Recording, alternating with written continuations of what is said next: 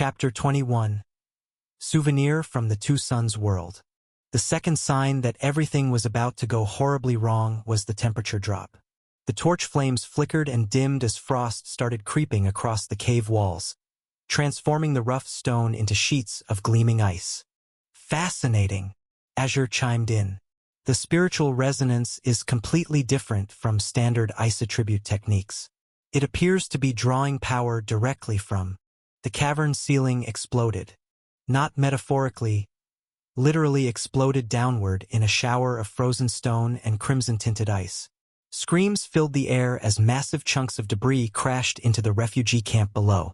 I caught glimpses of people being buried alive, of bodies crushed beneath the falling rock. The skybound descended through the hole it had created, floating serenely on currents of freezing air.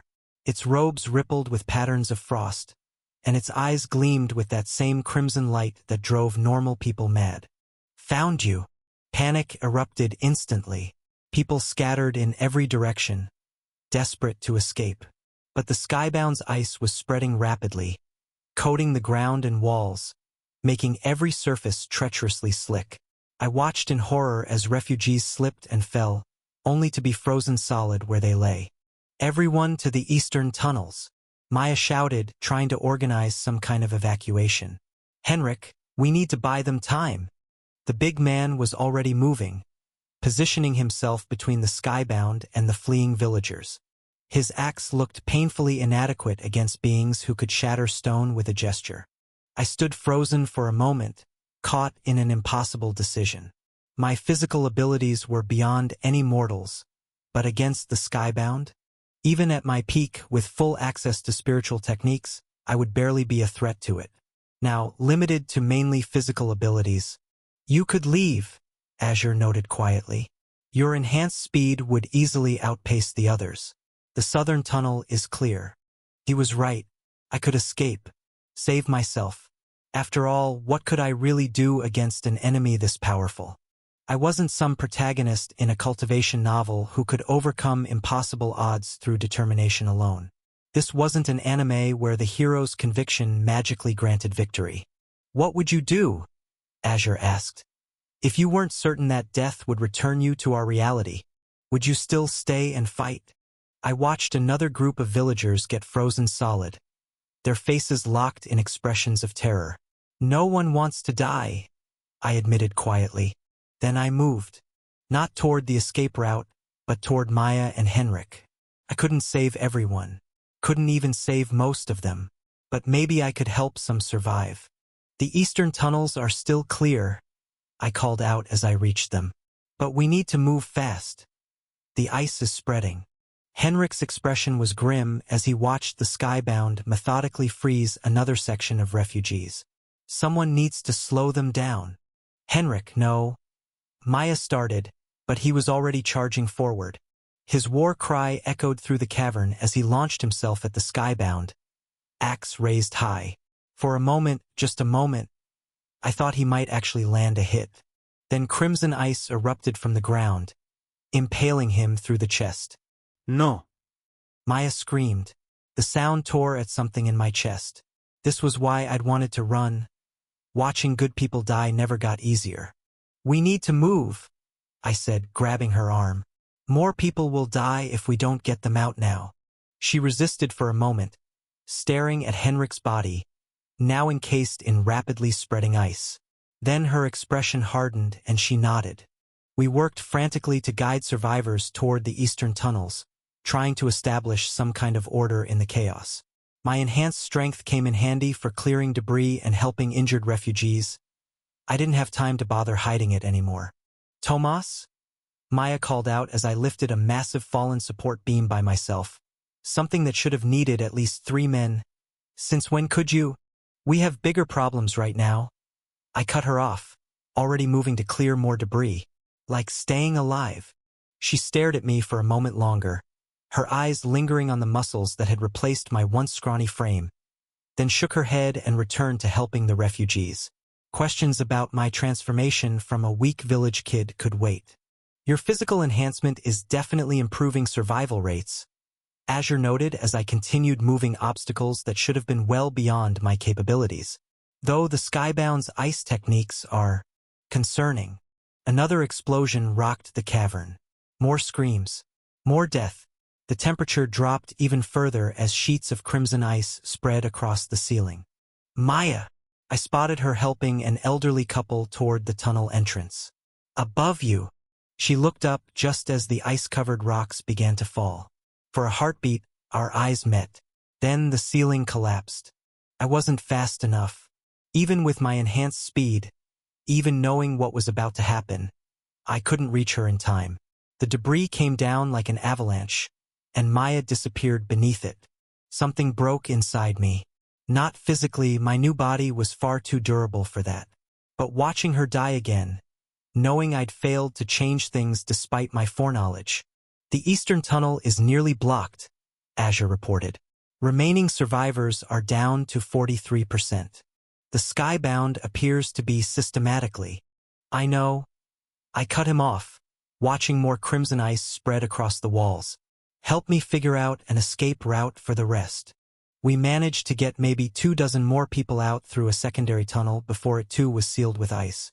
The Skybound was being methodical, cutting off every escape route one by one. It wasn't just killing, it was hunting. I found myself in a smaller side chamber with the last group of survivors, listening to the sounds of ice and death drawing closer. The children were crying. The adults weren't much better. There's a maintenance shaft, one of the miners whispered. Narrow, but it connects to the surface. Maybe 10 people could fit through before the Skybound found us. Before we all ended up like Henrik and Maya and all the others. Start with the children, I said. I'll buy you what time I can. How? Someone asked. You've seen what they do to anyone who fights them. I'd seen it twice now. Just get them out. And, I'm sorry I couldn't save more of you.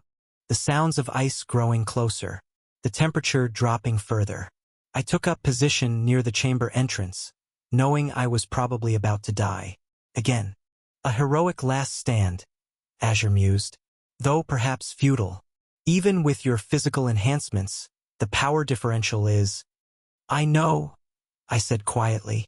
But someone has to try. The Skybound appeared in the entrance, frost swirling around it like a living thing. Its eyes fixed on me, then shifted to the refugees behind me. Found you. I settled into a fighting stance for whatever good it would do. You know, I'm getting really tired of hearing that. The Skybound's head tilted slightly to the side as it examined me, like a curious bird examining an unexpected insect. You. The word carried a weight I couldn't quite understand. You seem different from the others. Could you also be? I tensed, ready for an attack, but the Skybound just floated closer, studying me with those burning eyes. There was something almost like recognition in its expression, though its features were partially hidden by the ethereal frost that cloaked it. Then it shook its head. No. A shame. I was wrong. I had no idea what it was talking about, but honestly, that was pretty low on my list of concerns right now. What mattered was buying time for the refugees to escape through that maintenance shaft. If that meant making conversation with a homicidal ice-wielding psychopath, well, I'd done weirder things. Wrong about what? I asked, trying to keep its attention on me. What makes me different? Did you know this story is from Royal Road? Read the official version for free and support the author. The Skybound just shook its head again, and the temperature dropped another 20 degrees. Irrelevant. The ice spell came without warning. A lance of crimson-tinted frost that would have impaled me through the chest if I hadn't thrown myself sideways. The enhanced reflexes of my rebuilt body were the only thing that saved me, and even then, it was close enough that I felt the cold burn across my skin. I rolled to my feet, noting the surprise in the Skybound's expression. Clearly, it hadn't expected me to dodge. Well, if it was surprised by that... Master, Azure's voice held a note of genuine concern. The Skybound's cultivation base is far beyond the chi condensation realm. I can't give up now. I launched into a phantom strike technique, my physically enhanced speed letting me cross the distance before the Skybound could react. Raw power and 50 units of spiritual essence might be enough to do some real damage. My fist actually connected, catching the skybound in what should have been a devastating strike to its center mass. For a split second, I felt a surge of triumph. Then I realized my mistake. The blow that should have shattered stone barely ruffled its robes. The skybound looked down at where I'd hit it, then back at me with something between amusement and irritation. Damn! Its hand shot out impossibly fast, catching me by the throat before I could retreat. I struggled as it lifted me off the ground, but even with my enhanced strength, I might as well have been trying to bend steel bars. "Let me take a closer look at you," it mused, those demonic eyes boring into mine. I tried to look away, remembering the warnings about red sun madness, but I couldn't break free from its gaze. Something invaded my mind, not like spiritual techniques I'd encountered before, but a crushing, burning presence that made my thoughts scatter like leaves in a storm. I felt my consciousness being peeled back layer by layer, examined like a specimen under glass. "Yes," the skybound muttered. "You can be useful." The cavern ceiling exploded upward, and suddenly we were airborne. The night air bit at my skin as we rose higher and higher, past the scattered ruins of the village, up toward where the crimson light painted the clouds in shades of blood. "No!" I managed to gasp, knowing what was coming. "Don't!" The skybound forced my head back, making me stare directly into the red sun. Its light burned into my eyes, into my mind, into my very soul. I tried to look away, tried to close my eyes, but that burning radiance bypassed all defenses. The transformation began with my skin. The changes I'd forced on this body through soul essence conversion were nothing compared to this violation. My flesh bubbled and split as living tattoos of crimson light began writing themselves across every inch of me. Bones cracked and reformed, growing jagged protrusions that tore through muscle. My jaw dislocated as teeth lengthened into fangs. "Master, your soul is beginning to separate." Azure's urgent voice cut through the haze of pain. "Don't fight the dissociation. Let your consciousness drift upward. The further your soul pulls away, the less you'll feel the transformation." The sensation was familiar, though usually it came without warning when reality itself was about to shift. This time, guided by Azure's voice, I could actually control it. I focused on that peculiar feeling of separation I knew from world walking, letting my awareness drift upward even as my body continued its horrific metamorphosis below.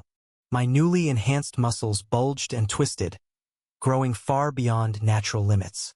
Spiritual pathways that had been dormant in this world suddenly flooded with crimson power that burned like acid in my veins. Then, with a sensation like breaking through the surface of a frozen lake, I was free. Not physically. My body was still transforming into something monstrous. But I was floating above the scene, a disembodied consciousness watching in horror as Tomas' flesh twisted into a nightmare of crimson light and jutting bone. "Thanks, Azure," I thought, relieved that being in soul form was useful for once. From my vantage point above, I watched helplessly as the transformation finished its course. A final series of sickening cracks echoed through the night as my former body skeleton rearranged itself one last time. What had once been a miller's son was now a horror of burning tattoos and crystalline protrusions, wreathed in crimson light that hurt to look at directly. Its eyes blazed with mindless hunger as it turned toward the skybound, awaiting orders like an eager hound. I tried to move my soul self away from the scene, terrified that the skybound would notice and, what? Could it even affect a disembodied soul? I really didn't want to find out. Getting killed was one thing, but having your soul destroyed had to be bad for your long-term health prospects. But the skybound didn't even glance in my direction. Could it not sense me at all? "Your transformation rate was exceptional," it told my former body, which snarled in response. "The others will be pleased with this specimen." Others? I didn't like the sound of that, but the world around me was starting to blur, reality becoming less distinct with each passing moment. I recognized the sensation from last time.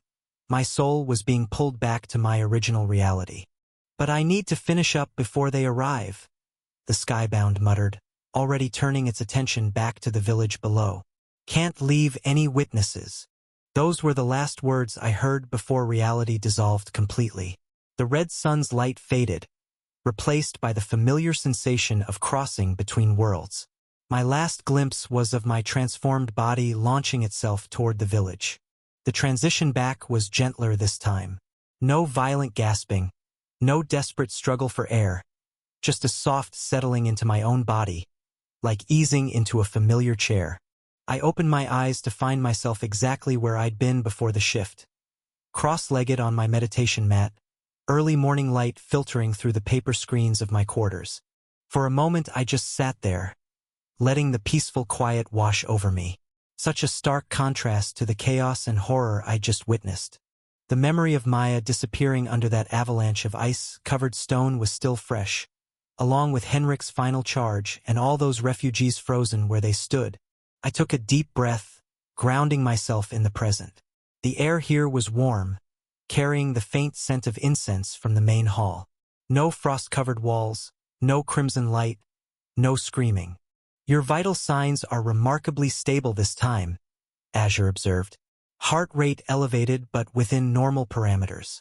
No signs of spiritual disruption or physical strain. He was right. Usually after a reality shift, I'd be a mess, heart racing, lungs burning, spiritual energy in chaos. But this time, everything felt normal.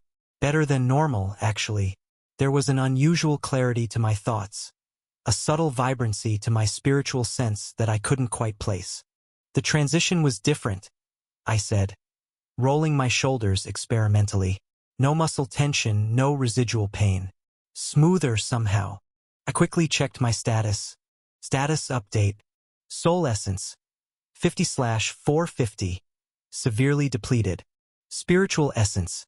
280/350. Physical essence. 350/350. The soul essence depletion should have left me barely conscious, but I felt remarkably stable. Maybe I'm finally used to it. Perhaps.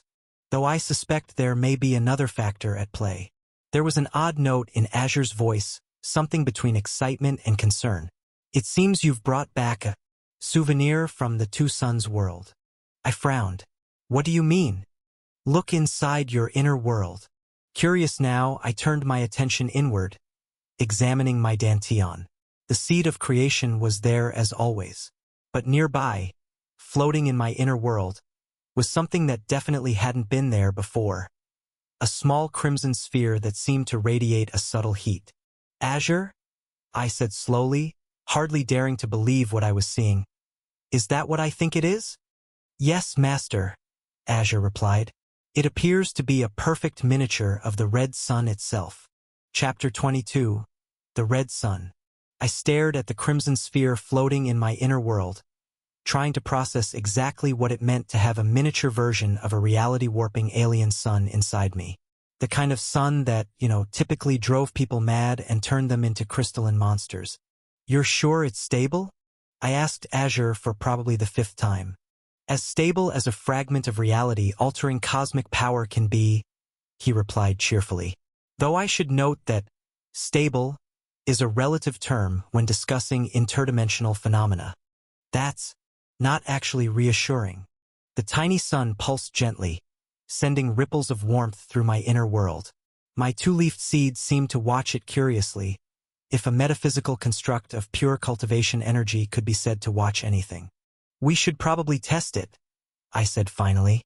Better to find out what it does in controlled conditions rather than having it surprise us at an inconvenient moment. Maybe we should establish some safety parameters first? Given its origin, unexpected effects are likely. I nodded, settling into a more comfortable meditation position. Monitor everything. If anything looks dangerous, I'll alert you immediately, Azure promised. Though defining dangerous might be challenging when dealing with extra-dimensional energy sources. Right? Because nothing about this situation was simple. I took a deep breath and reached out with my spiritual sense, gently prodding the miniature sun. The response was immediate and intense. Crimson energy surged through my meridians like liquid fire. I watched in fascination as red lines traced themselves across my skin, following the paths of my spiritual channels. They weren't the horror show tattoos of the sun touched, but rather delicate patterns that pulsed in time with my heartbeat. Fascinating. Azure's voice held that special tone he reserved for particularly interesting phenomena. Your physical essence is increasing rapidly. Current reading shows, yes, a 50-point increase in just seconds. He was right. I could feel the power flooding my muscles, making me feel like I could punch through walls. Status update. Soul Essence, 60/450. Spiritual Essence, 350/350. Stable. Physical Essence, 400/400. Enhanced. Special features. Red sun active, meridian lines visible. Notes. Physical enhancement active, duration unknown. Then, just as quickly as it had begun, the effect faded. The red lines disappeared from my skin, and that surge of strength ebbed away like a receding tide. Status update. Soul Essence, 60/450. Spiritual Essence, 350/350. Unchanged. Physical Essence, 350/350. Return to baseline. Special features. Red sun depleted, 23% power remaining. Notes. Enhancement duration approximately 10.4 seconds. The miniature sun appears depleted, Azure reported. I examined the crimson sphere. It definitely looked dimmer now, more like a dying ember than the vibrant star it had been moments ago. So it can grant temporary power boosts, I mused. But at what cost? Unknown, Azure admitted, though the energy signature is remarkably similar to what we encountered in the Two Suns reality. Yeah, that's going to be a problem. I'm not exactly well-versed in this world's stance on demonic cultivation, but I know enough about cultivation worlds in general to be worried. Some places kill demonic cultivators on sight. Maybe we should be selective about when and where we utilize this ability. I nodded grimly. Definitely no using it in public unless absolutely necessary. The last thing I need is some righteous cultivator deciding I'm a heretic that needs to be cleansed. I don't fancy explaining that my demonic aura comes from an interdimensional sun fragment rather than actual demon cultivation. That conversation would go great. Interesting, Azure mused, which immediately made me nervous. That tone usually meant he was about to complicate my life. You know, our little crimson friend here. It's not just a power source. It's structured more like a cultivation core. So, it's basically a demonic core? Perhaps more than that, what we just saw was its most basic function. There are multiple dormant stages I can detect, but accessing them. He trailed off. I groaned. Let me guess. We need to go back to Two Suns to figure out how to progress with it. We do need to study the source to really understand how to advance it. Wait, before we go making travel plans, you're monitoring my soul and mental state, right? Demonic cores aren't exactly known for their gentle touch. Usually it's all unlimited power followed by oops. Now you're a cackling lunatic who decorates with human bones. Ensure your favorite authors get the support they deserve. Read this novel on the original website. Your soul structure remains completely stable, Azure replied, a hint of amusement in his voice. No signs of corruption or mental degradation. Whatever this core is, it seems to affect only your physical essence at this stage. But I'll continue monitoring for any changes. Good. The last thing I need is to start thinking human sacrifices are a reasonable way to boost cultivation speed. I then stared at the dim sphere floating in my inner world. If this really was some kind of core, maybe I could sense those dormant stages Azure mentioned. I reached out with my spiritual sense, probing deeper than I had during the first test. This time, though, something different happened. Instead of that surge of physical power, I felt a familiar pulling sensation, the same one that preceded my unwanted reality hops. But this was gentler somehow, more controlled. I immediately pulled back, not quite ready to test if I could actually trigger a world walk voluntarily. Azure, please tell me you saw that. I did. His voice practically vibrated with excitement. The dimensional resonance patterns were nearly identical to those generated by Worldwalker's sojourn, but the amplitude was much lower, suggesting a more controlled connection. It appears you may now have the ability to return to Two Suns at will. I sat back, eyes wide. You're saying I could just pop over there whenever I want? In theory, though given what we know about that reality, perhaps whenever we want should be carefully considered. He had a point. Two Suns wasn't exactly a vacation destination. What with all the murderous raiders, reality-warping celestial bodies, and that terrifying skybound that had turned my borrowed body into a monster. Speaking of which, Azure, about what happened when we went back. I frowned, trying to organize my thoughts. Everything was exactly the same. Not just similar, exactly the same. Same people, same words, same events. A time loop, Azure mused, though one could argue for parallel universes. I don't know about that, I interrupted. Every word, every gesture. It wasn't just similar, it was identical. I'm thinking it's some kind of loop. The evidence does suggest a temporal cycle rather than parallel iterations. Azure agreed. Though the mechanics of how such a loop maintains stability. Don't get me started, I groaned, remembering all those late-night browsing sessions from Earth. You should see how people argue about time loops on YouTube. Half the comments are quoting Einstein out of context, like throwing around time is relative somehow explains everything. Then you've got the quantum physics experts who watched one video about the double-slit experiment and now think they understand the universe. My favorites were the endless debates about whether changing the past creates new timelines or if you're just fulfilling what already happened. 300 comments of, actually, according to quantum mechanics, followed by the most confident wrong explanations I've ever seen. At least cultivation is honest about not making sense. We just call everything profound mysteries and move on. Would you like me to compile a proper theoretical framework for temporal? Let's not go down that rabbit hole right now.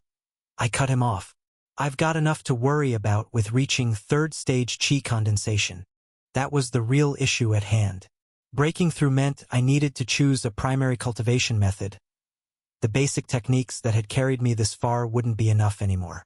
And with this new complication in my inner world, I needed something flexible. The sect archives do have an extensive collection, Azure noted, though access to the better methods requires either significant contribution points or special recommendations. I glanced at my meager collection of spirit stones and contribution points. Not exactly impressive, but maybe Wei Lin might be able to help, I said thoughtfully.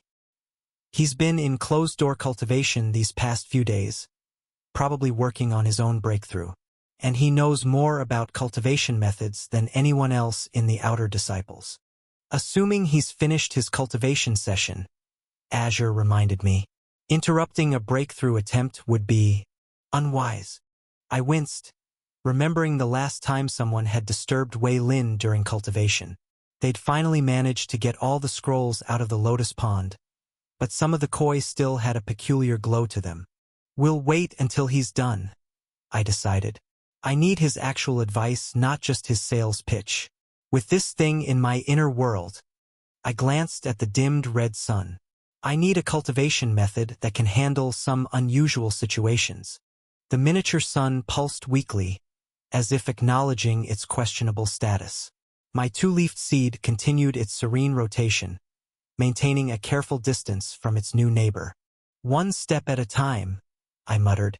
First, wait for Wei Lin to finish his breakthrough. Then find a cultivation method that won't explode when mixed with interdimensional solar fragments. Then, maybe figure out what to do about the time loop in the Two Suns world. A straightforward plan, Azure said.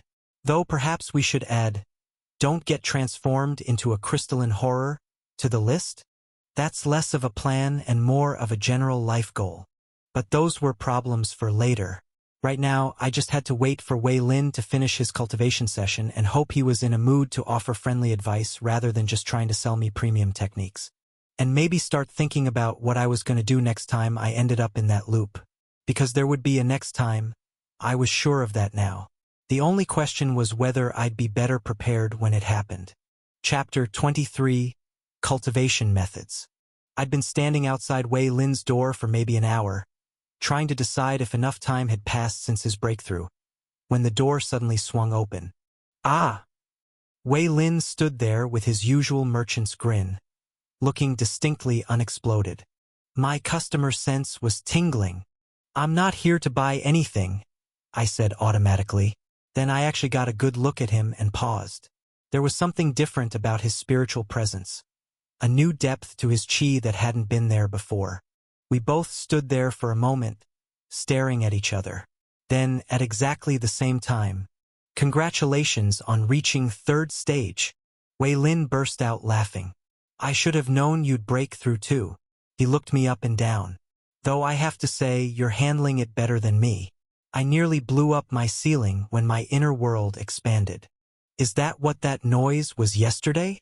I'd heard something that sounded like a small explosion, but that wasn't exactly unusual around the cultivation quarters. Just a minor mishap with spatial dynamics. Wei Lin waved it off. Nothing a few repair talismans couldn't fix. Though I did have to convince Senior Brother Mo that I wasn't trying to create a new technique marketplace in my room. "Were you?" "Of course not." He looked offended. I was clearly trying to expand my storage space for new technique scrolls. Completely different thing. I couldn't help but smile. Some things never changed, breakthrough or not. "Actually, I came to ask what primary cultivation method you picked.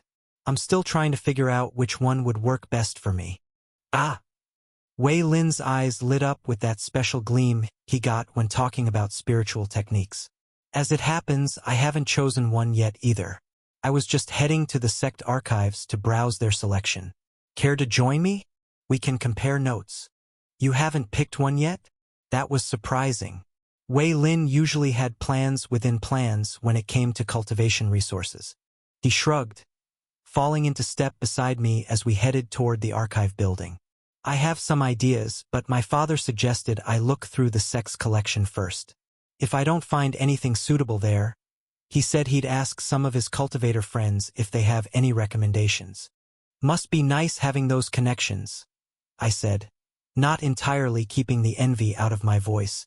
"Speaking of which," Wei Lin gave me his best sales smile.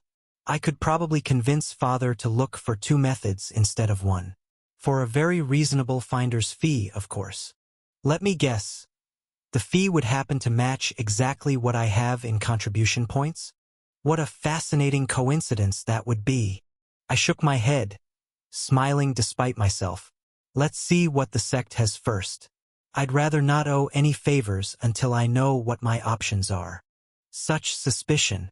And here I am, merely trying to help a friend expand his cultivation possibilities. He put on an expression of exaggerated hurt. "Though now that you mention options, I do have some excellent." Wei Lin.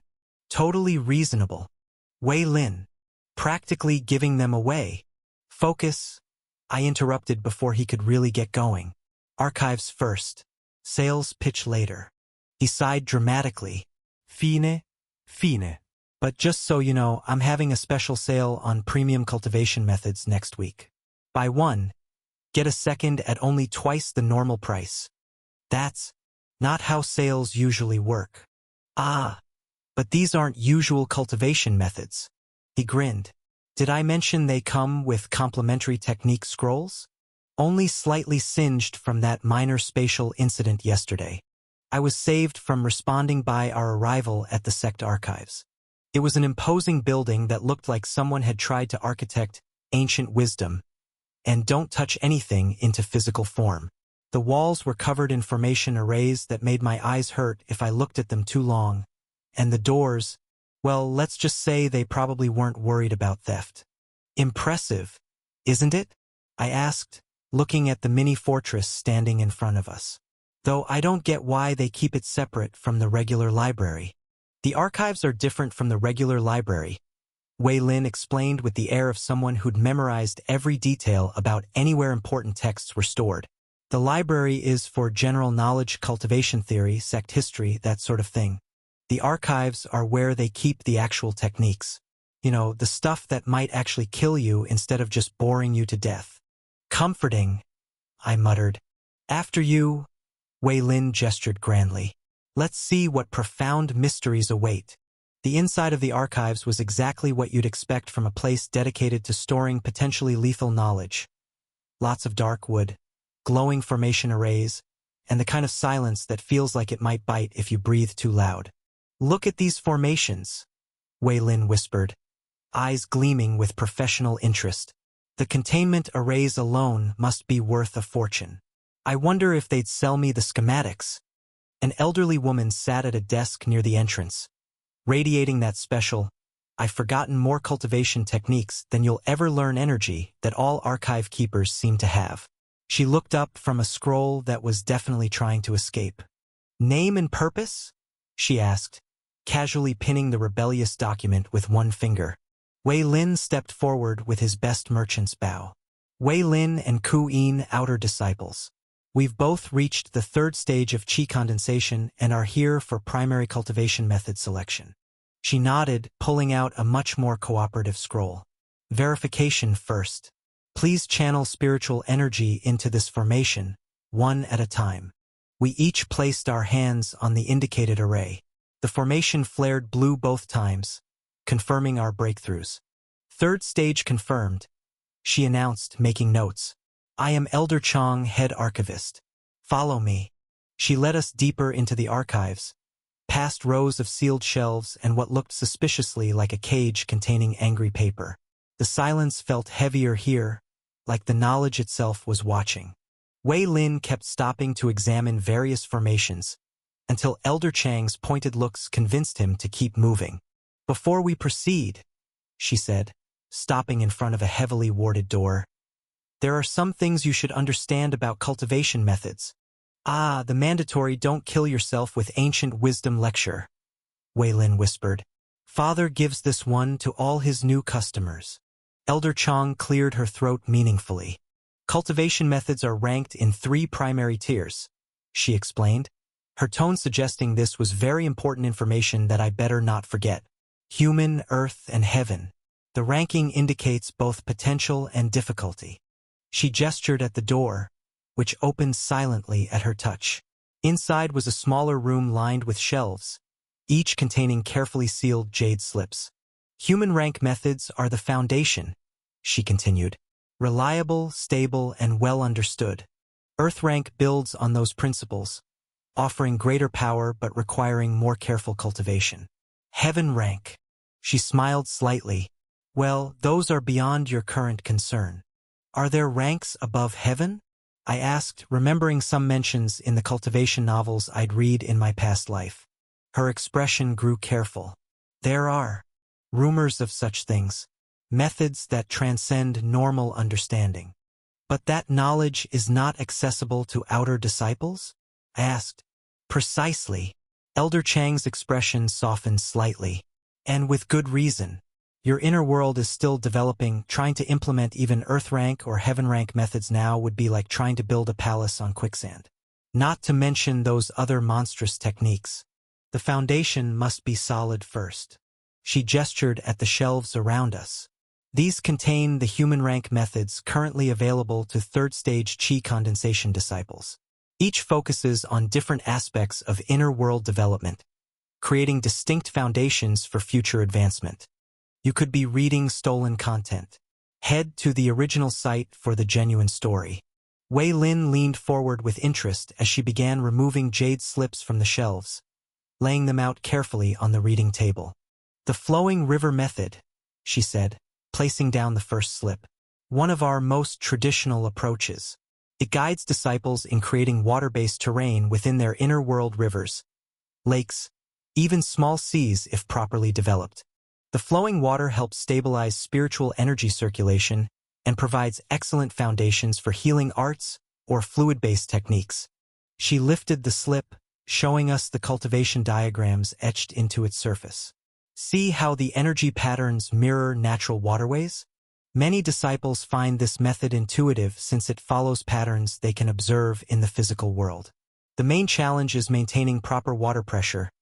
Too much force and you flood your spiritual landscape. Too little and it stagnates. Sounds. Wet, Wei Lin commented. though I suppose the maintenance costs would be lower than some alternatives. Elder Chang ignored his talk about prices and placed down another slip. The Mountain Heart Method. Rather than water, it focuses on creating mountainous terrain in your inner world. Very stable, excellent for defensive techniques and anything requiring firm spiritual foundations. However, she paused meaningfully. The process of growing mountains in your inner world can be quite uncomfortable. Many disciples describe it as feeling like their dantian is full of rocks. Pass, Wei Lin said immediately. I prefer my internal organs unpunctured. The third slip she placed down had patterns that seemed to shift in the light. The Wind Palace Method. Instead of solid terrain, it teaches disciples to shape their inner world's atmosphere itself. Wind corridors, pressure systems, even small-scale weather patterns. Excellent for movement techniques and very adaptable.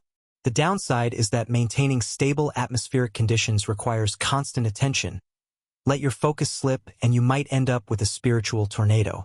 Now that has potential, Wei Lin mused. Weather control is always marketable.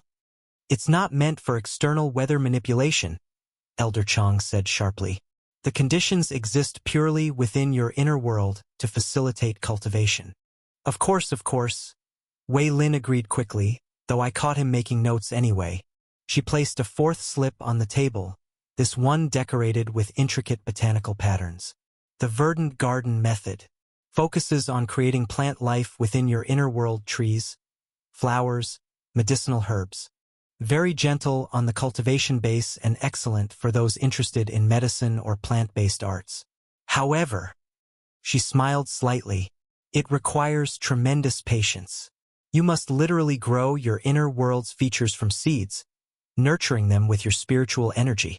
Many disciples find the pace too slow.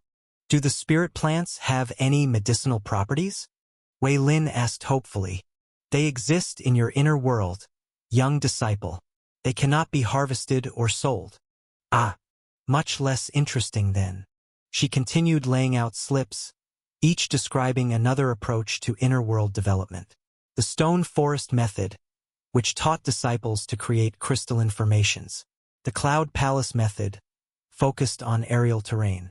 The Valley Spirit Method, which helped shape spiritual landforms through water erosion. Each has its strengths and weaknesses, she explained.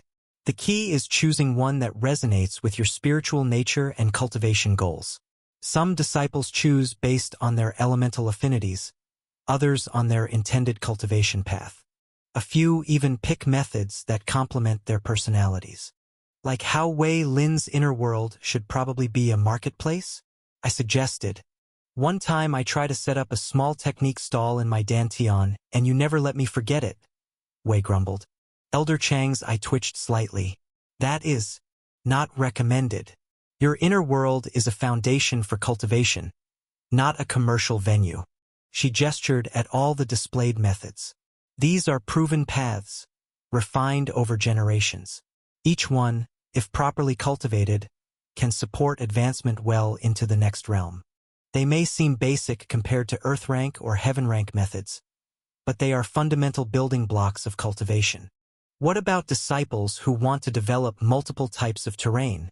I asked, thinking about the diverse landscapes I'd need to support different techniques. That comes later, she explained. Once you've mastered your primary method and established stable foundations, you can gradually expand and diversify your inner world. Trying to develop everything at once only leads to instability. It's like building a house, Wei Lin added unexpectedly. You don't start with fancy decorations. You need solid foundations first. He caught our surprised looks and shrugged. What? I do occasionally listen during Father's business lectures. Elder Chang nodded approvingly.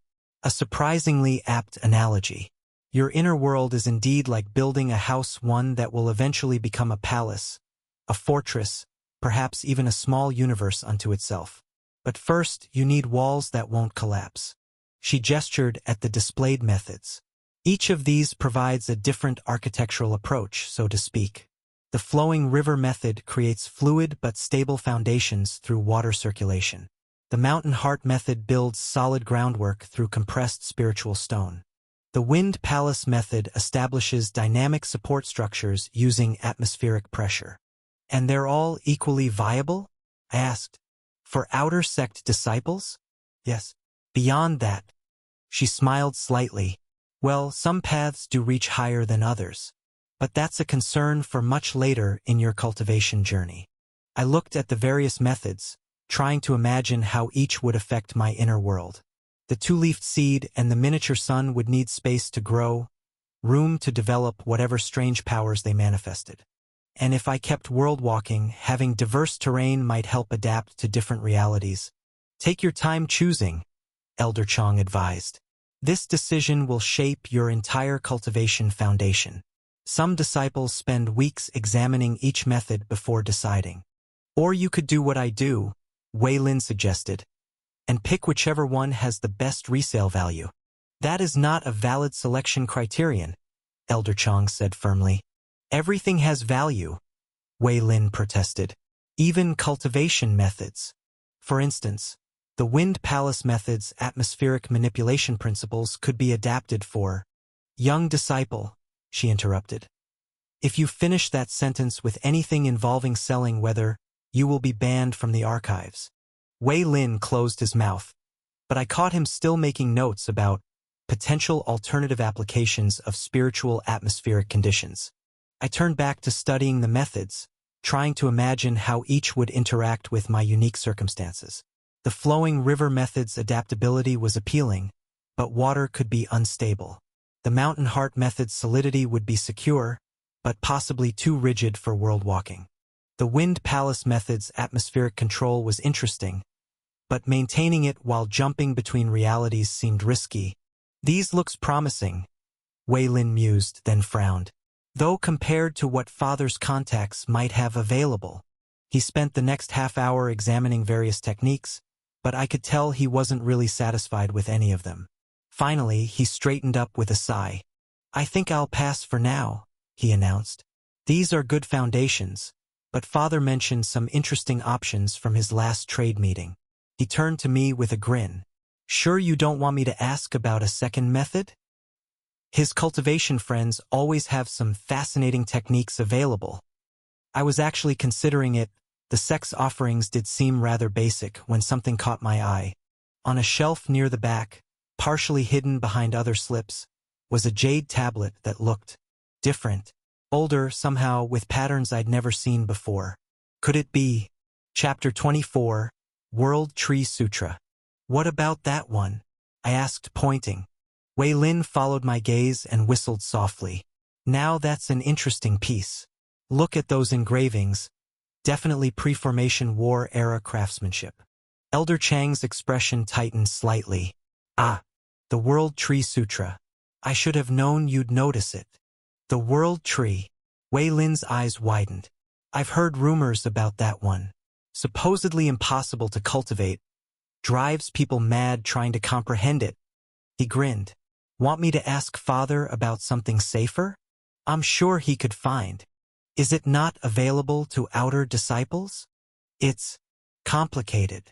She retrieved the tablet carefully, as if it might break. This is what we call a remnant technique. Ancient wisdom, incomplete and dangerous. Any disciple is technically free to attempt it, but none have succeeded. The technique is fragmented, its core principles lost to time. Those who've tried to cultivate it have achieved nothing at best. At worst, she shook her head. There have been deaths. She placed the tablet on the table. Unlike the other jade slips, this one's energy felt wild, uncontained. The patterns etched into its surface seemed to shift when I wasn't looking directly at them. The World Tree Sutra, she explained, approaches inner world development differently, where standard methods teach you to create landscapes, mountains, rivers, forests. The World Tree method aims to grow your entire inner world from a single seed of power. Her fingers traced the shifting patterns. Instead of building separate features, it supposedly creates a living core that extends through every layer of reality. Like an actual tree? Wei Lin asked, professional curiosity overtaking his earlier caution. Yes and no. The tree is more conceptual, branches that pierce dimensional boundaries, roots that tap into fundamental forces. In theory, a fully developed world tree inner world wouldn't just contain terrain, it would be a living bridge between different levels of existence. That sounds. I paused, thinking of my world-walking ability. Ambitious. Recklessly so, she agreed. The method describes how this cosmic tree should grow, how its branches should extend through reality, how its roots should anchor in fundamental laws, but the actual process of nurturing it. She shook her head. Those parts are missing, like having a map showing your destination but none of the paths to reach it. Couldn't someone figure out the missing parts? I asked. If they understood the principles. Many have tried. The most common attempt is to treat their spiritual core like a seed, trying to force it to grow according to the sutra's descriptions. But inner worlds are delicate things. One mistake in the growing process and she made a subtle gesture that somehow conveyed catastrophic spiritual explosion. Some have tried adapting other methods, she continued, using the verdant garden method's principles of spiritual plant growth, or the mountain heart method's stability. But the world tree isn't meant to be just another feature in your inner world. It's supposed to be your inner world, growing and expanding through reality itself. And that's what makes it so dangerous, Wei Lin guessed. Trying to reshape your entire spiritual foundation at once instead of building it step by step. Precisely. Modern methods work gradually for a reason.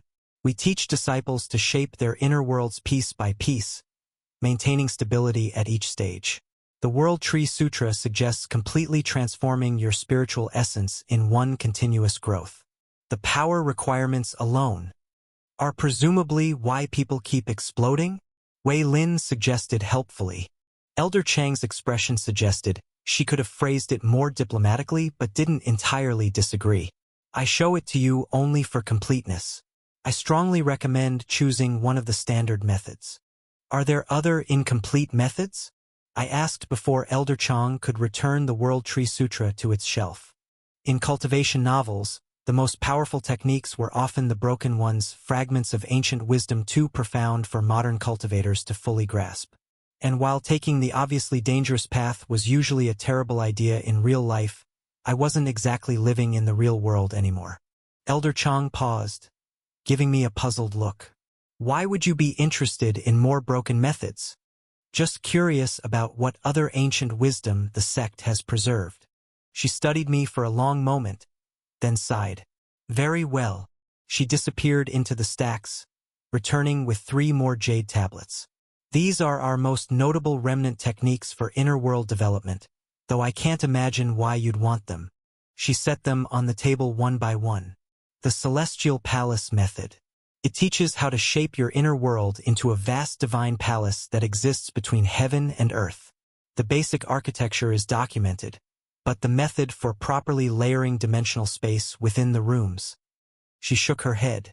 Most who attempt it end up with their inner world collapsing. This book was originally published on Royal Road. Check it out there for the real experience. Wei Lin whistled.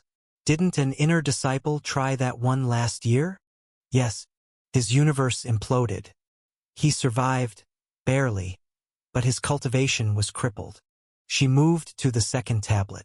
The 9 Suns Scripture. It guides you in creating multiple star cores within your inner world, each one amplifying the others. The initial formation is clear, but the balanced orbital patterns needed to prevent the suns from consuming each other. She made a small gesture that somehow conveyed catastrophic thermonuclear disaster. The last tablet had a strange, glassy quality to its surface. And this is the Infinite Mirrors Codex. It teaches how to fragment your inner universe into countless reflecting realms, each one containing infinite possibilities.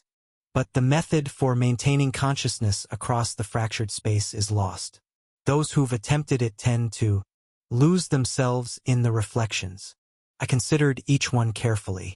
Creating a divine palace or multiple suns sounded impressive, but they wouldn't help with my world-walking problem. And the mirror method, something about it felt wrong.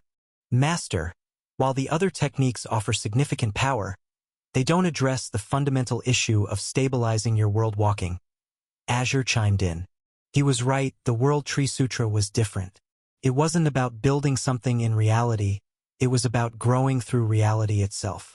And for someone who could already walk between worlds, understanding how to properly grow through them seemed more valuable than just building elaborate structures. I picked up the World Tree Sutra tablet, feeling its strange resonance. The energy within felt familiar somehow, like it was calling to something in my own cultivation. The idea of growing an entire inner world from a single seed of power. It reminded me of my own seed with its quantum star and 2 leaves. And if the world tree really could bridge different levels of reality. The technique's basic structure is fascinating, Azure continued. I detect similarities to universal law cultivation methods, but with unique variations. Given time and additional data, I could potentially reconstruct the missing elements. How long? I thought back. Difficult to estimate. We would need to gather information from other methods, analyze the underlying principles, and the end result would likely be a new technique altogether rather than a true restoration. But it could work? With sufficient modification and careful testing, yes. Though I should note that attempting to create a new cultivation technique from incomplete ancient wisdom is generally considered inadvisable. I looked at the tablet, then at Elder Chang's disapproving expression. On one hand, this was exactly the kind of thing that got cultivators killed in spectacular ways. On the other hand, I'll take it, I said. Wei Lin stared at me. Are you sure? Father has some much safer techniques. I'm sure. Elder Chang sighed heavily. I cannot stop you, but I strongly advise against this path. The World Tree Sutra has claimed many lives, and those were disciples with far more resources than an outer disciple possesses. I understand the risks. No, she said quietly. You really don't. But you've made your choice. She took out another scroll, this one covered in legal-looking text. Sign here, acknowledging that you have been warned, and the sect bears no responsibility for any consequences. I signed, trying not to think too hard about how many kinds of waivers cultivator sects must need. The tablet is yours, she said, setting it in a protective case. I truly hope you survive your curiosity, young disciple. Well, Wei Lin said as we left the archives. I can't decide if you're incredibly brave or incredibly foolish, though I suppose those often look the same in cultivation. He paused, glancing at the case containing the ancient tablet. The offer for safer techniques still stands, you know? I'll keep it in mind as a backup plan, I promised, just in case this whole impossible ancient technique thing doesn't work out. When it tries to devour your soul, don't say I didn't warn you. He grinned. Though if you survive, maybe we can work out a deal to sell copies. Wei Lin, just thinking ahead. Someone has to profit from your questionable life choices. He gave me one last concerned look.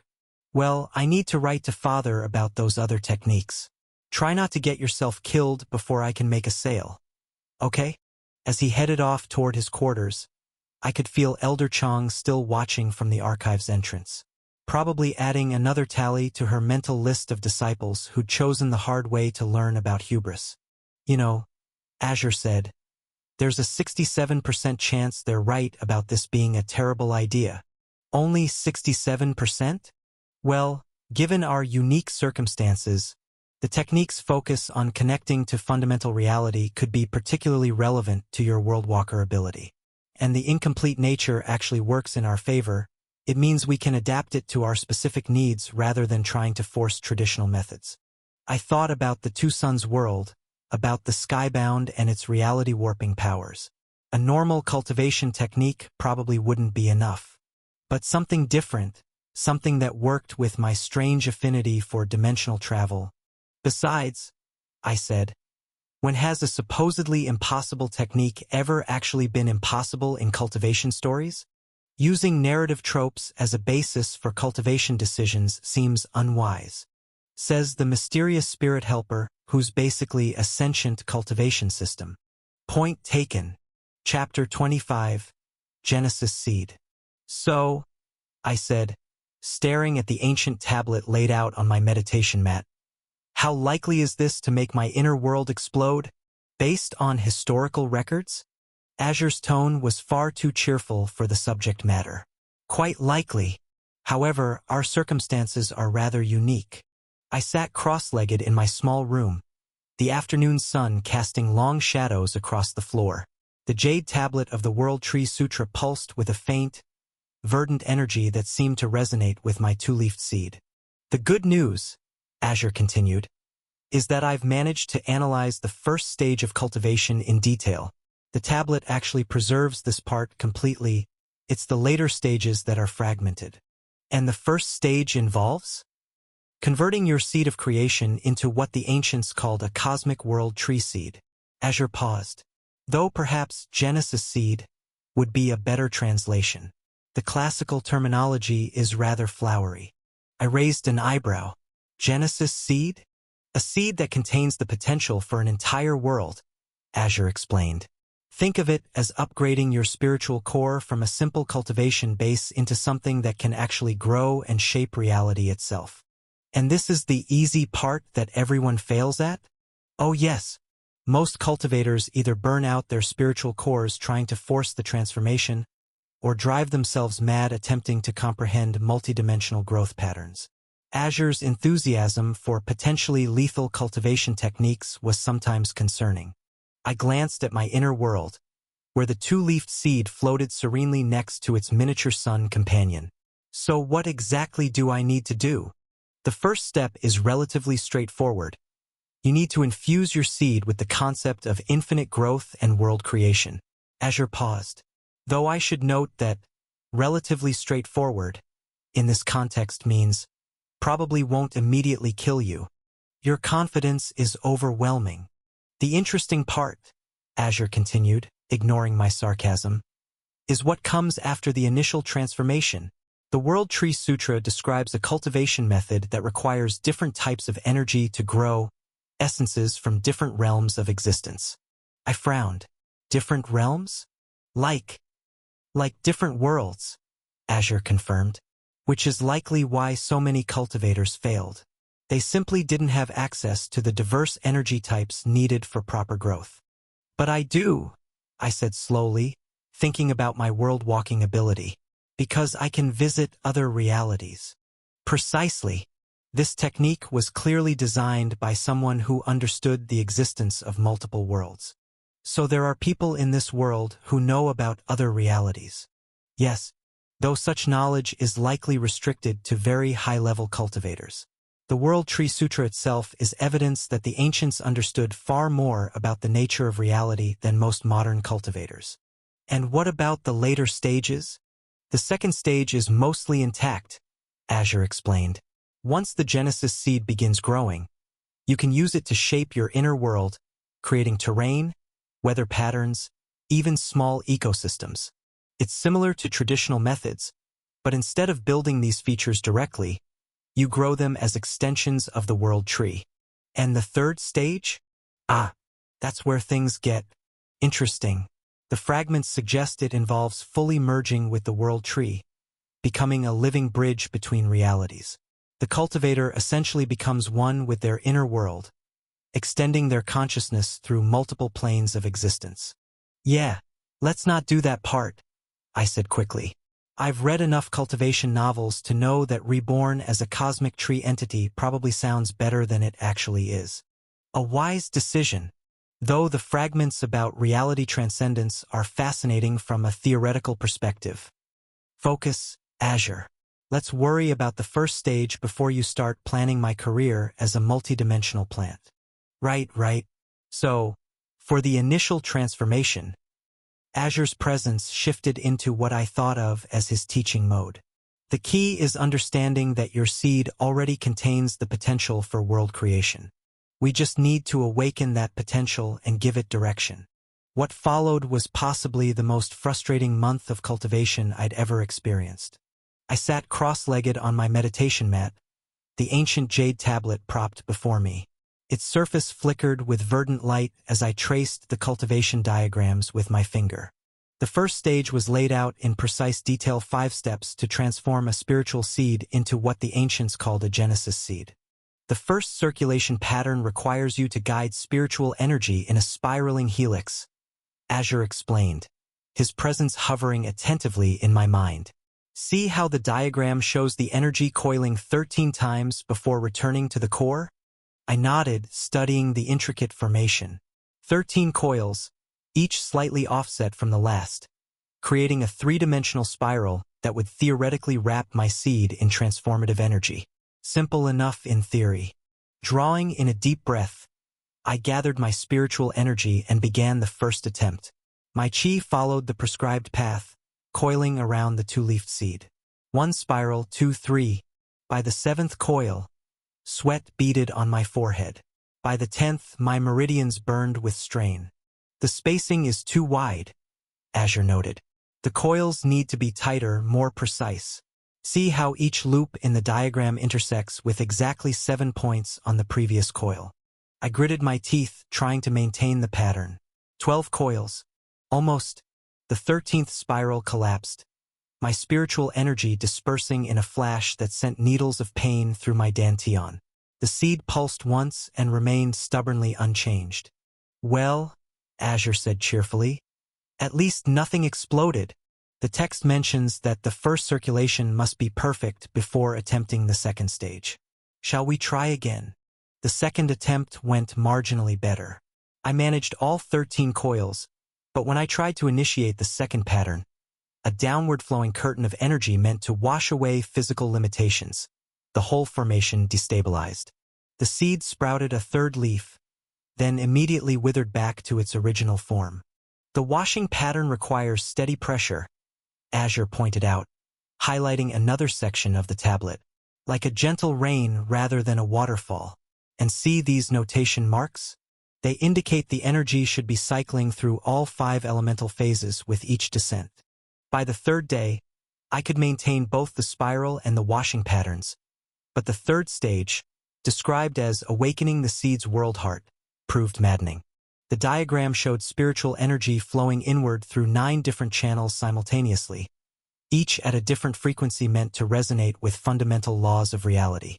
Focus on one channel at a time, Azure suggested during a particularly frustrating session. Master each frequency individually before trying to combine them.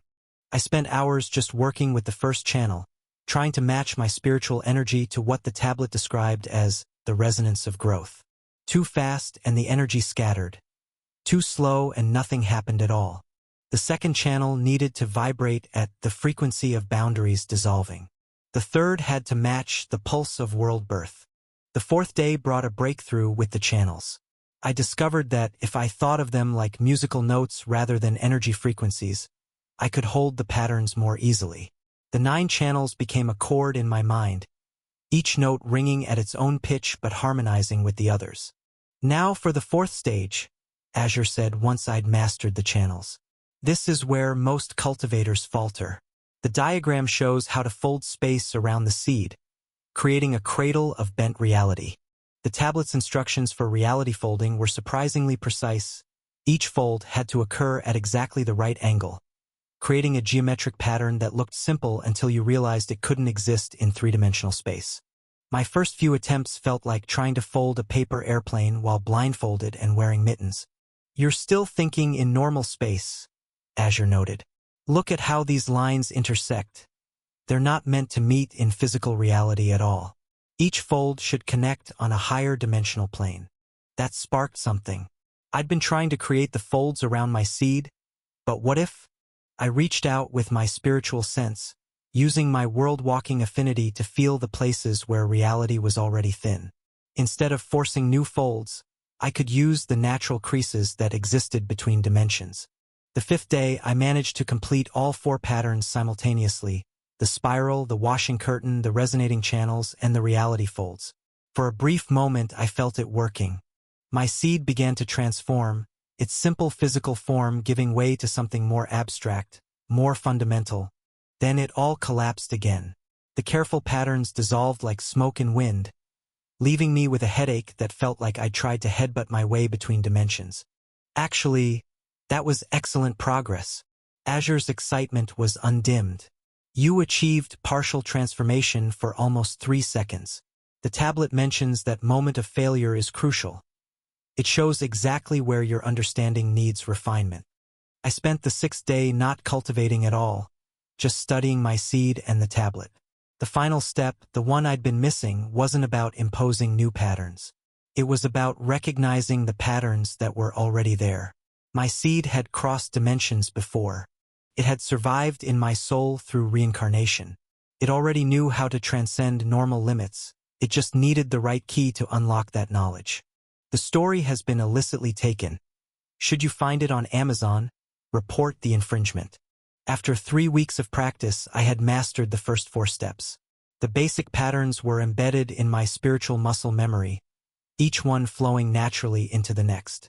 But the final stage, that moment of recognition and remembrance, continued to elude me. There has to be something we're missing, I muttered, starting the sequence again for what felt like the 1000th time. The spiral came easily now, spiritual energy coiling in perfect 13-fold symmetry. The washing curtain descended like spring rain, cycling through the elements with steady rhythm. 9 channels opened, resonating with fundamental laws in perfect harmony. Reality folded along its natural creases, creating a cradle of higher dimensional space. Day after day, attempt after attempt, the transformation remained incomplete. No matter how perfect the patterns, how precise the resonance, something was still missing. I was about to give up for the night when I noticed something odd. The miniature red sun, which usually orbited at a comfortable distance, had retreated to the furthest corner of my inner world. It looked afraid. Azure, I asked, what do you make of that? The red sun appears to be responding to the Genesis seed's attempts at transformation. Almost as if it recognizes something. An idea struck me, a terrible, wonderful idea.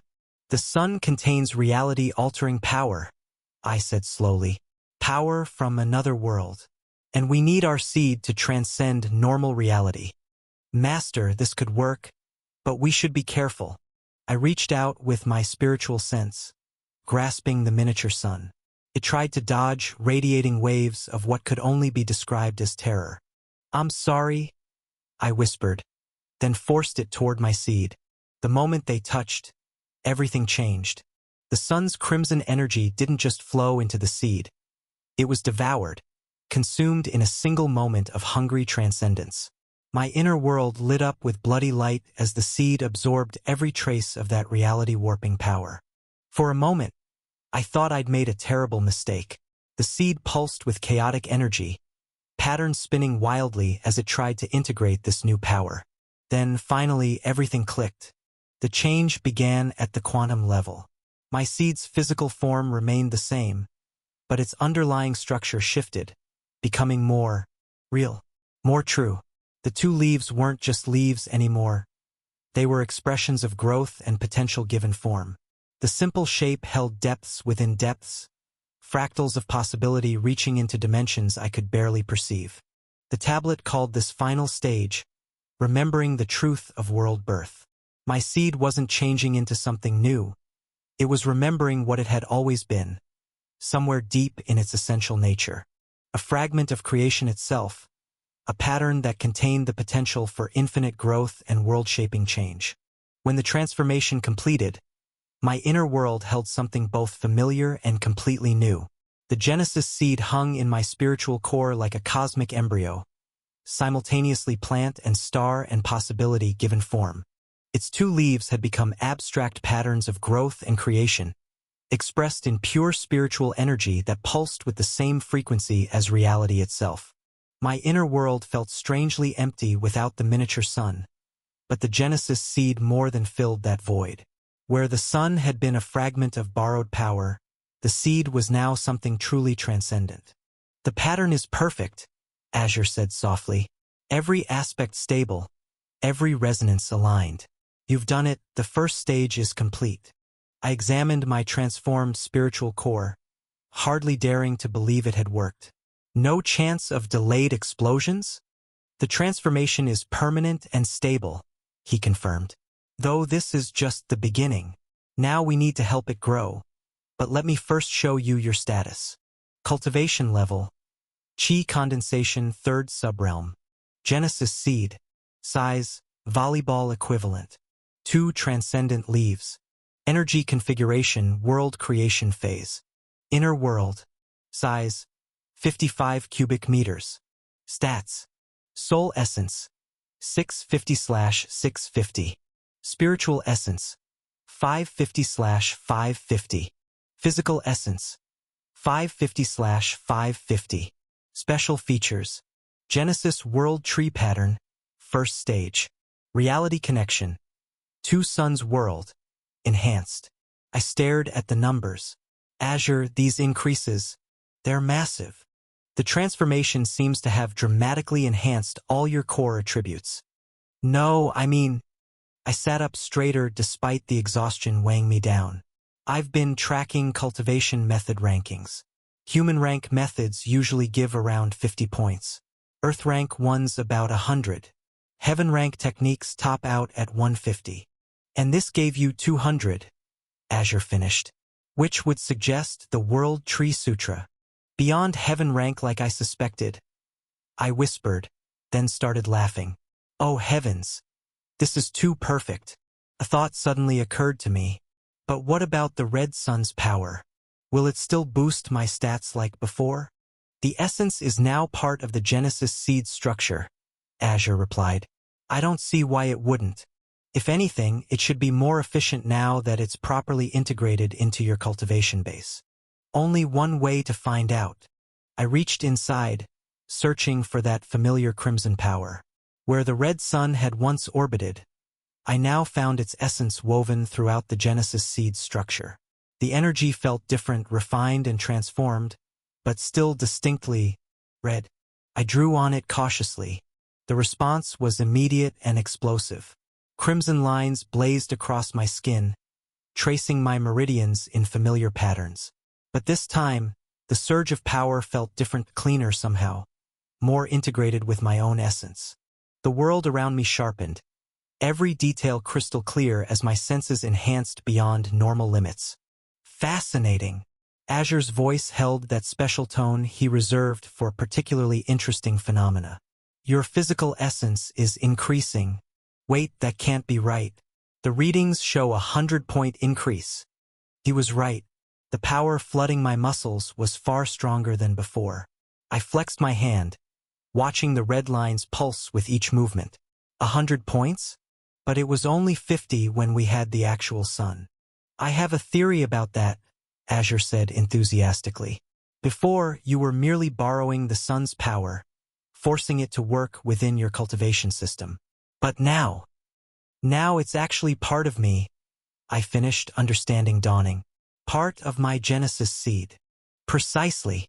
The World Tree Sutra isn't just designed to store different types of energy, it's meant to absorb and refine them. By consuming the sun's power during the transformation, your seed didn't just contain it, it optimized it, made it truly yours. I let the power fade, watching the crimson lines recede into my skin. But as they disappeared, I noticed something else, a familiar pulling sensation at the edge of my spiritual awareness. I can still feel it, I said, surprised. The connection to 2 suns. It's actually clearer than before. Makes sense, Azure mused. The Genesis seed doesn't just store power, it builds connections. You consumed a fragment of that reality's fundamental nature. If anything, your ability to reach that world should be stronger now. I nodded, no longer able to hold back the fatigue. A month of intensive cultivation, especially with something this complex, wasn't easy on the spiritual essence. You should rest now, Azure said softly, his presence wrapping around my consciousness like a warm blanket. You've pushed yourself far too hard these past weeks. But even as I laid down, I couldn't help but smile. Everyone had said the World Tree Sutra was impossible, that trying to cultivate it was suicide. And maybe for most people it was. But most people couldn't walk between worlds. Azure. Yes. What do you think Elder Chong will say when she finds out we actually did it? Probably something about young disciples and hubris. Though I suspect she already knew you might succeed. She did show us the tablet, after all. I thought about that as I drifted off. Then an amusing thought struck me through the fog of exhaustion. How many times had Elder Chong reluctantly shown that tablet to promising outer disciples? It was such a classic move, the wise elder warning the young cultivator away from some powerful but dangerous technique, while practically dropping it in their lap. I could almost see it, Elder Chong, keeping count of how many disciples she'd pulled this trick on, waiting for one to finally get it right, like some sort of ancient cultivation lottery, where the prize was either enlightenment or explosion. Maybe she had seen something special in me. Or maybe I was just the latest in a long line of guinea pigs who'd been warned about impossible techniques. At least I hadn't exploded. Yet, I could picture her marking another tally in some secret book. Attempts to pass on deadly ancient technique 392. Successes 1. Explosions 391. Azure? One last question. Do you think the original creator of the World Tree Sutra was a world walker too? My eyes closed before I heard his reply. Chapter 26. Am I a protagonist? I woke up feeling like I'd been hit by a truck. Again. The morning sun was barely peeking through my window as I lay there, staring at the ceiling of my small disciple quarters. My entire body ached from the month of intense cultivation, but my mind was surprisingly clear. Maybe too clear, because it kept circling back to something I'd been trying not to think about since arriving in this world. Azure. I think I might be a protagonist. There was a moment of silence before Azure's presence stirred in my mind. An interesting conclusion to reach first thing in the morning. I've been trying to avoid thinking about it, honestly. I didn't want to get my hopes up. I shifted on my bed, wincing as my sore muscles protested. You know how these stories go. Sometimes people reincarnate as side characters and end up getting killed off for dramatic effect. Or worse, they're the young master antagonist whose only purpose is to be a stepping stone for the real protagonist. And you're certain you're not one of those? Well, not completely certain, but I'd say I'm about 90% sure at this point. I started counting off on my fingers. First, I'm reincarnated from another world classic Isekai protagonist setup. Second, I have what's basically a lit RPG system showing me stats and levels. Third, I have you, a mysterious spiritual helper. I prefer, appropriately enigmatic guide. But continue. Fourth, I have this strange ability that lets me walk between worlds, and when I die there, I just pop back here instead of actually dying. And finally, I gestured at my Danteon, where the newly transformed Genesis seed sat. Yesterday, I completed the first stage of a technique that's supposedly beyond heaven rank, something that's been impossible to cultivate for generations. You do seem to be accumulating quite a few protagonist traits. At this rate, we'll probably discover the World Tree Sutra creator was my past life ancestor or something equally ridiculous. I covered my face with my hands. I refused to think about it anymore. I'm just going to lay here and pretend I'm not a walking cultivation novel cliché. As you wish, Master. Though I should point out that denial of one's protagonist status is also a common trope. I hate that you're right about that. I lay there for a while longer until my stomach let out an embarrassingly loud growl. Right? For the past month, I'd been surviving on nothing but cultivation energy bars, specially designed supplements for lower realm cultivators who still needed mortal nutrition. They contained everything the body needed to survive, but after a month of the bland, compressed squares, I was desperately craving real food. The Celestial Repast Hall, because of course a cultivation sect couldn't just call it a cafeteria, was on the other side of the outer disciple quarters, which meant a bit of a walk. While we head there, Azure chimed in as I made my way down the path. I've been analyzing the other disciples' cultivation bases. Would you like to see the data? Hit me with it, I said, curious about how I measured up after the breakthrough. Numbers and calculations were always a good distraction from an empty stomach. Most interesting, Azure began, pulling up what looked like a spiritual spreadsheet in my mind's eye. Among Qi condensation disciples, there's quite a range in how they distribute their essences. The majority favor spiritual essence over physical, with soul essence consistently being the lowest. He showed me a breakdown of the averages. Qi condensation. Stage 1. Spiritual, 100 to 150. Physical, 80 to 120. Soul, 60 to 90. Stage 2. Spiritual, 200 to 250. Physical, 150 to 200. Soul, 100 to 150. Stage 3, where most of my peers were now. Spiritual, 300 to 350. Physical, 250 to 300. Soul, 150 to 200. Stage 4. Spiritual, 400 to 450. Physical, 350 to 400. Soul, 200 to 250. And with your current stats, Azure continued, especially factoring in the Genesis Seeds boost, you could theoretically hold your own against a stage 4 cultivator. Not quite the defeating enemies 3 realms above protagonist level, but it's a start. I finished, allowing myself a small smile. I wasn't aiming to be overpowered yet. That kind of attention this early usually led to a quick end. But being able to defend myself against higher stage cultivators? That was just practical survival. The morning air was nice and cool as it hit my face. It carried the scent of spiritual herbs from the nearby gardens. Other disciples were starting their day too, heading to various training grounds or study halls. And where there were disciples, there was gossip. Haven't seen him in a month. The servants' quarters, but he never showed. I slowed my pace slightly, catching fragments of conversation from a group ahead. My senior sister in the archive says Wu Kongming hasn't been seen since his demotion. One disciple was saying. Some say he couldn't take the shame and don't spread rumors. Another cut in. He's probably just gone into seclusion. You would too if your fiancé. Ex-fiancé. Someone corrected quickly. Right, ex-fiancé. If she suddenly started showing interest in another disciple right after your cultivation was crippled. I kept walking, not wanting to get pulled into that particular drama.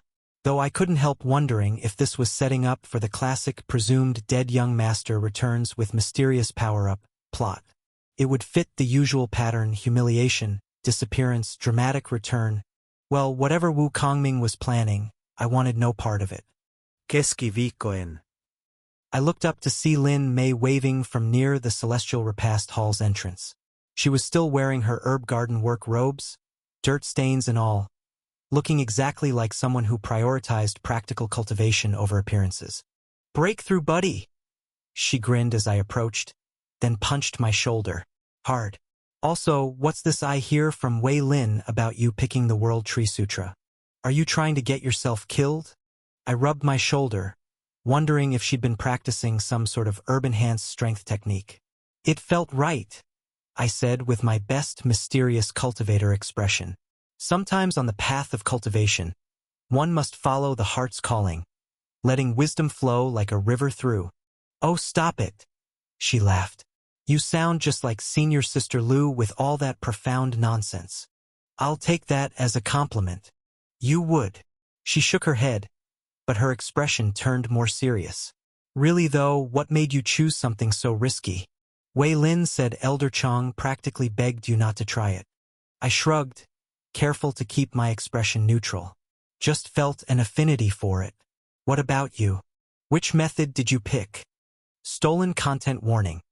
This tale belongs on Royal Road. Report any occurrences elsewhere. "The flowing river method," she said, brightening. Elder Chong said it would complement my work with spiritual herbs. Something about the water circulation principles helping with essence extraction. She demonstrated a flowing hand movement that carried a hint of liquid grace. Still getting used to the whole inner world full of water thing though. Feels like I'm cultivating in a spiritual fish tank sometimes. "It suits you," I said honestly. Lin Mei had always been practical about cultivation, focusing on steady progress over flashy techniques. A method based on natural water flow seemed perfect for her style. Our conversation was interrupted by a commotion from a nearby group of disciples. They were clustered around someone who seemed to be sharing particularly interesting news. Rejected the Azure World Sutra, the disciple was saying, voice pitched with excitement. Can you believe it? The only heaven-rank technique in the sex collection, and he turned it down. Song Xiang did, someone asked. But why would he? Maybe the sect master's personal teachings are even better, another suggested. I mean, he is a legacy disciple now. I tuned out the rest, fighting the urge to roll my eyes. Of course Song Xiang would reject a mere heaven-rank technique. That was classic young master protagonist behavior, turning down what others would kill for because you already had something better. He probably had some ancient inheritance or secret manual waiting in the wings. You're making that face again, Lin Mei observed. What face? That, I know something but I'm not saying anything face. The one you get when you're overthinking things. I smoothed my expression. Just thinking about cultivation politics. Speaking of which, we should probably get food before the morning rush hits. The Celestial Repast Hall lived up to its grandiose name, at least architecturally. Soaring columns rose to a ceiling traced with formation arrays that kept the temperature perfect and the air fresh. The food itself was more practical, hearty congee, steamed buns, various side dishes designed to support cultivation. But after a month of energy bars, it might as well have been a celestial banquet. We found a quiet corner table, away from the main crowd. Lin Mei had already finished her breakfast but joined me with a cup of spiritual tea. The aromatic steam carried traces of herb-enhanced qi, probably her own blend, knowing her attention to detail with plants. So, she said once I'd taken the edge off my hunger, what's it really like? The world tree method. I considered how to answer without revealing too much. Different, I said finally. Most methods teach you to build your inner world piece by piece, right? This one, it's more like planting a seed and letting it grow naturally. That doesn't sound too bad. The hard part is getting the seed to sprout without exploding. She winced. Yeah, that would be a problem. But you managed it. I nodded, taking another bite of congee to avoid elaborating. Lin Mei was trustworthy, but the fewer people who knew the details of my cultivation, the better. In a world of cultivation prodigies and hidden young masters, sometimes the safest path was to just blend in with the crowd. You're doing it again, Lin Mei said. Doing what? Analyzing everything like you're reading a cultivation manual. You know, not everything has to be about training and techniques. I raised an eyebrow.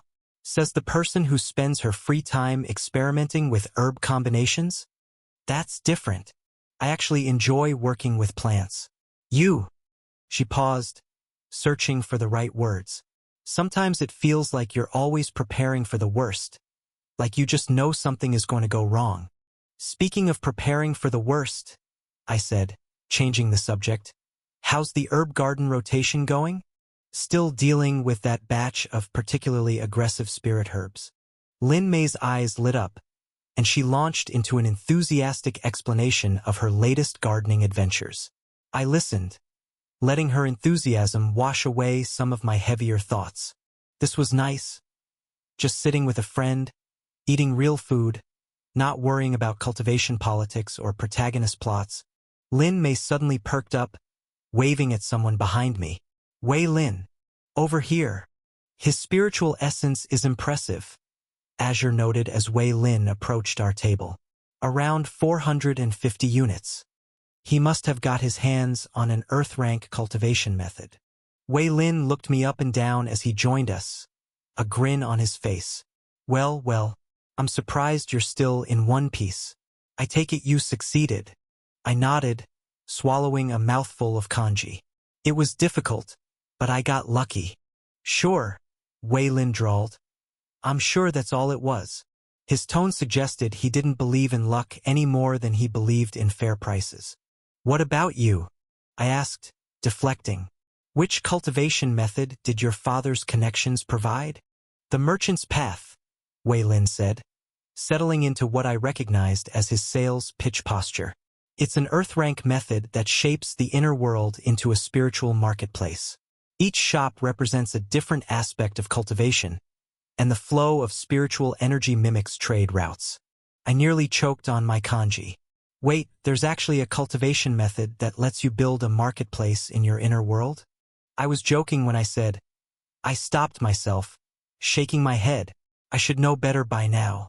Of course there would be a cultivation method like this. There was probably one for every possible thing you could imagine, and quite a few things you couldn't. Wei Lin's grin widened at my reaction.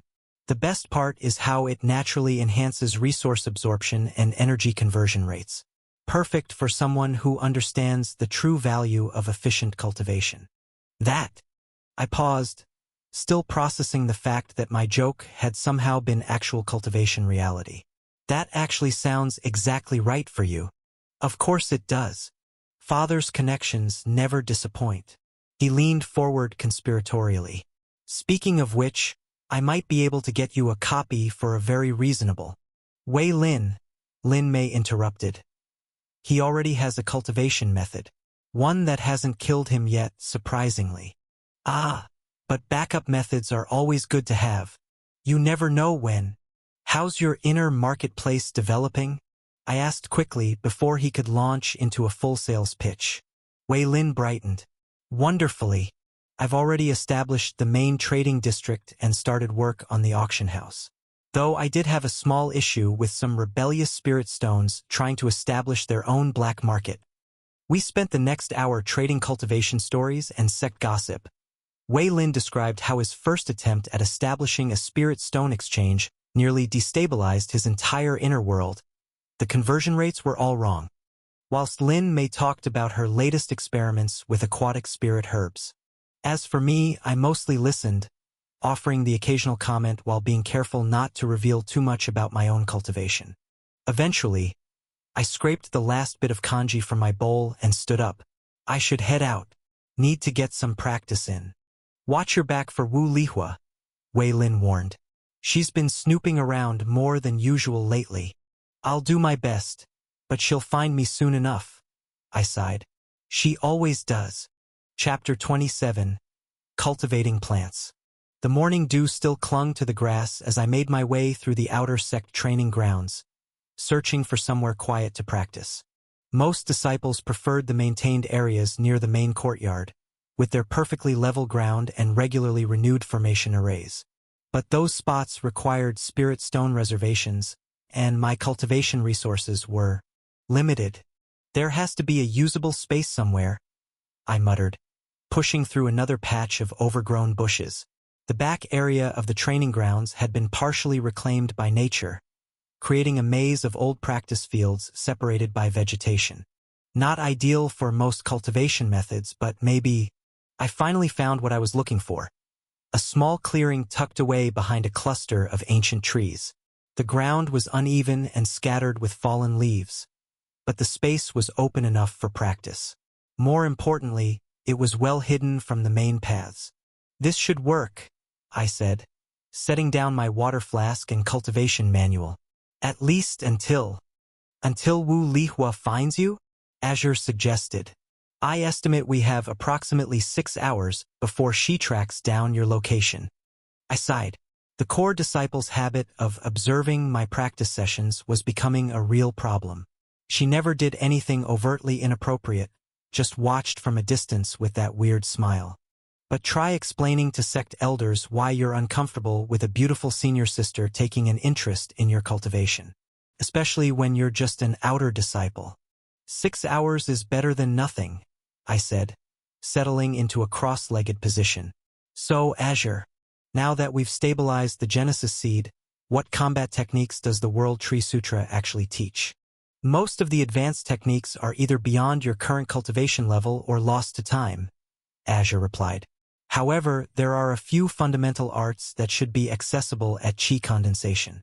The most immediately useful would be the primordial wood arts. Wood arts? Yes. The technique allows a cultivator to manipulate plant life by sharing the world tree's essence with lesser forms of vegetation. It's actually quite elegant. Instead of forcing your will on plants, you're essentially teaching them how to grow. That sounds... Surprise Inglige entre le fort à combat technique. Oh, don't be fooled by the philosophical framework. Azure said cheerfully. While the principle is about harmony with nature, you can absolutely use it to impale someone with a suddenly very angry tree. I thought about that for a moment. You know, that reminds me of something from my old world. There was this character, Hashirama Senju, who could control wood and focus master. Let's start with the basic principles before you try recreating fictional ninja techniques. Right? One step at a time. The first stage, Azure continued, involves extending your spiritual sense into nearby plants. The Genesis seed makes this relatively straightforward. It's already attuned to the fundamental essence of growth. I closed my eyes, reaching out with my spiritual sense. The wild plants around the training ground blazed with life. Each one was different. They all had unique patterns of growth. Good. Now, try to match your Genesis seed's energy with the natural growth patterns you sense. Think of it like offering to teach them a new way to grow. I extended a thread of power from my seed toward a patch of grass near my feet. The grass responded eagerly, too eagerly. The entire patch shot upward like a green fountain, growing 3 meters high before I could cut the connection. Ah, Azure said, perhaps a bit too much enthusiasm there. Try using less power and more suggestion. The next hour was spent trying to find the right balance. Too much power and plants exploded into uncontrolled growth. Too little and nothing happened at all. It was like trying to write with a brush that was simultaneously too wet and too dry. Remember, Azure coached, you're not forcing them to grow. You're showing them how they could grow if they choose to follow your guidance. I tried again, this time reaching out to a small sapling at the edge of the clearing. Instead of pushing power into it, I let my Genesis seed's energy resonate with its natural growth patterns. The sapling's leaves rustled despite the still air, and I felt something. A connection, barely there but definitely real. That's it. Azure's excitement was contagious. Now try to guide it. Imagine the shape you want it to take, but don't force it. Let the plant decide how to interpret your suggestion. I pictured the sapling growing taller, its branches reaching toward the sky. For a moment nothing happened. Then, slowly, almost hesitantly, it began to grow. Not the explosive surge from before, but a smooth, natural movement that just happened to be many times faster than normal. The sapling stretched upward, adding perhaps half a meter to its height before the growth tapered off. I let out a breath I hadn't realized I was holding. Excellent first attempt, Azure said, though you might want to work on efficiency. That small growth consumed nearly 10 units of spiritual essence. 10 units? But that's incredibly inefficient, yes. The text mentions that mastery of this technique requires learning to minimize power expenditure. Otherwise, you drain yourself dry trying to grow a garden. I spent the rest of the morning practicing with various plants around the clearing, trying to find the optimal power level for different types of growth. Small plants like grass and flowers needed barely a whisper of power, while trees required more substantial energy to influence their already established growth patterns. By midday, I'd managed to reduce the power cost to about 7 units per meaningful growth. Still not great, but better than before. The next stage, Azure explained as I took a break to recover spiritual energy, involves more precise control. Growing things is useful, but combat applications require faster, more directed manipulation. I nodded, thinking of all the ways this technique could be used in a fight. Growing barriers, creating bindings, maybe even weapons. Where do we start? With that, Azure highlighted a thick vine growing up one of the trees at the clearing's edge. Try to make it move without growing. Just convince it that moving would be an interesting thing to do. The vine proved to be significantly more challenging than simple growth manipulation. Every time I tried to make it move, it would start growing instead, stretching toward whatever direction I was suggesting. You're still thinking too much like a human, Azure observed after my 15th attempt resulted in the vine growing another meter longer. Plants don't understand concepts like grab that rock or move left. They understand growing toward light, reaching for water, extending roots to stable ground. I frowned, considering that. So instead of trying to make it move like a rope, I should Think about what would make it want to move naturally, right? I reached out to the vine again, this time with a different approach. Instead of trying to control its movement directly, I created a sort of spiritual light, a beacon of growth potential that made that direction seem especially appealing. The vine stirred, then began to curve toward my spiritual light. Not growing this time, just redirecting itself. Much better, though you might want to stop before it actually reaches your face. I blinked, realizing the vine was indeed getting rather close to my head. I let the technique fade, watching as the vine settled into its new position. That took way too much concentration for combat, I said, rubbing my temples. I'd be dead before I could convince a plant to help. True, but like any technique, it becomes easier with practice. The texts mention masters of primordial wood arts who could command entire forests with a thought. Unauthorized use. This story is on Amazon without permission from the author. Report any sightings. I'm guessing those parts are in the Lost to Time section? Unfortunately, though the basic principles should be the same, just scaled up significantly. I spent the afternoon working on speed and control, trying to reduce the time between reaching out to a plant and having it respond. The vine became my primary training partner, wrapping around trees, reaching for rocks, and occasionally trying to steal my water flask when my concentration slipped. As the sun began to set, I finally called it a day. My spiritual essence was nearly depleted, and every plant in the clearing had been subjected to at least one failed experiment in botanical manipulation. Not a bad first day, Azure said as I gathered my things, though you might want to do something about that before you leave. He drew my attention to a patch of grass that was still enthusiastically trying to reach the clouds. Right?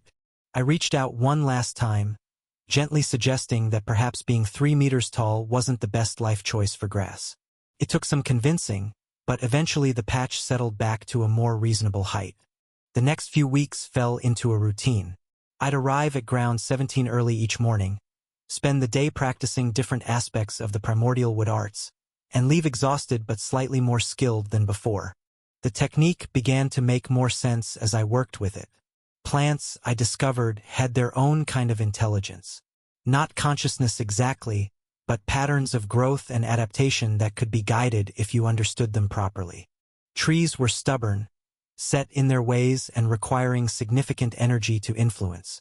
Vines were eager to move and grow, but easily distracted by new sources of spiritual energy. Grass was almost too cooperative, ready to explode into growth at the slightest encouragement. Each type of plant required a different approach. Telling a tree to bend was like trying to convince a mountain to dance.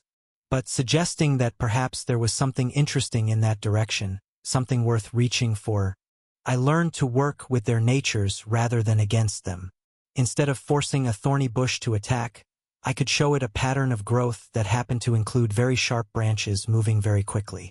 Rather than commanding roots to form a wall, I could create a sphere of spiritual light that made growing upward seem like the optimal strategy. The costs began to come down as well. What had started at 10 units of spiritual essence per growth was now closer to 2, and some of the simpler manipulations barely used any power at all. By the middle of the month, I noticed something odd. I hadn't seen Wu Lihua in weeks. Usually, she'd find some excuse to train nearby, always watching from just far enough away that I couldn't reasonably complain about it. She must be occupied with something important, I muttered during a water break. Hope it keeps her busy. Focus on your training, Azure chided. Though I notice you've been practicing defensive techniques more than offensive ones. He wasn't wrong. Most of my successful experiments involved barriers, bindings, and ways to restrict movement. Actual attacks were still challenging. It was hard to convince plants that violence was a natural part of their growth cycle. The text mentions something called the Thorned Crown Technique, Azure said thoughtfully. It's meant to be an advanced combat application, but the principles might be adaptable. We spent the next week working on offensive moves. I learned to guide thorny vines into spiral patterns that could trap and damage opponents. Discovered how to make tree branches snap forward with crushing force. Even figured out how to create spears of hardened wood by accelerating growth along very specific patterns. The breakthroughs came with their share of failures. More than once I had to dodge my own attacks when a plant's growth went out of control. One particularly memorable incident involved accidentally creating what Azure termed a carnivorous fern incident that took 3 days to fully resolve. But slowly, steadily, the technique began to feel natural. I could reach out to nearby plants without conscious thought, my Genesis seeds' energy automatically resonating with their growth patterns. What had started as careful manipulation became more like a dance, each plant moving in harmony with my intentions. For weeks after starting, I stood in the center of my little training ground, surrounded by the results of my training. The clearing had become something of a botanical obstacle course.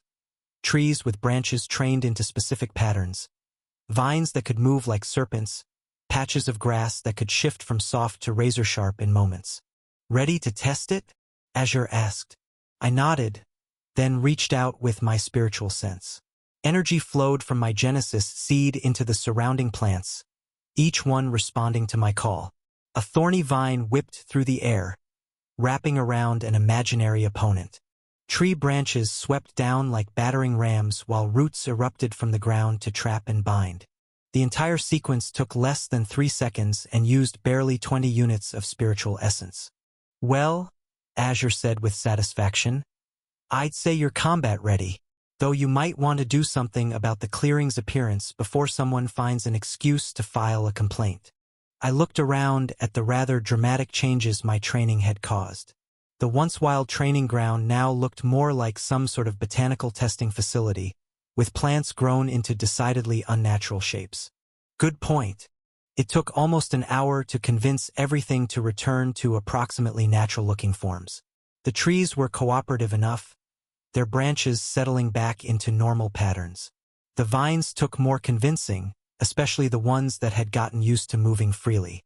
The grass, well, some patches were probably going to remain suspiciously geometric for a while.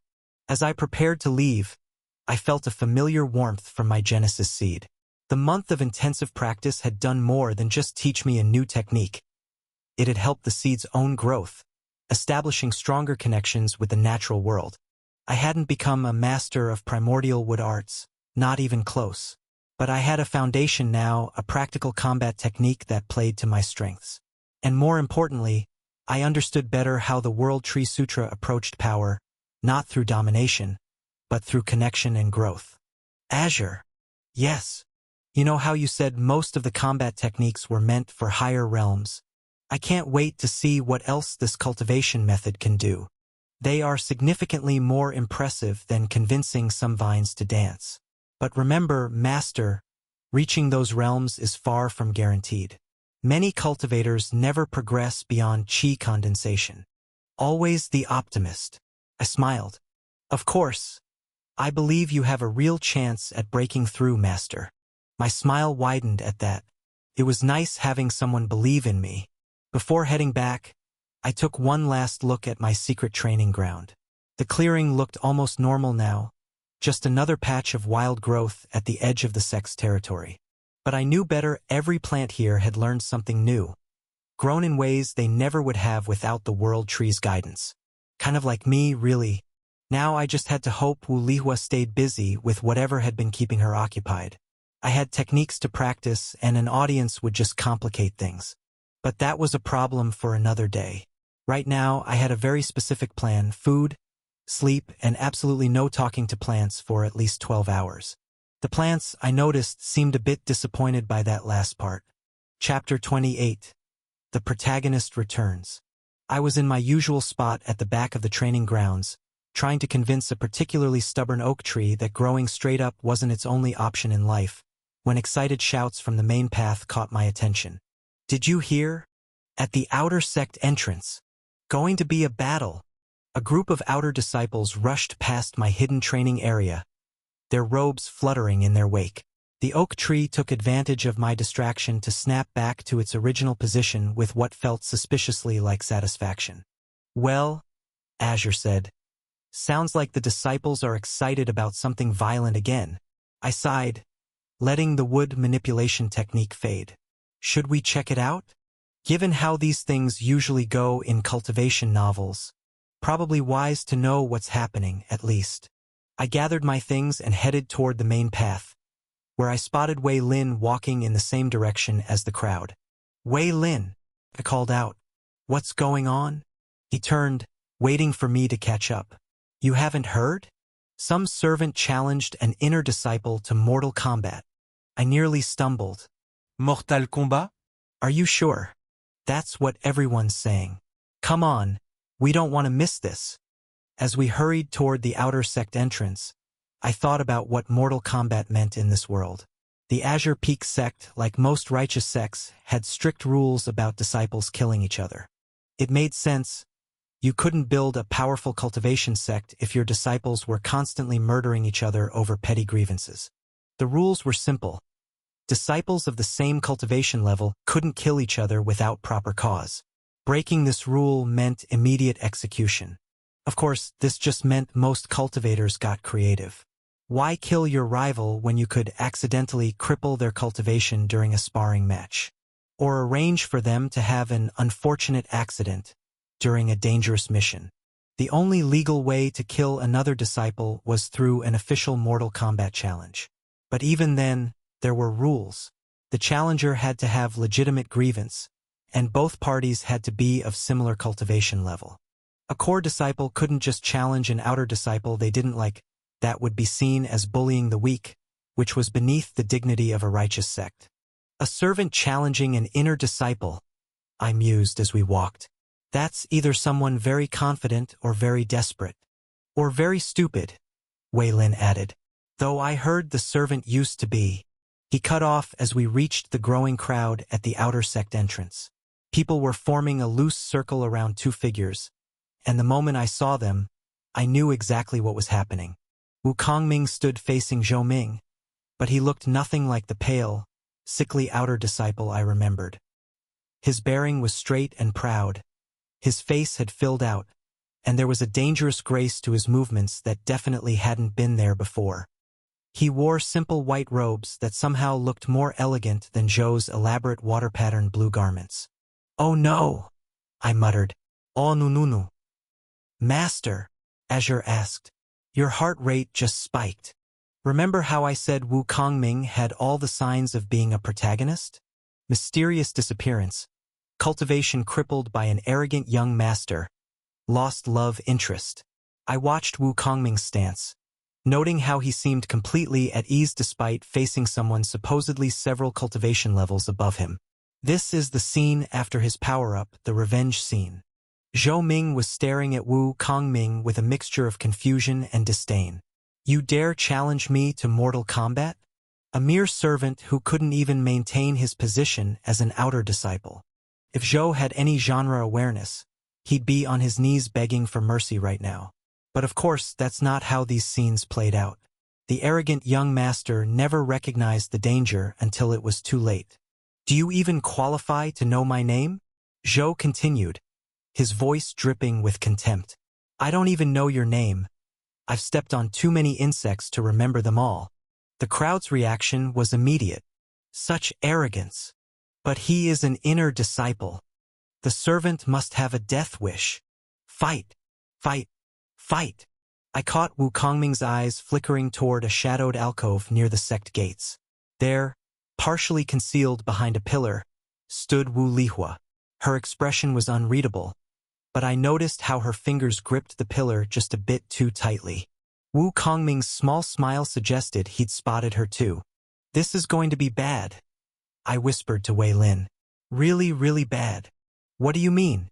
"Zhou Ming has recently broken through to the 7th stage of qi condensation. Wu Kongming was barely at the 2nd stage before his injury, and now..."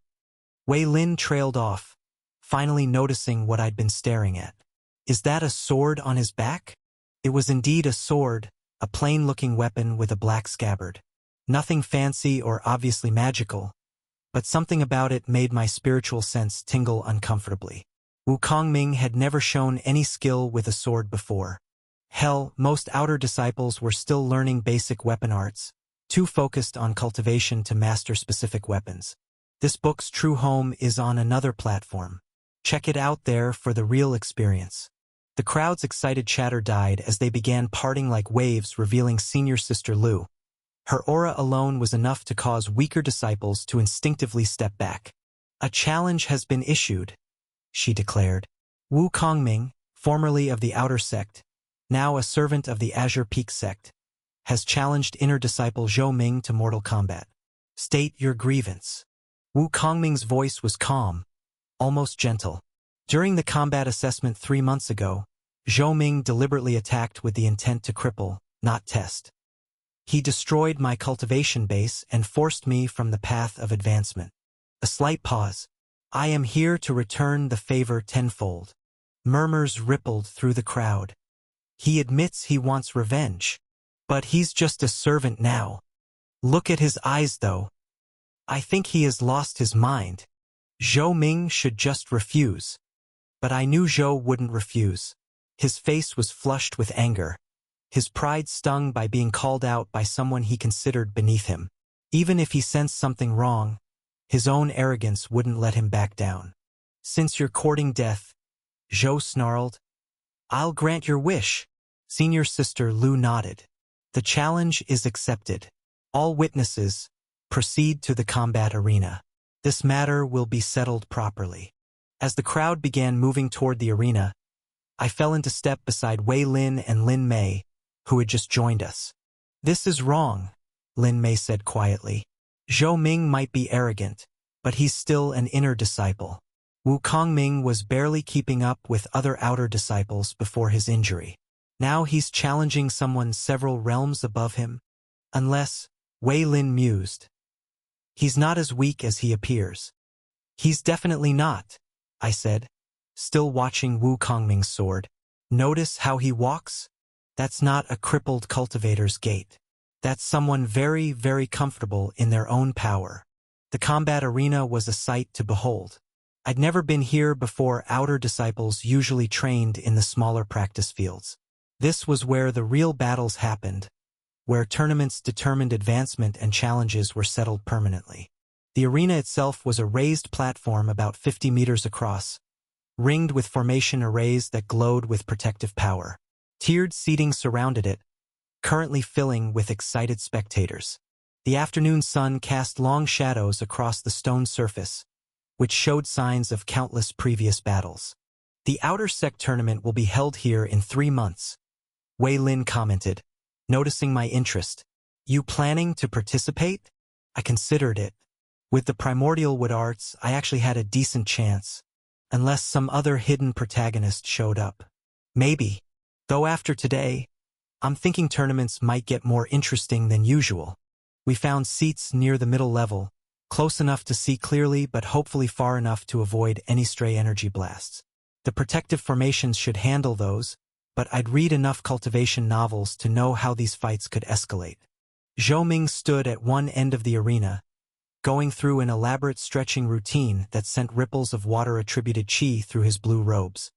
He pulled out a blue-tinted sword that practically hummed with qi, clearly a high-grade spirit tool. At the other end, Wu Kongming stood perfectly still, his plain sword still sheathed on his back. His white robes stirred slightly in a wind that seemed to affect nothing else.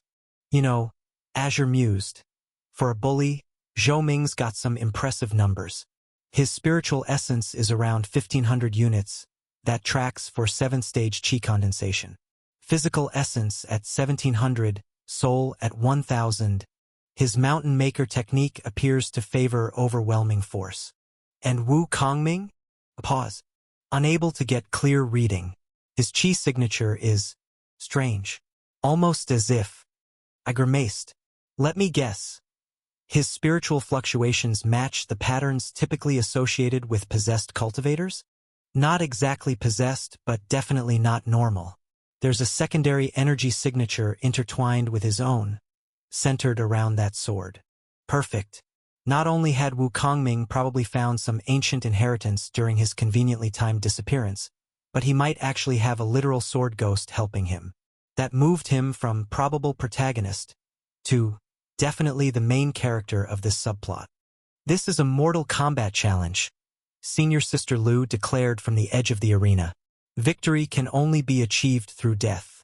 Both participants have acknowledged these terms. She paused, looking between the two cultivators. Wu Kongming, as the challenger, you have forfeited any protection your former status as a disciple might have granted. Should you fail, your death will be recorded as a natural consequence of your challenge. Do you understand?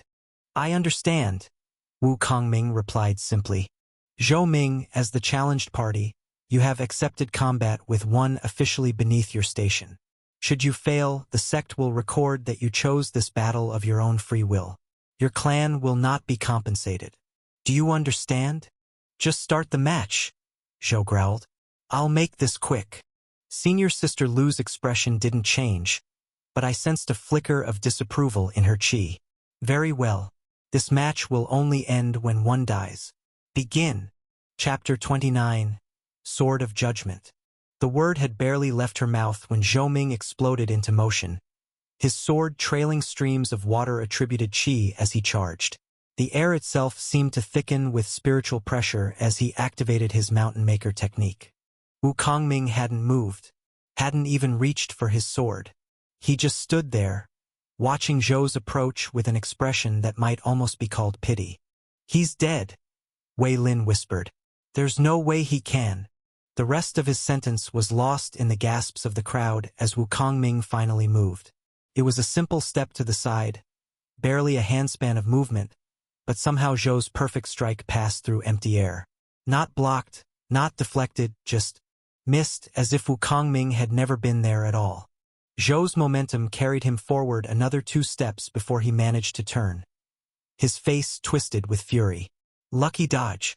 Let's see you. Time seemed to slow as Wu Kongming's hand moved toward his sword.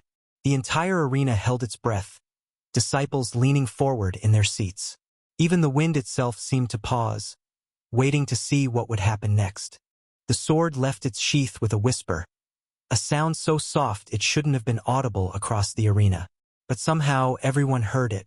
The blade was completely ordinary, plain steel without any obvious spiritual patterns or formation arrays. The kind of weapon you'd find in any mortal city's weapon shop.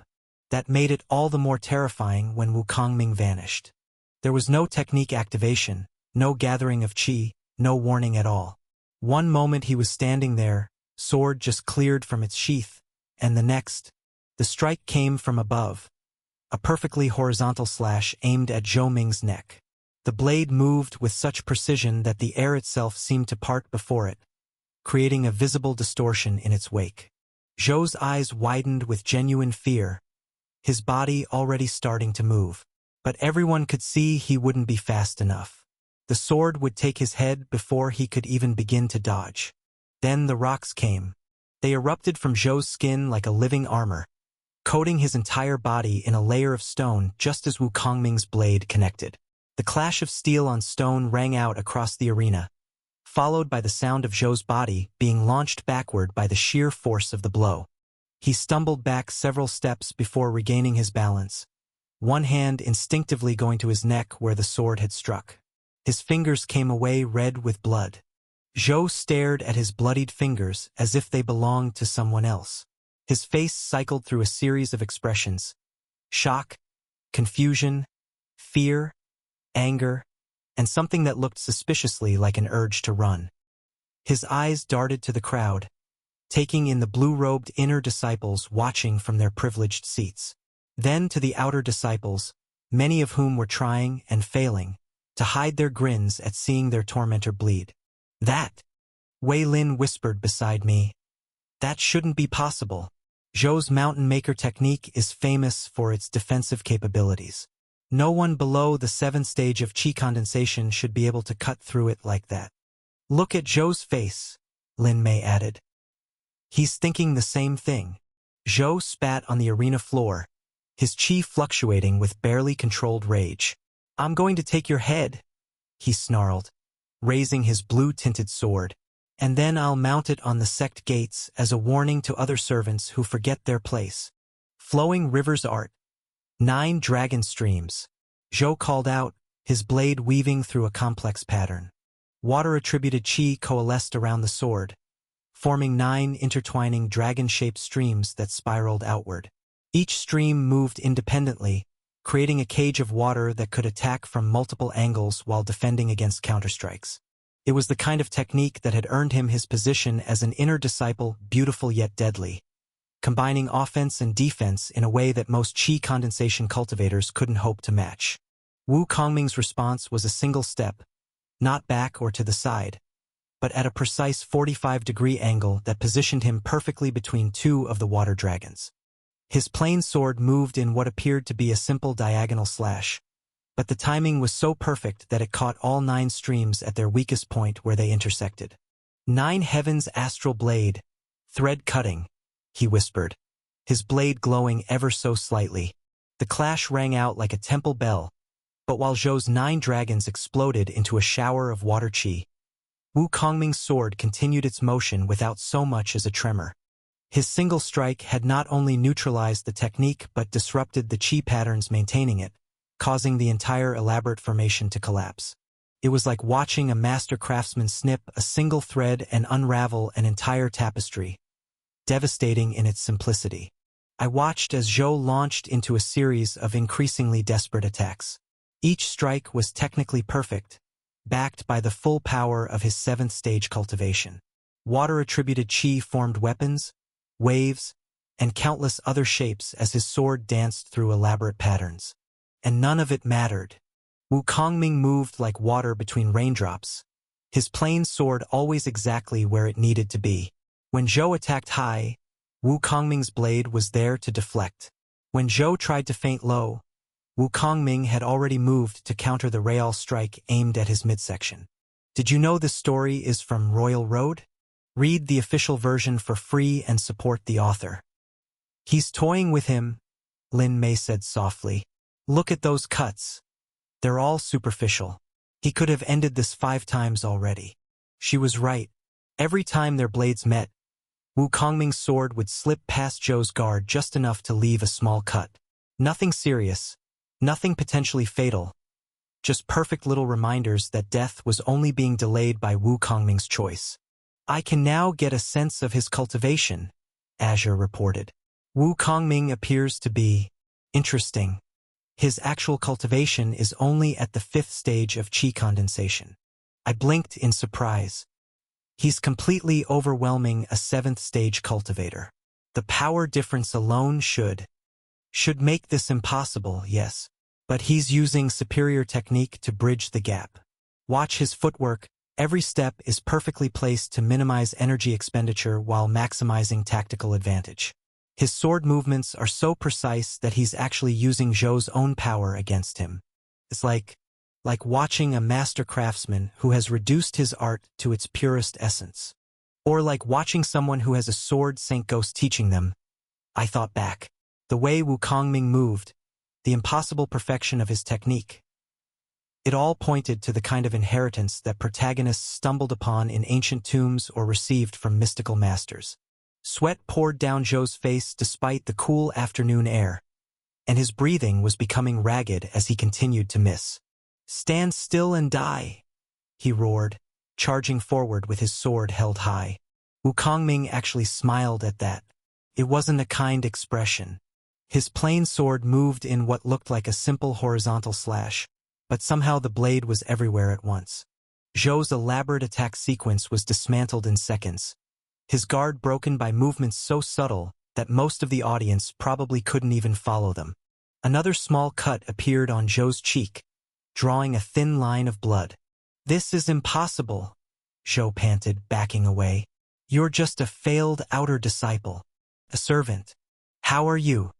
His eyes widened as he finally seemed to truly look at Wu Kongming, at the way he held his sword, at the absolute certainty in his stance. What are you? Wu Kongming's response was another one of those impossible moves. His sword seemed to flicker, and suddenly Zhou's elaborate robes had a dozen new cuts, each one precisely placed to miss anything vital while showing just how easily they could have struck deeper. Behind me, 2 inner disciples were having a heated discussion about Wu Kongming's technique.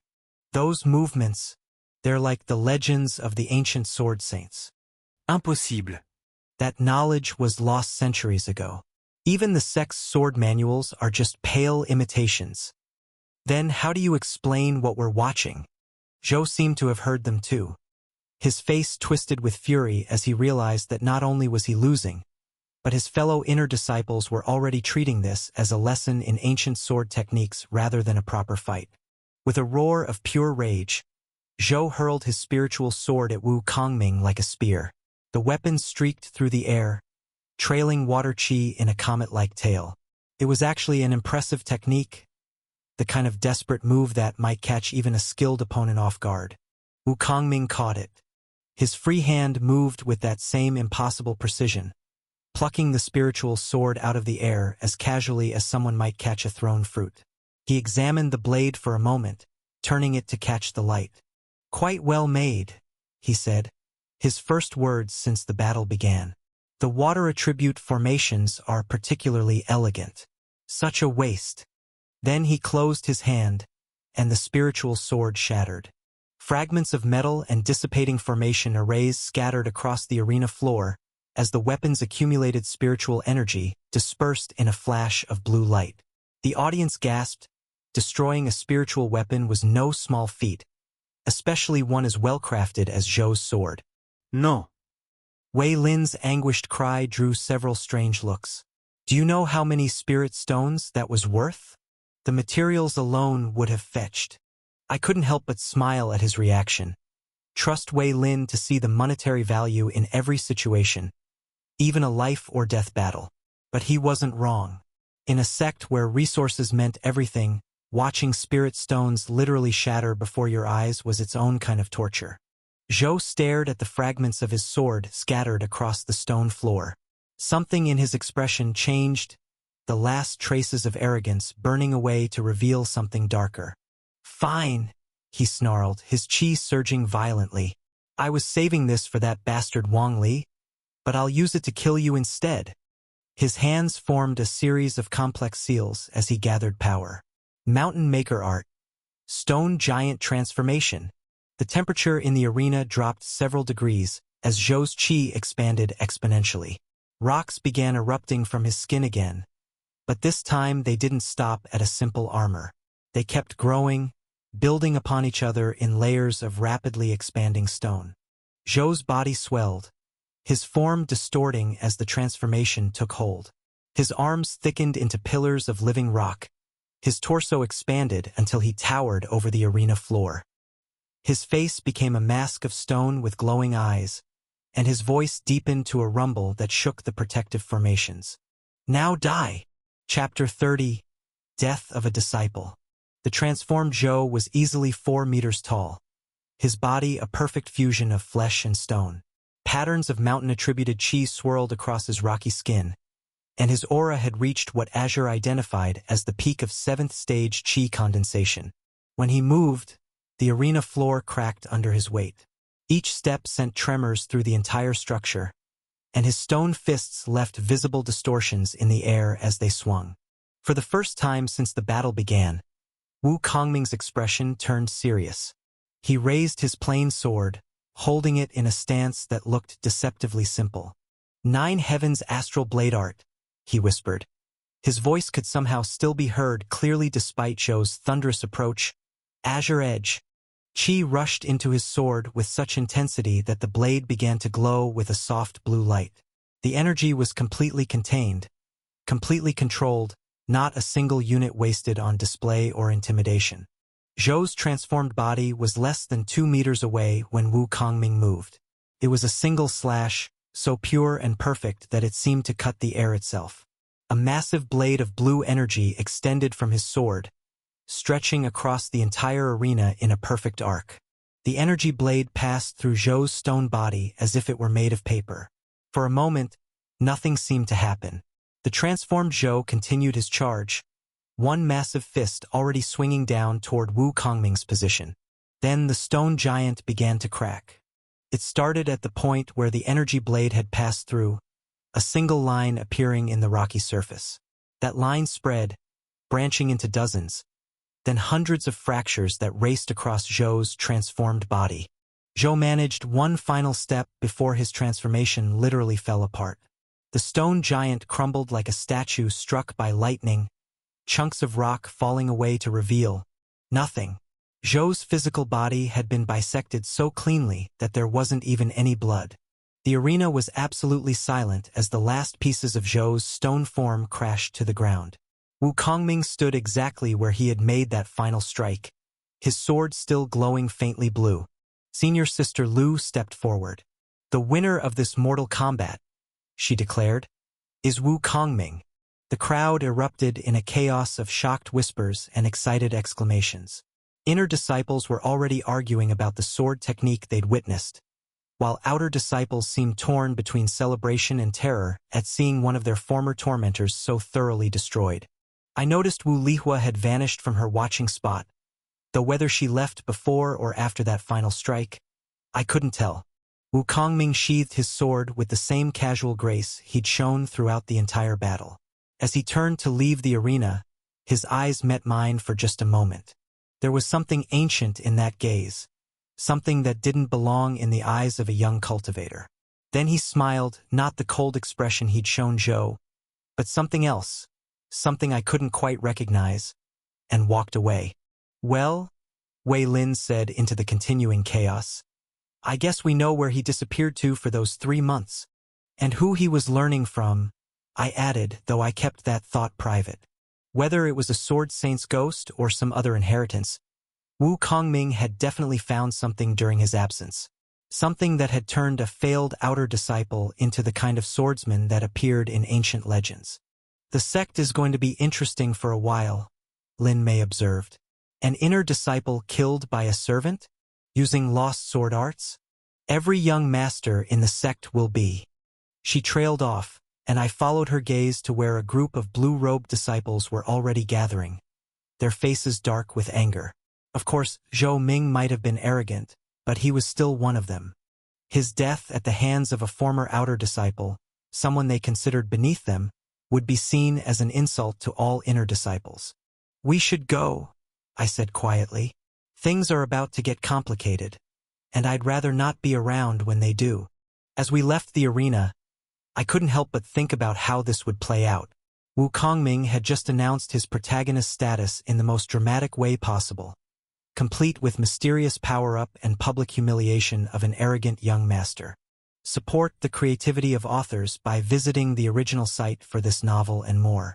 Which meant the sect was about to become a lot more dangerous for everyone else. "Azure," I thought as we walked. "Remember those escape routes you were calculating? Already updating them, Master. Though I note that your primordial wood arts might be quite effective against sword techniques. Let's focus on staying alive first," I replied. "We can worry about measuring up to protagonist-level sword arts later." Still, I couldn't help but smile a little. The look on Zhou's face when his ultimate technique crumbled, that had been pretty satisfying to watch. I just hoped whoever challenged Wu Kongming next would think twice about it. Though knowing how these stories usually went, that was unlikely. An inner disciple had been killed by someone they considered beneath them. Pride would demand retribution, regardless of the obvious gap in skill. The real question was whether they'd challenge him openly like Zhou, or resort to the kind of shadowy schemes that cultivators were so fond of. Well, it doesn't really matter which one they pick, they'll only end up on his list of victims. As I arrived back at my quarters, Wei Lin's words from earlier echoed in my mind. The Outer Disciple Tournament was only 3 months away. I had been confident about participating, especially with my progress in the primordial wood arts, but now, if Wu Kongming entered the tournament, it wouldn't matter how well I could control plants or how efficiently I used my qi. What I just witnessed wasn't just skill, it was the kind of power that turned cultivation tournaments into one-sided massacres. Perhaps, I thought to Azure, we should focus on private cultivation for the next few months. "A wise decision, Master," Azure replied. "Even though I said your primordial wood arts could potentially counter sword techniques, testing that theory in a tournament against someone who just bisected an inner disciple would be suicide," I finished. "I know how these stories go. The mysterious returner who defeats an inner disciple?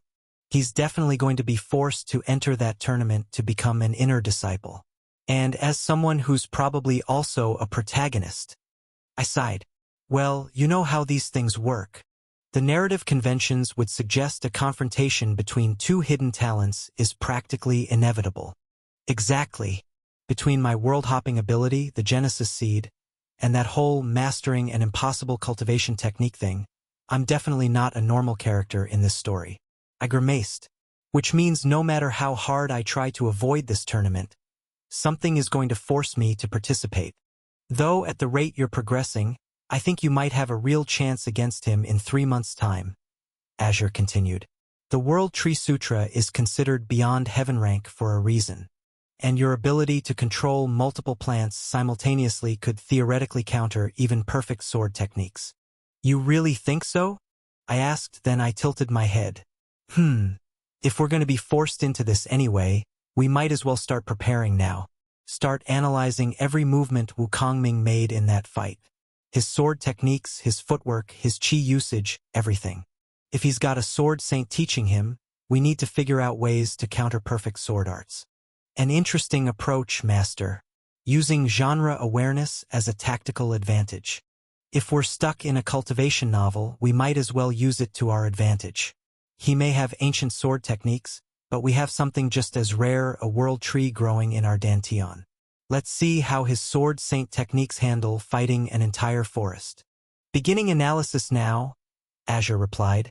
Just from the sound of his voice, I could tell he was excited for the showdown. Though I should note that attempting to counter sword arts with animated plants is not a common strategy in the cultivation novels I've analyzed. Good, I smiled. That means he won't see it coming either. And if 3 months of training still isn't enough. I paused, thinking of the strange world with 2 suns. Well, I do have some unfinished business in another realm. If Wukongming can get a power-up during his disappearance, who says we can't do the same? After all, what better use of a time loop than a training arc? Chapter 31. Cultivation Realms. I sat cross-legged in my quarters, Wei Lin's words from yesterday's study session echoing in my mind. His face had been unusually serious as he'd shown me the records from previous tournaments. Most of the serious contenders are at the 4th or 5th stage of chi condensation, he'd explained, spreading out old competition records. These aren't new disciples. They're people who've been stuck in the outer sect for years, accumulating resources and slowly building their cultivation base. Anyone who reaches the 6th stage usually dominates the competition. Please let there be no one at the 6th stage this year, he'd practically begged the heavens. I couldn't help but laugh at the memory, though the sound held a hint of nervousness now. With all these protagonist-level characters running around, I'd be shocked if we didn't see someone at the 7th stage before the tournament even started. The Outer Sect tournament wasn't limited to first years like me. It was open to everyone who hadn't managed to advance to inner disciple status yet.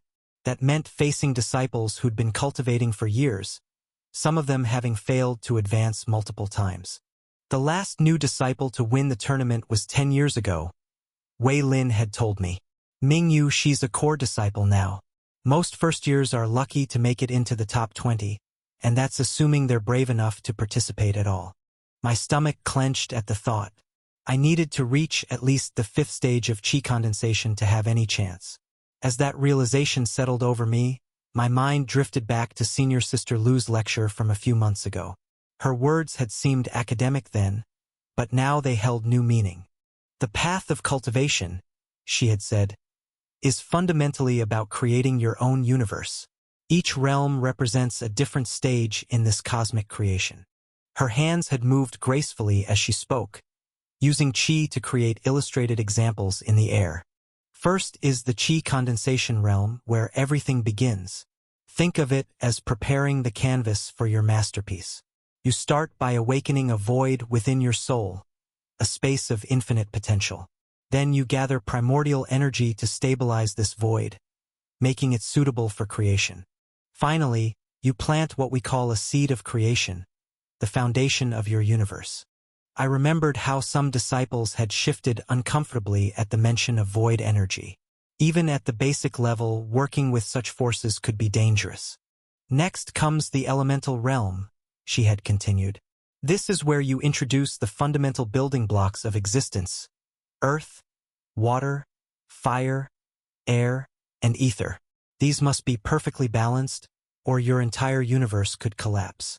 Her chi demonstration had shown miniature elements swirling in perfect harmony.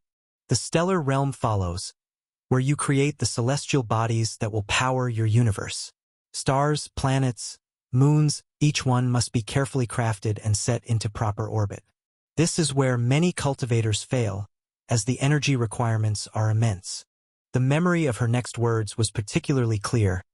Finally, there's the life realm, where your universe truly comes alive. You'll create ecosystems, guide evolution, and connect all life to your soul. It's said that reaching this realm is like becoming a small-scale creator deity. Coming back to the present, I open my eyes. So, cultivating the World Tree Sutra means the standard cultivation realms that she had taught us don't apply to me? Correct. Azure appeared in my mind. Any cultivation method heaven rank and below follow the standard cultivation realms, which is why Elder Chong had insisted that you just pick a human rank cultivation method. I nodded slowly. Makes sense. Cultivation methods beyond heaven rank have their own way, much more difficult way, of doing things. Nothing good comes easy. Stolen from its rightful author, this tale is not meant to be on Amazon. Report any sightings. True, Azure continued. Though as your inner world grows and develops, it will increase your essences, soul, spiritual, and physical. Using those numbers, we can determine your equivalent stage on the standard cultivation realm scale. Fair enough. I closed my eyes again, using my spiritual sense to examine my inner world. It had expanded another 5 cubic meters over the past months. Not bad. I wasn't too far from reaching the 4th stage of chi condensation. Azure's form materialized within my inner world, a ghostly presence that somehow managed to look both scholarly and slightly mischievous. We need to start with the formation of the 5 elements. The initial formation of the inner world forms ether in all cultivators, so that's not something we need to worry about. He made a gesture with his hand, and the Genesis seed suddenly spat out the red sun. We also don't have to worry about the fire element. The brilliant orb hung in the void for a moment, trying to escape, before the seed quickly reabsorbed it. I stared at where the tiny sun had been. So, I'm guessing it's not as simple as just gathering the elements in this world? Do we need to world walk to collect the others? Azure's laugh echoed through my inner world. That's an option, but no. We can gather the elements in this world. Cultivators in the elemental realm require elements for their cultivation. Good, I replied with relief, because if needing to travel to other worlds was the case, I had no idea how anyone could cultivate this method. Unless they all had secret ways to travel dimensions while only at chi condensation, and for that to be common would be quite difficult to believe, even in a Xianxia world. My spiritual sense withdrew from my inner world as I considered the problem. If anyone would know where to get elemental seeds, it would be Wei Lin. That guy could probably sell cultivation techniques to immortals. Assuming he hasn't already tried, Azure agreed. Though perhaps we should define exactly what we're looking for before approaching him. The wrong type of elemental essence could be problematic, right? So we have earth, air, and water left, but these need to be, what? Pure elemental essences. Special spirit stones. Anything with sufficiently concentrated elemental properties would work. Spirit herbs, special minerals, even certain types of chi-infused water. The key is finding sources pure enough to serve as foundational elements for your inner world. I thought about that for a moment. So, we're basically looking for the cultivation equivalent of periodic table samples? Perfect, purified versions of each element. An interesting analogy, but essentially correct. Though I should mention that purity isn't always about refinement. Sometimes the most potent elemental essences come from naturally occurring sources that have developed over thousands of years. Like spirit veins or ancient spirit springs. I nodded, remembering some of the basic sect teachings. Places where natural chi has concentrated into nearly pure elemental essence. Exactly. Though accessing such sources might be politically complicated. I couldn't help but laugh at that understatement. You mean because all the good spots are probably claimed by inner or core disciples? Yeah, that could be an issue. Which is why consulting Wei Lin might be wise. He tends to know about alternative acquisition methods. You mean he probably knows who's selling what they shouldn't be? I neither confirm nor deny any implications about our friend's business practices. Well, no point putting it off. I stood up. Let's go see what Wei Lin can tell us about elemental essences. Hopefully without getting involved in anything too illegal. Define too illegal? Anything that would get us executed instead of just imprisoned. Working with reasonable parameters then. Chapter 32. You two are? I stood outside Wei Lin's quarters, hesitating for just a moment before knocking.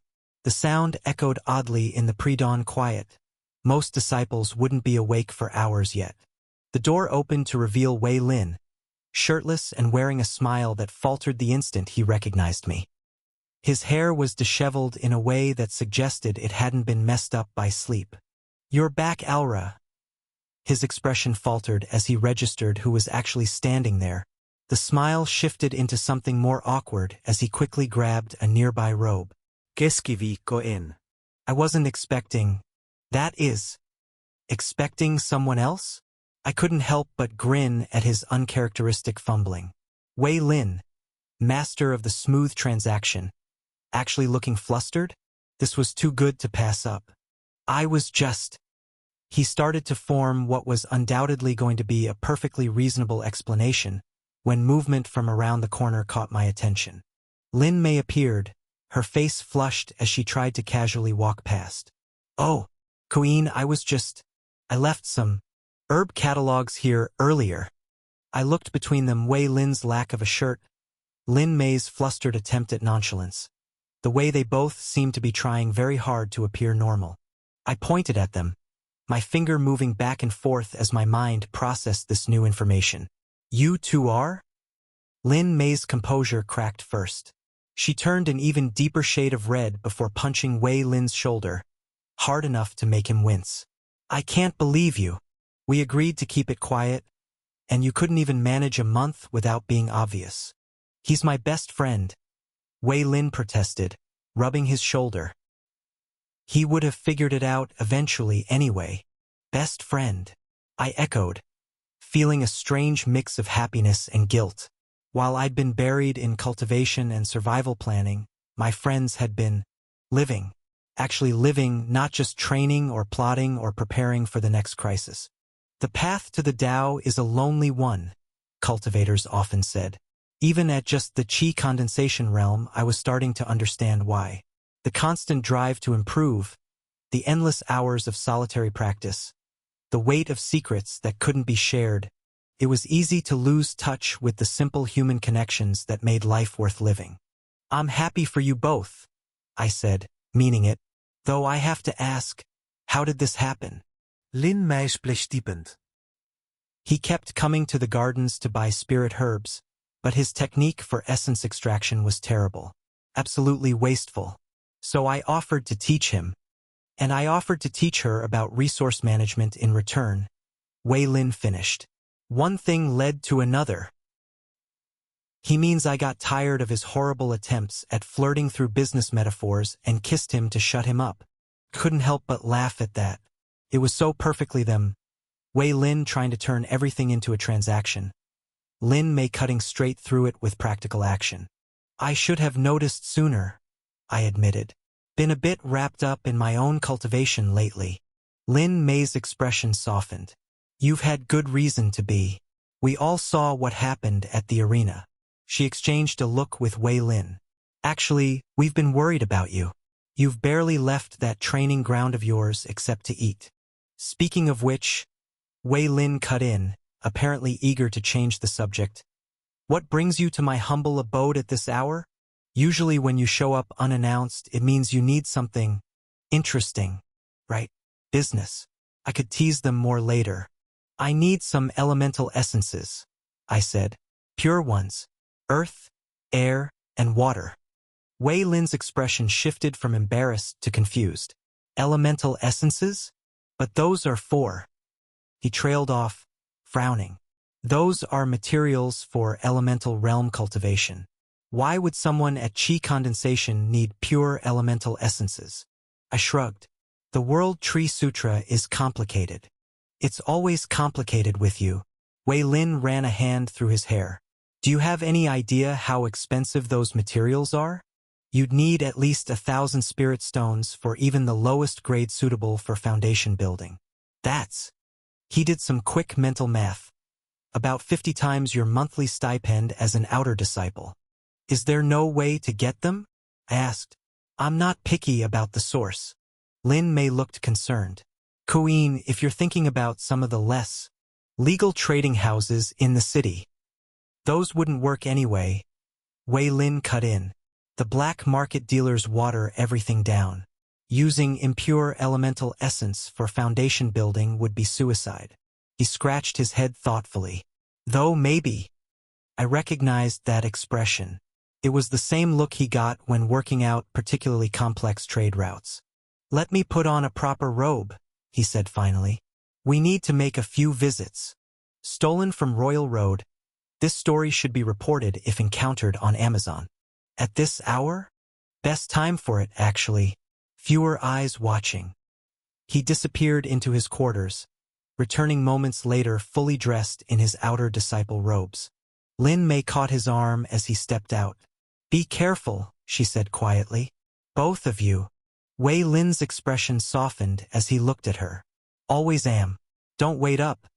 This might take a while. I know better than to wait up when you're making business calls, she replied with a slight smile. Then she turned to me, her expression serious. Watch his back. He takes too many risks sometimes. I nodded, touched by her concern for both of us. I waited while Wei Lin got dressed properly, my mind already running through possibilities for payment. I had some spirit stones saved up, but probably not enough for what he was suggesting. Right? Wei Lin said once he'd made himself presentable. Let's go meet some people who officially don't exist.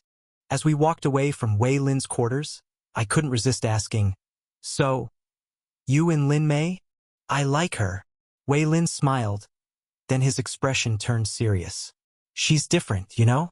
Not like the others who just see me as a walking spirit stone purse. She actually cared about teaching me, even offered to do it for free. The horror, I said dryly. Someone helping you without expecting payment? I know, completely against proper business practices. His joke fell a bit flat and he sighed.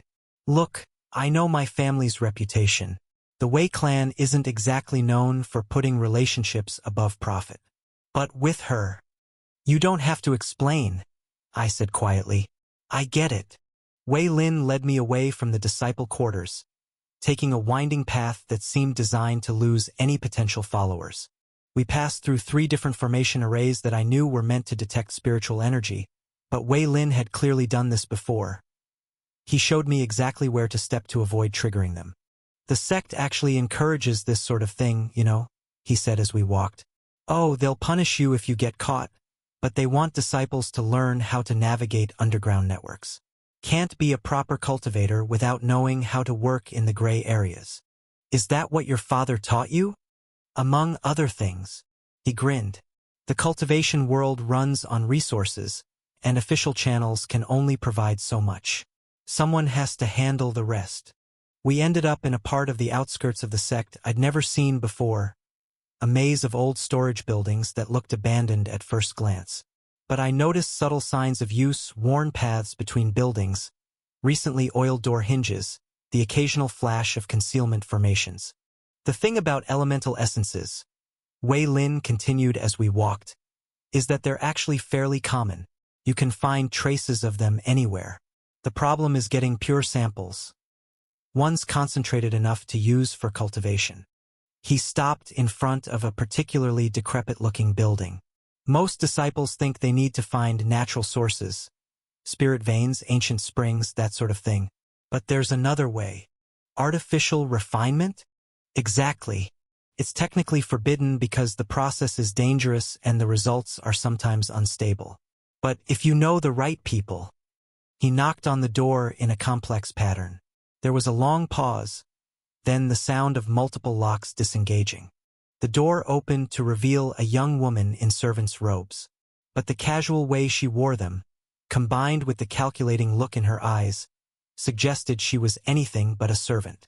"Young Master Wei," she said with a slight bow. "An early visit. And you brought a friend. Someone interested in your master's special products." Wei Lin replied smoothly. "Is he receiving visitors?" She studied me for a moment, then nodded. "Follow me. And remember the rules: no spiritual sense, no techniques, no recording devices of any kind. Break these rules and—" She smiled, showing teeth that seemed just slightly too sharp. "Well, let's just say the sect won't be able to find enough pieces to identify the body." I kept my expression neutral as we followed her inside.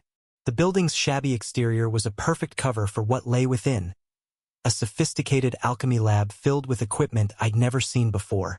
Various workers moved between stations, their movements precise and practiced.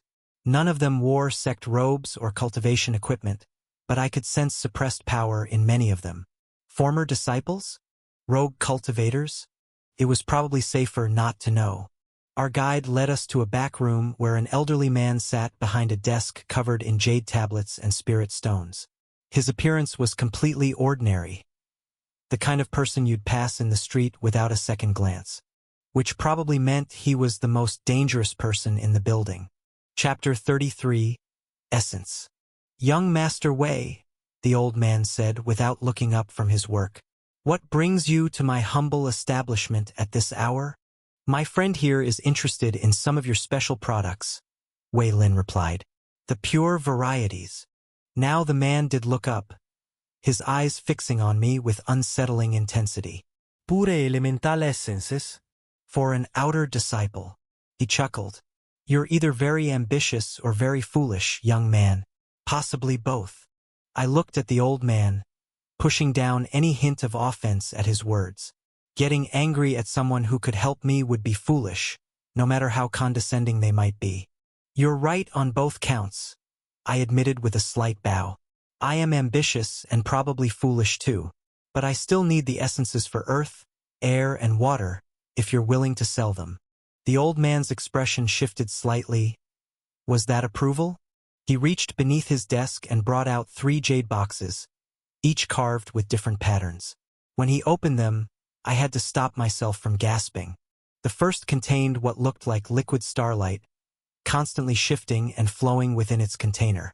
Pure water essence, extracted from a 1,000-year spirit spring, the old man explained. The second held what appeared to be a miniature whirlwind, perfectly contained within the box. Wind essence from the peak of Mount Kunlun, where the air itself has gained consciousness. The third showed a crystal that seemed to contain an entire mountain range in miniature. Earth essence from the core of an ancient spirit vein. Wei Lin stepped forward. "For a friend purchasing all 3 at once, perhaps we could discuss a more reasonable price?" The old man's expression didn't change. "The market rate stands. 3,000 high-grade spirit stones. Surely there's room for negotiation," Wei Lin pressed. "The wind essence was obtained over 5 years ago. Its potency must have decreased somewhat. The containment formations preserve their full power," the old man countered. "But since you mention age," he lifted the box with the wind essence. "This particular sample has had time to stabilize. More suitable for foundation building than fresher specimens that might be too volatile." Wei Lin nodded thoughtfully. A fair point about stability. However, considering current market conditions, with the southern sects opening their spirit stone mines, perhaps 2,500. The southern sect's spirit stones are of inferior quality. 3,000. I watched the back and forth with a sinking feeling. Even with negotiations, the price was far beyond my means. I had maybe 100 and something low-grade spirit stones saved up, my entire accumulated stipend from months of living on basically nothing while focusing on cultivation. "I can loan you 700, Wei Lin offered quietly. "With your savings." The old man raised his hand. "Even with your combined resources, you're well short." He studied me for a long moment. "However, I could let you have one of them now, not for spirit stones, but for a favor to be repaid in the future. I tensed. In every cultivation novel I'd read, these kinds of deals always ended badly, usually with the protagonist either committing horrible acts or fighting their way out of an impossible situation. The old man seemed to read my thoughts. Nothing too extreme, young man. The favor would be proportional to what I'm offering now. I've developed a certain eye for talent over the years, and you seem neither foolish nor arrogant. I think you'll go far, and having someone like that owe me a favor could be quite valuable. And what exactly would this favor entail? I asked carefully. That would depend on future circumstances. But I give you my word. Nothing that would risk your life or violate sect laws.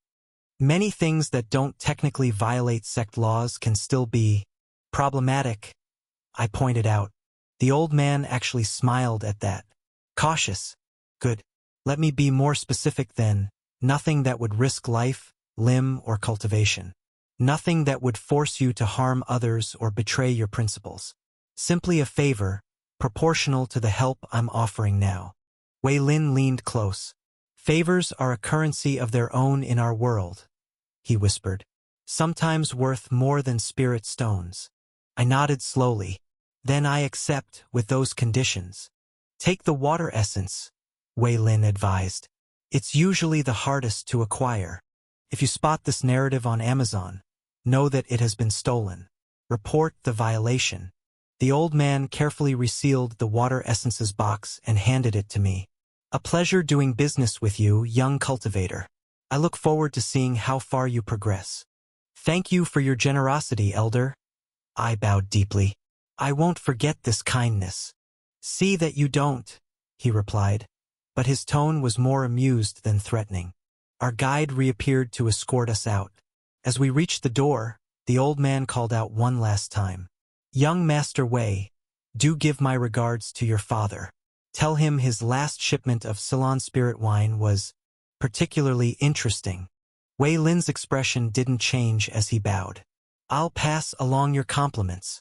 The walk back was quiet until we were well clear of the warehouse district. Only then did I let out a long breath I hadn't realized I'd been holding. That went better than expected, Wei Lin said, glancing at the jade box I was carefully cradling. If by better you mean I now owe a mysterious favor to an equally mysterious underground dealer, then sure, I replied. Speaking of which, who exactly is he? Old Man Bu, Wei Lin said. He's been running that operation for as long as anyone can remember. Story goes he was a cultivator who got crippled years ago when he was an outer disciple, lost all his cultivation. Decided to make himself useful by setting up this business instead. A mortal? Really? I kept my tone casual, but something about that story didn't sit right. Oh yeah, completely normal mortal now. My father even had some elemental realm cultivators confirm it when we first started doing business with him. I nodded but kept my thoughts to myself.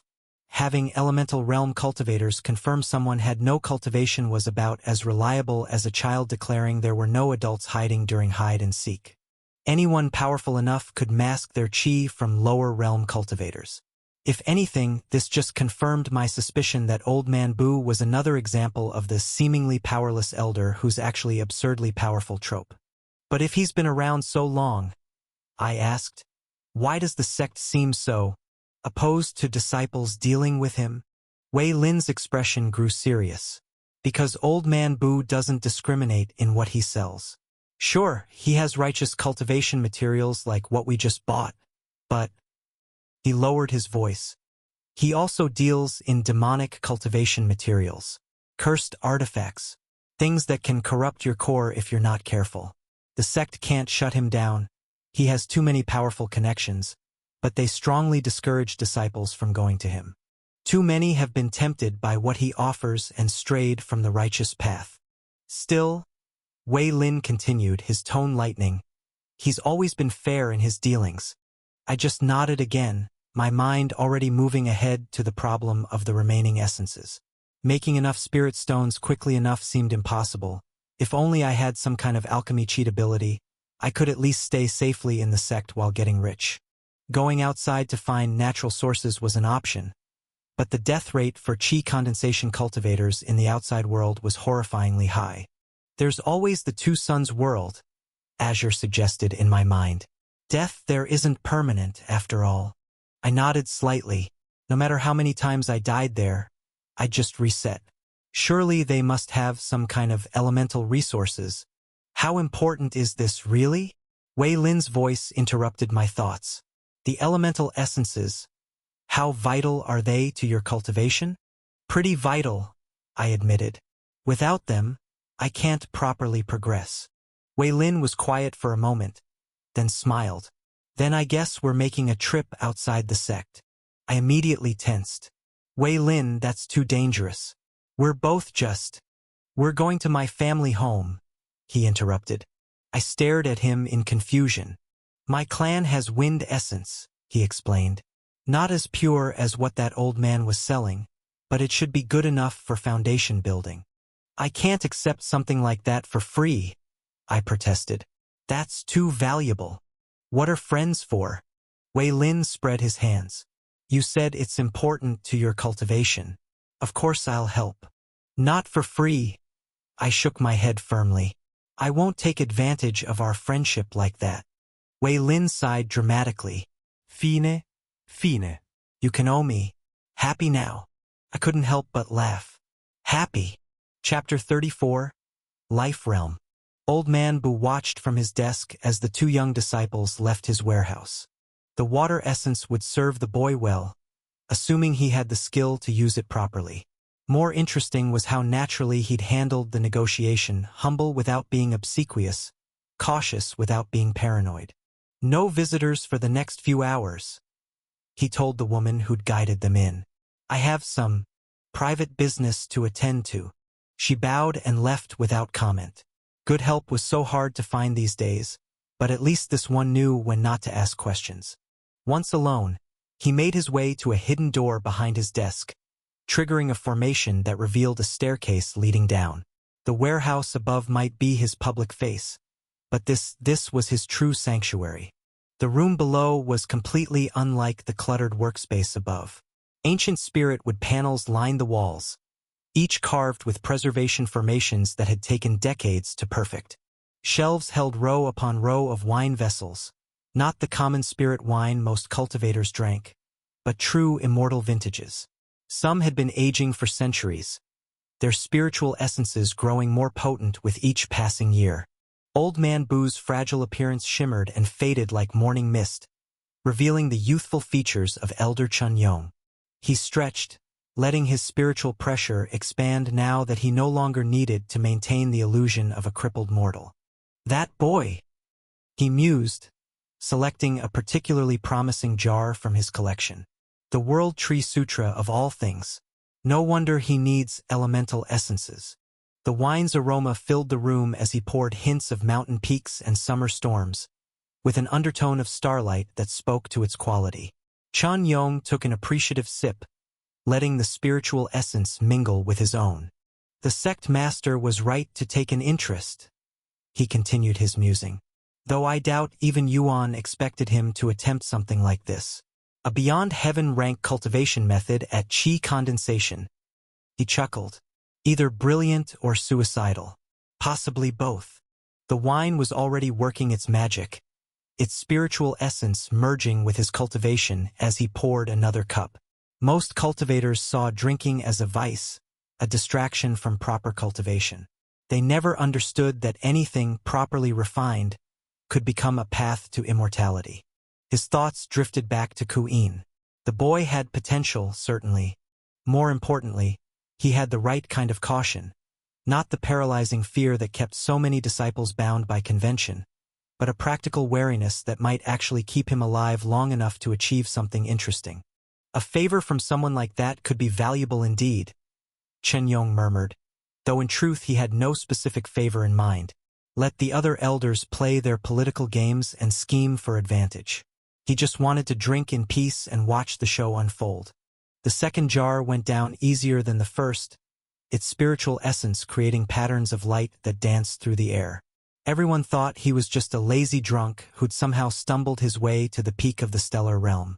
Let them think that, It was easier than explaining the profound truths he'd discovered at the bottom of 10,000 celestial wine jars. His thoughts drifted to the forbidden materials stored in his warehouse above. He snorted softly, taking another sip. After tens of thousands of years of cultivation, the sects still clung to their laughable distinctions between righteous and demonic arts. As if the great Tao cared about such petty human labels. The heavens were vast and mysterious. Why shouldn't the paths to understanding it be just as diverse? Some found enlightenment through meditation, others through blood and sacrifice. In the end, all rivers flowed to the same sea. Better to let cultivators walk whatever path called to them. His role wasn't to judge, just to watch and occasionally nudge the truly foolish away from paths that would destroy them before they learned anything worthwhile. Ensure your favorite authors get the support they deserve. Read this novel on the original website. The other elders could keep their rigid dogma and endless politicking. He'd stay here with his wine, selling whatever people needed, letting the great Tao sort out the rest. Yuan understood that, even if he'd never admit it openly. I bet that boy would agree with me. Elder Chen Yong slurred slightly as he opened a third jar. Maybe I should take him as a disciple. The thought was probably the wine talking, but it had a certain appeal. The boy clearly had talent, and more importantly, he seemed to understand the value of staying out of trouble.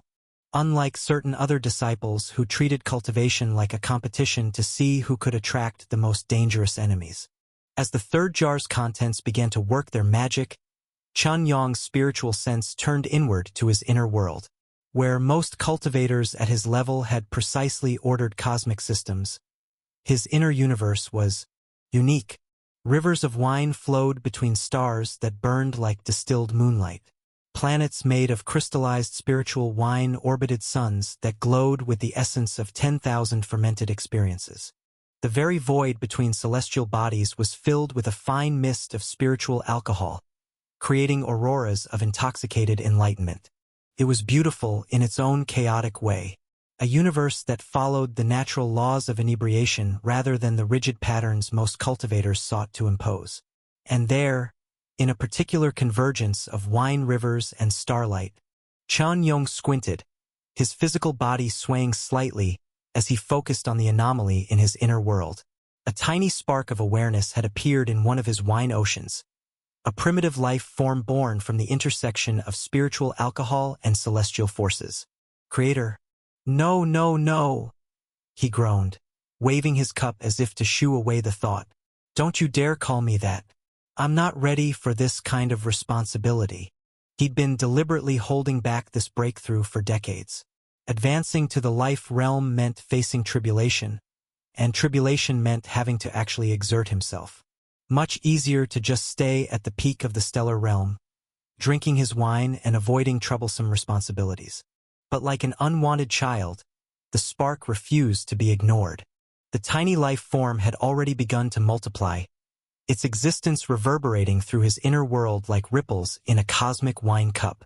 Each new spark carried that same reverent recognition. The vibrations grew stronger, all of them now singing that damned word. Here we go, he muttered as warning signs began to appear. First came the pressure, a weight that pressed down on every part of his inner world. Then the light, harsh and unforgiving, nothing like the gentle glow of his wine stars. Tribulation was coming.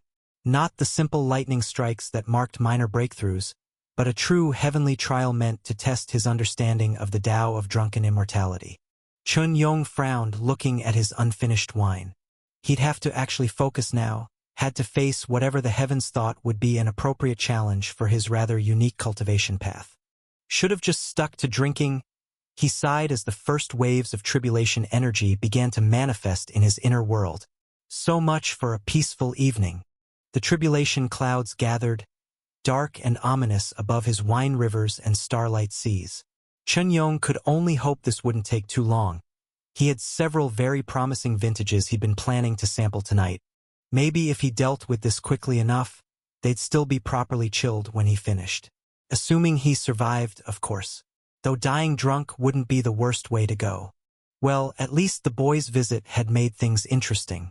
It almost made up for having to deal with all this breakthrough nonsense. Almost. Right then, he took one last sip of wine. Let's get this over with. I have a date with a 300-year-old spirit wine that I'd rather not keep waiting. Chapter 35, Water Essence. I sat cross-legged in my quarters, staring at the jade box containing the water essence. The liquid starlight within seemed to pulse with its own rhythm, almost like a heartbeat. Even through the box's containment formations, I could feel its power calling out to me. So, I asked Azure, how exactly do we do this? I know we can't just put physical objects into the inner world. Not at chi condensation, anyway. The World Tree Sutra includes specific methods for essence absorption, Azure replied. Place your hands on either side of the box and close your eyes. I did as instructed, feeling the cool jade against my palms. Through my spiritual sense, I could see Azure creating a complex pattern in my mind, curved lines that flowed like water itself, intersecting in ways that seemed to defy geometry. This is the flowing rivers formation, Azure explained. Channel your chi through your hands following these paths. The pattern will help transmute the physical essence into a form your inner world can absorb. I tried to trace the pattern with my chi, but it was like trying to write calligraphy underwater. My energy kept slipping off the prescribed paths, dispersing uselessly into the air. Too rigid, Azure advised. Don't force it. Let your chi flow naturally, like water finding its own path. Water finding its path, I muttered. Right? Because that's not frustratingly vague at all. But I tried again, this time focusing less. Better, Azure said. Now try to match your breathing to the essence's pulse. Feel its rhythm. I focused on the subtle vibration coming from the box, gradually synchronizing my breath with its beat. As I did, the pattern became clearer, not just a visual guide, but a natural expression of how energy wanted to move. On my fifth attempt, something clicked. My chi flowed through the pattern perfectly, and I felt a resonance build between my hands and the box. The jade grew warm, and through my spiritual sense, I could see the water essence beginning to respond. Now, Azure instructed, guide it into your dantian. Let it flow through the pattern and into your core. I adjusted my chi circulation, creating a gentle pull. The box's formations dimmed slightly as the water essence began to stream out, following my energy through the flowing river's formation. Felt strange, like drinking light if light were somehow liquid and alive. The essence entered my dantian, and for a moment I feared it would dissipate or reject the foreign energy. But then my Genesis seed stirred, its massive form turning toward the newcomer with interest. The seed's mouth opened, not the violent snap from when it had tried to eat the sun, but a gentle acceptance.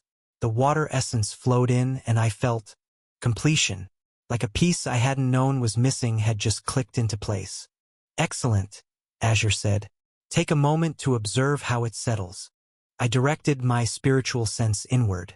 The water essence swirled around the Genesis seed, gradually being absorbed into its structure. But not all of it. Some remained free, flowing through my inner world like ethereal rivers. I can feel it, I said with wonder. It's part of me now. In a way, Azure replied. The Genesis seed has absorbed enough to establish a foundation, but left some free for later use. Eventually, you'll be able to extract that essence to create actual rivers and seas within your inner world. I couldn't help but smile at that. The idea of shaping my own oceans, of having that level of control over my inner world, it was both terrifying and exhilarating. Continue with the absorption, Azure prompted. There's still more essence to process. The next hour passed in focused silence as I guided the remaining water essence through the formation. Each cycle became easier as I grew more familiar with the pattern and rhythm. By the time the box was empty, I felt a surge of power rush through my inner world. The space expanded noticeably, growing by 5 cubic meters to reach a total of 65. Well done, Azure said as I opened my eyes. How do you feel? I took a moment to assess myself. Status update. Soul Essence, 650/650. Spiritual Essence, 600/600. Physical Essence, 550/550. My spiritual essence has increased, but more notably, I felt different, more fluid, somehow, like my chi had gained new properties. You should be breaking through to the 4th stage of chi condensation any day now, Azure noted with satisfaction. The water essence has strengthened your foundation considerably. It's strange, I admitted. Good strange, but definitely different. Will this happen with the other elements too? Each element will affect you differently, Azure explained. Water essence tends to make things flow more smoothly, chi circulation, technique execution, even thought processes. Earth will provide stability, while wind brings freedom of movement. But they are all building blocks for when we begin creating the terrain. Stolen story. Please report. I nodded, then stood up and stretched. My muscles felt surprisingly loose despite sitting still for so long. Another effect of the water essence? We should start packing, I said, looking around my sparse quarters. Wei Lin said we'd leave in a few hours. Ah yes, the joys of travel without a storage ring, Azure commented dryly. I snorted at that. Storage rings were practically standard equipment in cultivation novels, but the reality was very different. In the outer sect, only disciples from wealthy families like Wei Lin could afford them.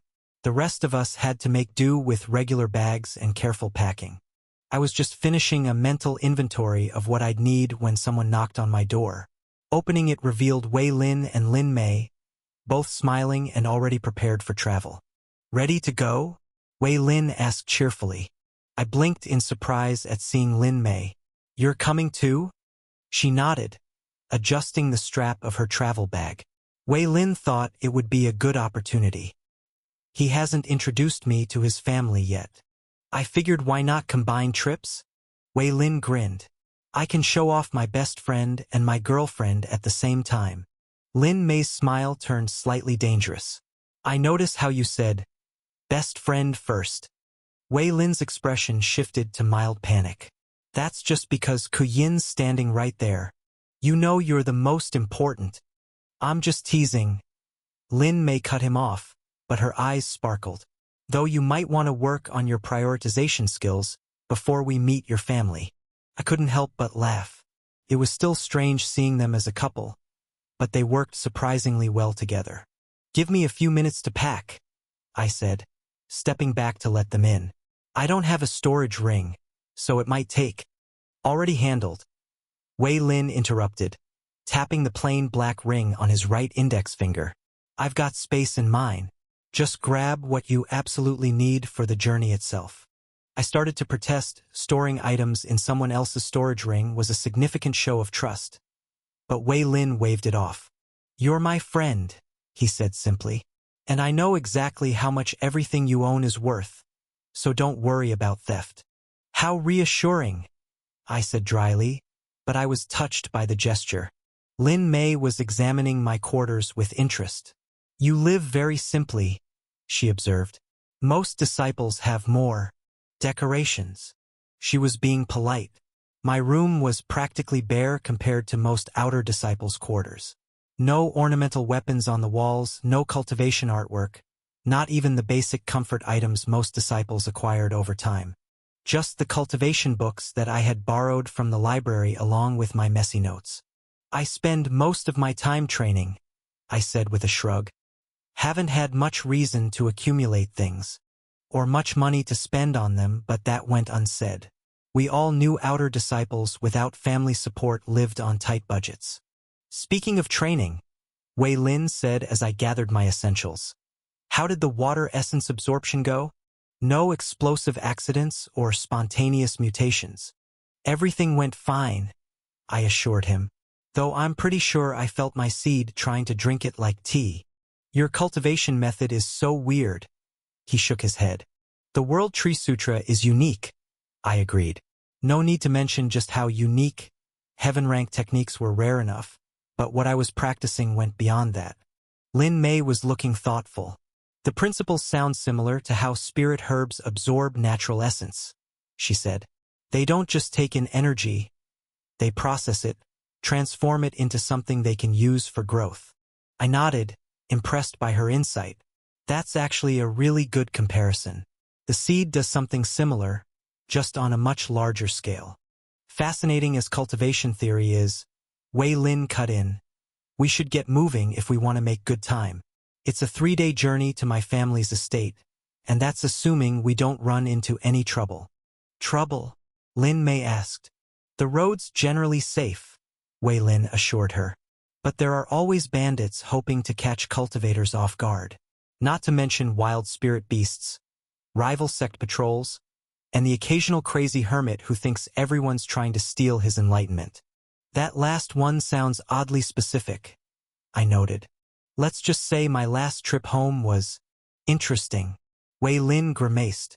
Though, in fairness to the hermit, someone actually was trying to steal his enlightenment. Just not us. I finished packing my travel bag, just basic supplies and a few vital cultivation materials, and handed the rest to Wei Lin for his storage ring. It felt strange watching my few possessions disappear into the ring's pocket dimension, but I trusted him. All set? Lin Mei asked, already by the door. I nodded, then paused. Almost. I walked to my bed and lifted the loose floorboard beneath it, retrieving a small pouch of spirit stones. My entire savings from months of careful budgeting. Really? Wei Lin raised an eyebrow. A hidden floorboard? Says the guy who probably has 3 different secret compartments in his robes alone. 5 actually, but that's not the point. If you two are done comparing hiding spots, we should really get going, Lin Mei called out as she turned away from us. The morning patrol will be changing soon, best time to slip out without too many questions. She had a point. While outer disciples were allowed to leave the sect, too many questions about our destination could cause problems, especially given what we were planning to acquire. We made our way through the quiet corridors of the outer sect quarters, timing our movements to avoid the regular patrols. Wei Lin seemed to know exactly when each guard would pass, which probably explained how he managed his less official business dealings. As we approached the sect's main gates, I felt a familiar warmth from my dantian. The water essence had finished settling into my inner world, becoming truly part of my foundation. 1 element down, 2 to go. Hey! Wei Lin said quietly as we walked. Thanks for trusting me. With your things, I glanced at him, amused by his sincerity. Trust was a complicated word in the cultivation world, but in this case the math was simple. Wei Lin's storage ring probably contained more valuable items than I'd see in years of outer sect allowances. If anyone should be worried about trust, it wasn't me. It's not exactly a huge risk, I pointed out. Your jade meditation cushion is probably worth more than everything I own. Still, he persisted, most cultivators wouldn't. It's the principle of the thing. Everything's about advantage and leverage. But you. I'm weird, I suggested. The weirdest, he agreed with a grin. It's why we get along so well. Lin Mei cleared her throat. Should I be jealous of this beautiful friendship moment? Absolutely, Wei Lin said solemnly. Kuin and I have a deep spiritual bond forged through shared trauma and questionable business decisions. Mostly the questionable business decisions, I added. Well, she laughed. I suppose I'll just have to accept being third wheel on this romantic journey. Never, Wei Lin declared, taking her hand. You're at least a second wheel, maybe even a wheel and a half. As we passed through the sect gates, the first hints of dawn were just touching the horizon. The guard barely glanced at our exit papers, probably assuming we were just another group of disciples heading into town for supplies. 3 days to your family's estate? I asked Wei Lin as we started down the mountain path. He nodded, assuming good weather and no crazy hermits. Though, he glanced at Lin Mei with a slightly worried expression. We might want to take it slowly. The terrain gets pretty rough after the first day. Lin Mei gave him a flat look. I spend most of my time climbing all over the herb gardens. I think I can handle a little rough terrain. Right, of course? Wei Lin backpedaled quickly. I just meant that you're being overprotective and slightly condescending? Yes, exactly that. Thank you for understanding. I couldn't help but smile as I watched them, Whatever happened on this journey, at least it wouldn't be boring. Chapter 36. The Five Sects va the Three Great Clans. The party formation consisted of Wei Lin being at the front, Lin Mei at his side and me at the rear. Like a guide, Wei Lin would occasionally point out landmarks or warn us about treacherous spots in the road.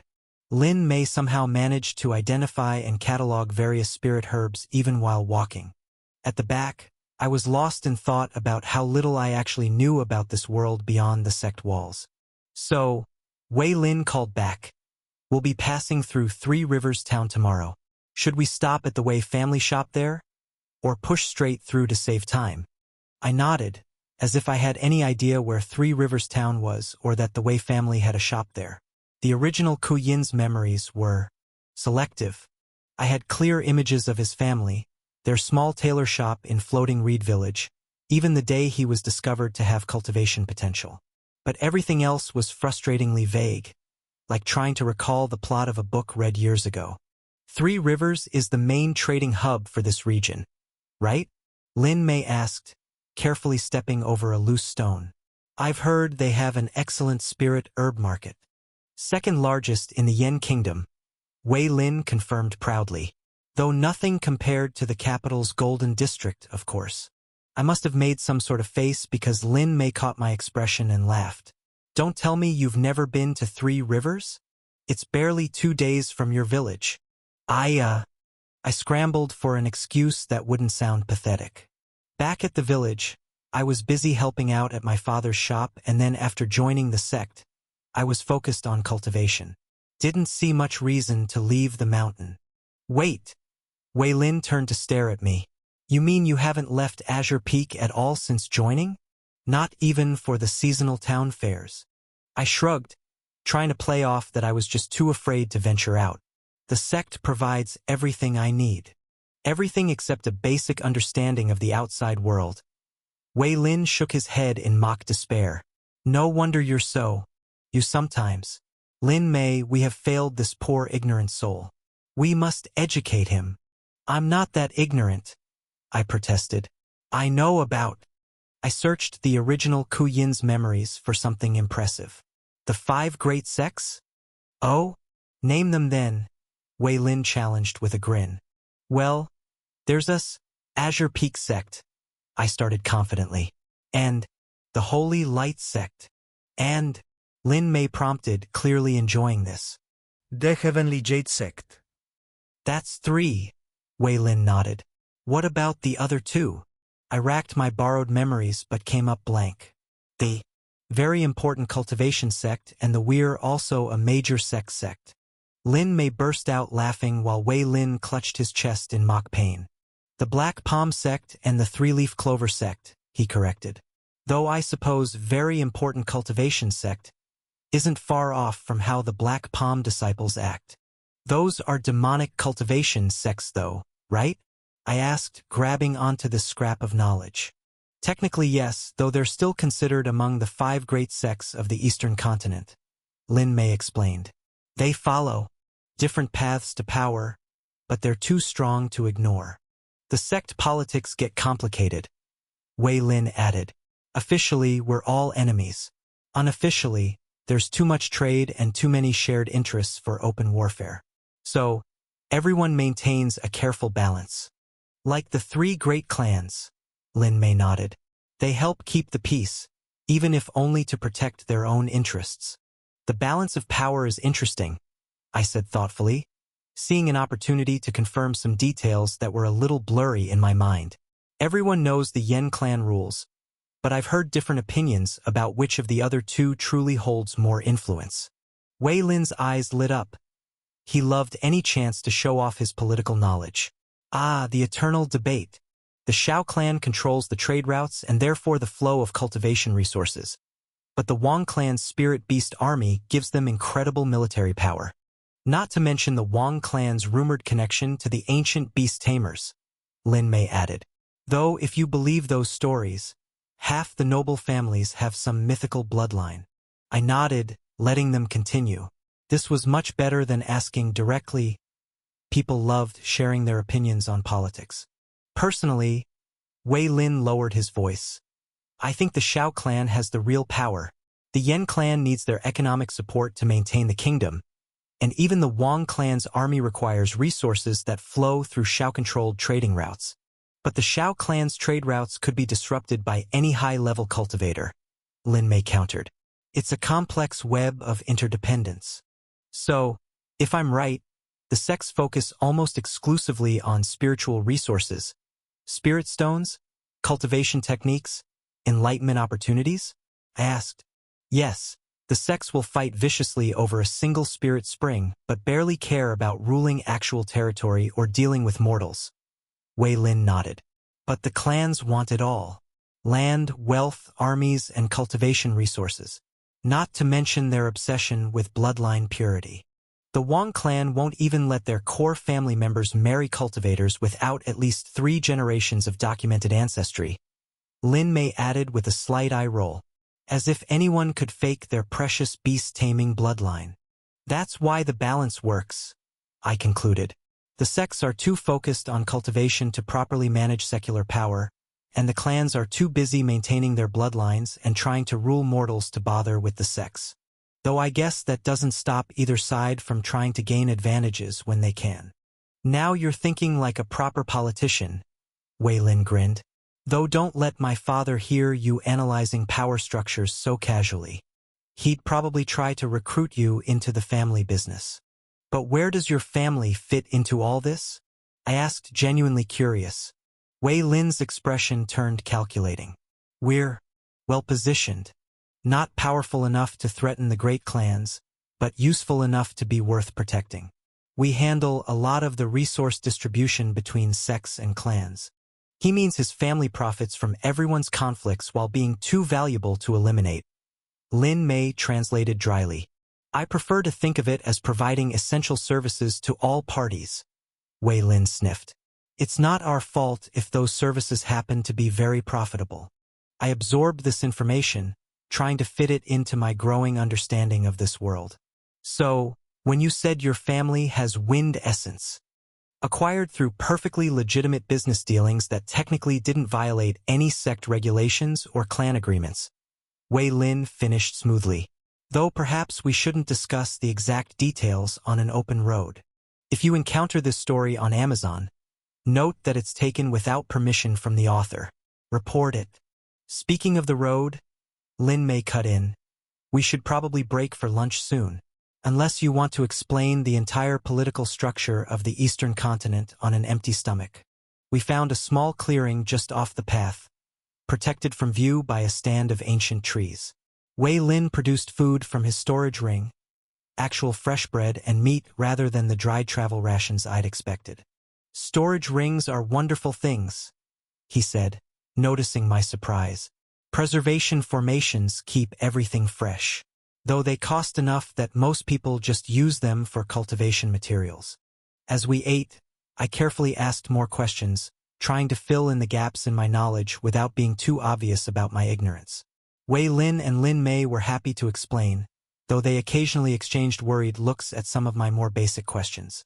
I learned that the Eastern continent was actually the smallest of the 4 great continents, but had the highest concentration of spirit veins, making it ideal for cultivation. The Yan kingdom controlled roughly a third of it, with various other powers dividing the rest. The Western continent is mostly wasteland now, Lin Mei explained between bites. Some great war between immortal cultivators 10,000 years ago. The northern continent is all ice and savage cultivation clans.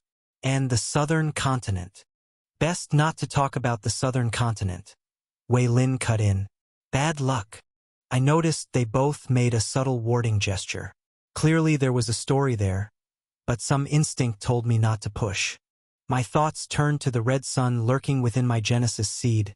Its violent, almost predatory nature felt uncomfortably similar to what I'd heard about demonic cultivation techniques. I needed to understand this aspect of cultivation better, but asking directly would be suspicious.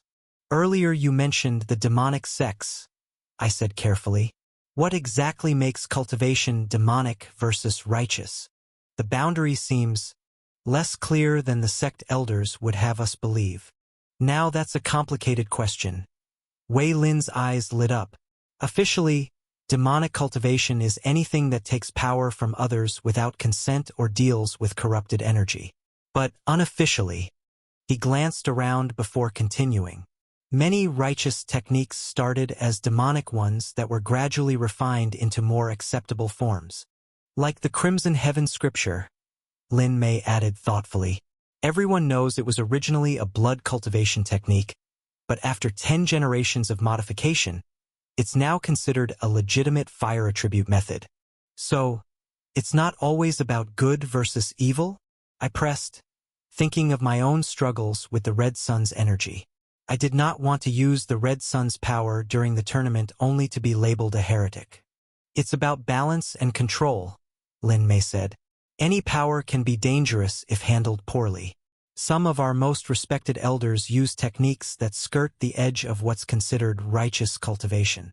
They just maintain strict discipline and understand the risks. Wei Lin nodded.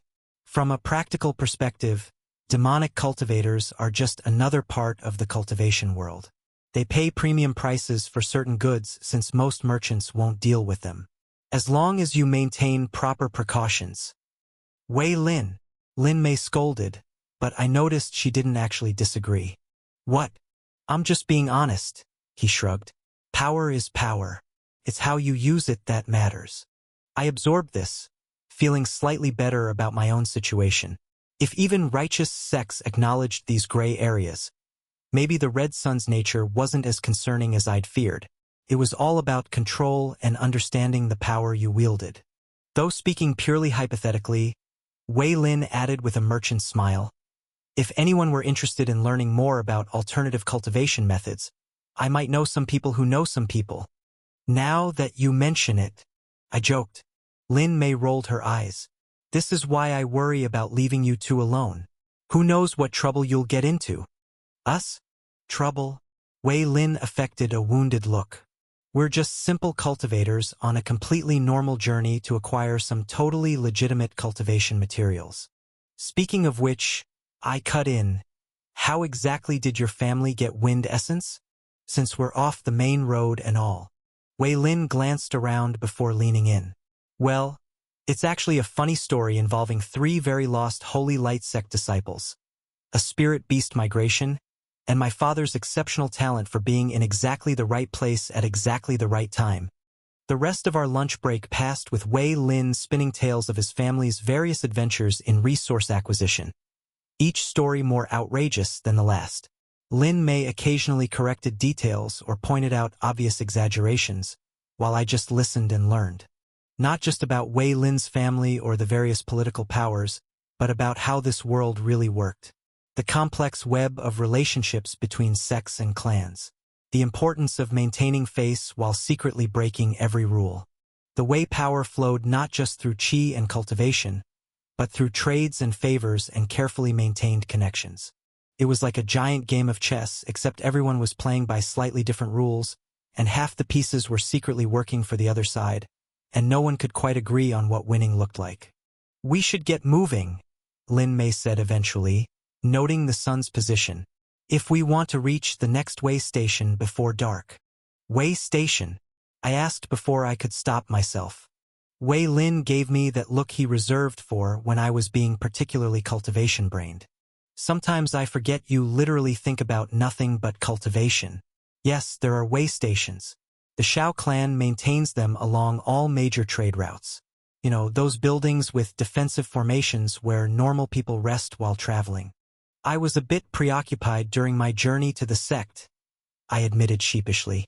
Pretty sure I spent the whole time reciting cultivation basics and worrying about the trials. Of course you did, Lin Mei laughed. They're warded against spirit beasts and have basic defensive formations. Most travelers plan their journeys around them. Somewhat less secure since the incident with the snake cultivator last year, Wei Lin added, but still safer than camping in the open. I decided not to ask about the snake cultivator incident. Some things were probably better left unknown. As we packed up and returned to the road, I found myself grateful for my friend's willingness to explain things without too many questions about my ignorance. Even if they clearly thought I was oddly sheltered, they seemed to accept it as just another Ku'in quirk. Chapter 37. Way Station. The way station appeared just as the sun was beginning to set, its stone walls glowing orange in the fading light. It wasn't what I'd expected. Instead of the simple rest stop I'd imagined, it was more like a small fortress town, complete with defensive walls and watchtowers. Home away from home, Wei Lin announced as we approached the main gates. Well, if home was significantly smaller and occasionally infested with spirit beasts. 2 guards in Shao clan uniforms stood at attention by the entrance, their cultivation levels carefully suppressed but still noticeable to my spiritual sense. Both at the elemental realm. They gave Wei Lin's merchant token a cursory glance before waving us through. Inside, the way station was bustling with activity despite the late hour. Merchants hawked their wares from colorful stalls, travelers gathered around communal cooking fires, and a few cultivators sat in meditation near the walls, taking advantage of the station's protective formations. The formations here are interesting, I noted, examining the subtle energy patterns woven into the walls. They're not just defensive, there's something else. Trade protection formations, Wei Lin explained, prevents spiritual fluctuations that might damage cultivation materials. Can't have valuable merchandise getting ruined because someone decided to practice their techniques nearby. Lin Mei was already drifting toward a row of stalls selling dried herbs and cultivation materials. Look at these 9 heart flowers. I've never seen them preserved so perfectly. Wei Lin followed her gaze. The preservation technique is decent, but the coloring suggests they're at least 2 months old. The potency would be significantly reduced. Still useful for basic medicine preparation, Lin Mei argued. And look, they have cloud pearl grass too. I hung back as I looked around. The way station's interior was divided into distinct sections, an open marketplace near the entrance, residential quarters along the back wall, and what looked like training areas off to one side. Hungry? Wei Lin asked, noticing my wandering attention. The food stalls here are actually decent.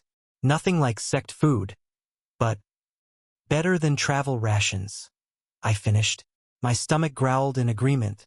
We'd been walking for hours since lunch. We found a stall selling hot noodles, the aroma of spices drawing a steady stream of customers. 3 bowls of the house special, Wei Lin ordered, producing a low-grade spirit stone. And yes, I'm paying, he added before I could protest. Consider it part of your cultural education. The noodles were excellent, spicy enough to warm us after the long day's walk, with tender strips of meat and vegetables that spoke of quality ingredients. We found seats at one of the communal tables, joining a mix of merchants and travelers. So, Lin Mei said between bites, what's the most interesting thing you've seen at a way station? Wei Lin thought for a moment. Probably the time I saw 2 elemental realm cultivators get into a bidding war over a spirit beast egg. Turned out to be a fake, just a really well-crafted reproduction. The argument afterward was memorable. Let me guess, I said dryly. Your father happened to have a real spirit beast egg available? Pure coincidence, I assure you. Wei Lin's innocent expression wasn't fooling anyone, though he did make an excellent profit. As we ate, I observed the flow of people around us. Merchants haggled over prices in at least 3 different languages. A group of young cultivators compared technique notes while trying to look casual about it. 2 elderly women in simple robes played a complex board game that seemed to involve actual spiritual energy. Look, Lin Mei nudged Wei Lin, pointing to a stall selling ornamental cultivation tools. Aren't those beautiful? The items in question were a set of jade cutting tools, each piece carved with formations that enhanced their effectiveness with spirit herbs. They were genuinely impressive work. Wei Lin examined them for a moment, then smiled. They're not bad. Want a closer look? Lin Mei hesitated. They're probably expensive. Let me worry about that. Wei Lin was already standing. Consider it an early celebration gift for when you become the herb garden's head cultivator. That position won't be open for years, Lin Mei protested, but she followed him to the stall. I watched as Wei Lin haggled with the merchant, his casual demeanor masking sharp bargaining skills. The final price was still significant, probably several months' worth of an outer disciple's stipend. But Wei Lin handed over the spirit stones without hesitation. Stolen from its rightful place, this narrative is not meant to be on Amazon. Report any sightings. Lin Mei's eyes lit up as she examined her new tools. These formations, they're perfect for precision cutting. And look at how they channel spiritual energy. Only the best for my favorite herbalist, Wei Lin said with exaggerated gallantry, earning himself a playful swat on the arm. I smiled at their interaction while carefully avoiding looking too closely at any of the merchandise myself. My spirit stone pouch felt very light, and I needed every bit for cultivation materials. See anything you like? Wei Lin asked, noticing my careful distance from the stalls. I shook my head. I'm good. Need to save resources for cultivation. You know I could. I know. I cut him off with a smile. But you've already helped enough. Besides, I'm not much for shopping anyway. It was true, even in my original world. I'd never been one for buying things just because they caught my eye. The original Ku'in seemed to have been similar from what I gathered from his memories. Wei Lin led us to the residential section of the Wei Station, where individual rooms could be rented for the night. The prices were reasonable enough, clearly meant to encourage travelers to stay rather than risk camping outside. How many rooms? The clerk asked, looking between the three of us. Wei Lin and Lin Mei exchanged a quick glance before both looking at me. I caught their meaning immediately and put up my hands. I don't mind getting my own room if you two want to share, I offered, trying to be casual about it. Lin Mei's cheeks colored slightly. Despite her obvious closeness with Wei Lin, she was still conscious of propriety, or at least the appearance of it. 2 rooms is fine. Wei Lin cut in smoothly, clearly trying to spare Lin Mei any embarrassment. Ku'in and I can share. We're used to staying up late talking about cultivation anyway. I nodded. It wouldn't be the first time I'd shared a room. I used to be a university student after all. The rooms were simple but clean, each with 2 beds, a small table, and basic washing facilities. Lin Mei disappeared into hers with a quiet good night, and a last lingering look at Wei Lin that made me suddenly very interested in examining the wall. You two are cute together, I said once we were in our room. In an awkward, trying not to be obvious way. Wei Lin threw a pillow at me. Says the guy who wouldn't recognize romance if it hit him with a spirit technique. He paused. Though I suppose that's actually happened now, hasn't it? I groaned, remembering Wu Lihua's very public interest. Can we not talk about that? Fine. Wei Lin flopped onto his bed. Though you have to admit, having a core disciple's attention is usually considered a good thing. Usually doesn't involve being used as a prop in someone else's relationship drama, I pointed out. True. Wei Lin was quiet for a moment. Hey, about earlier with the shopping. I wasn't trying to make you uncomfortable.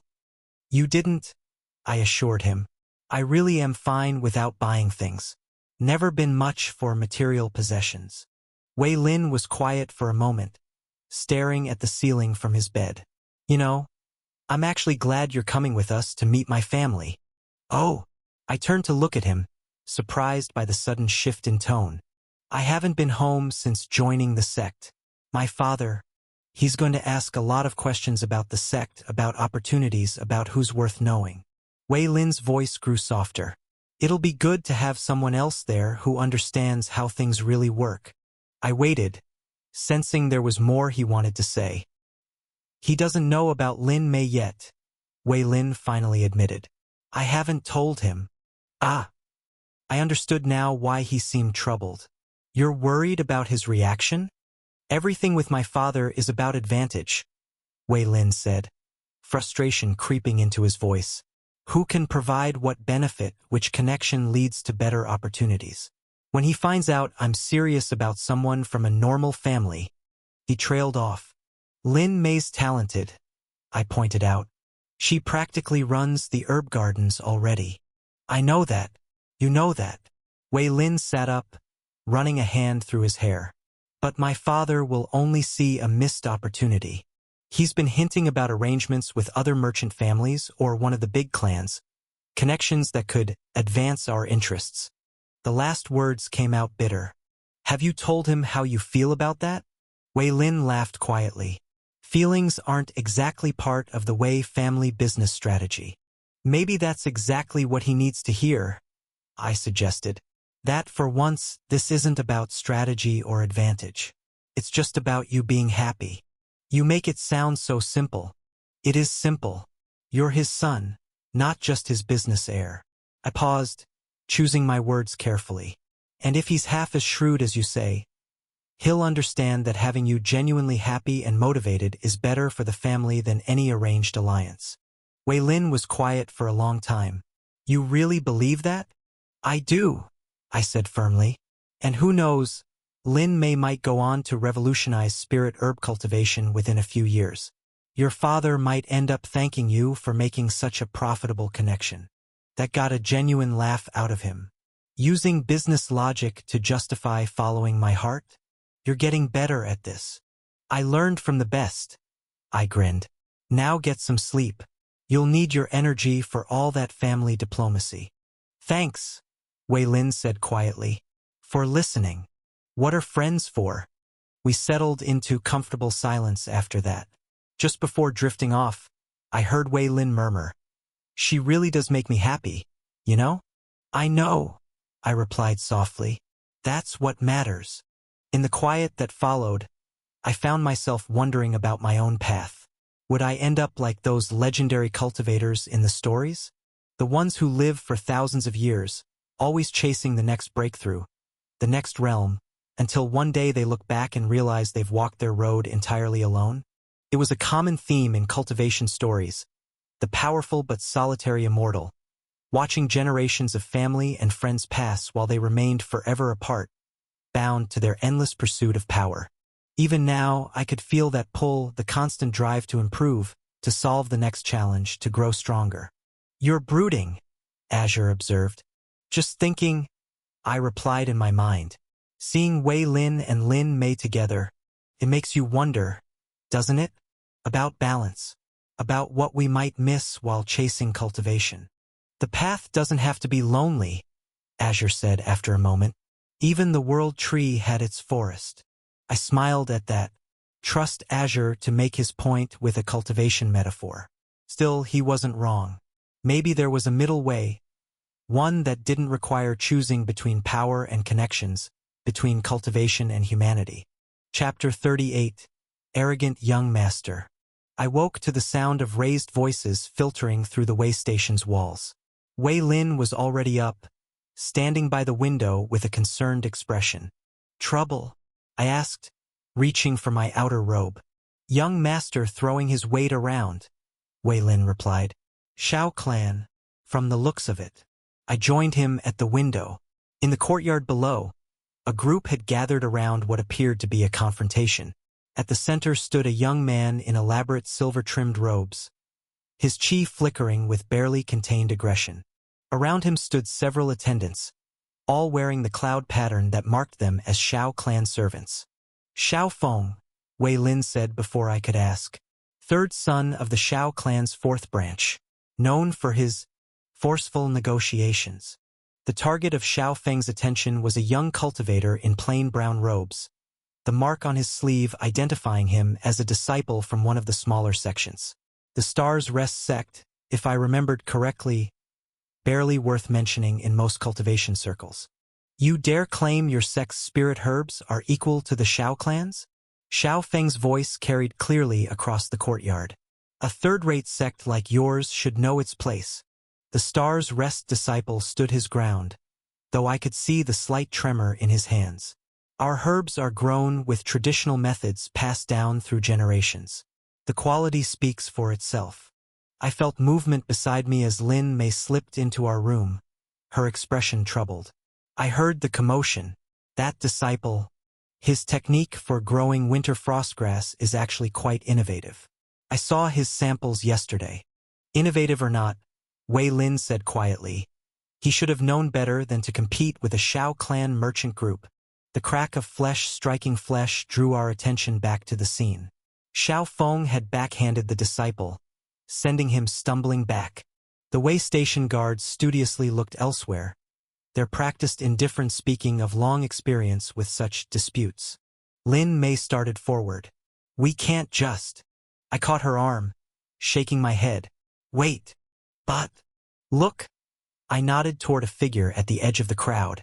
A young man in simple but well-made robes, his hand resting casually on a sword hilt.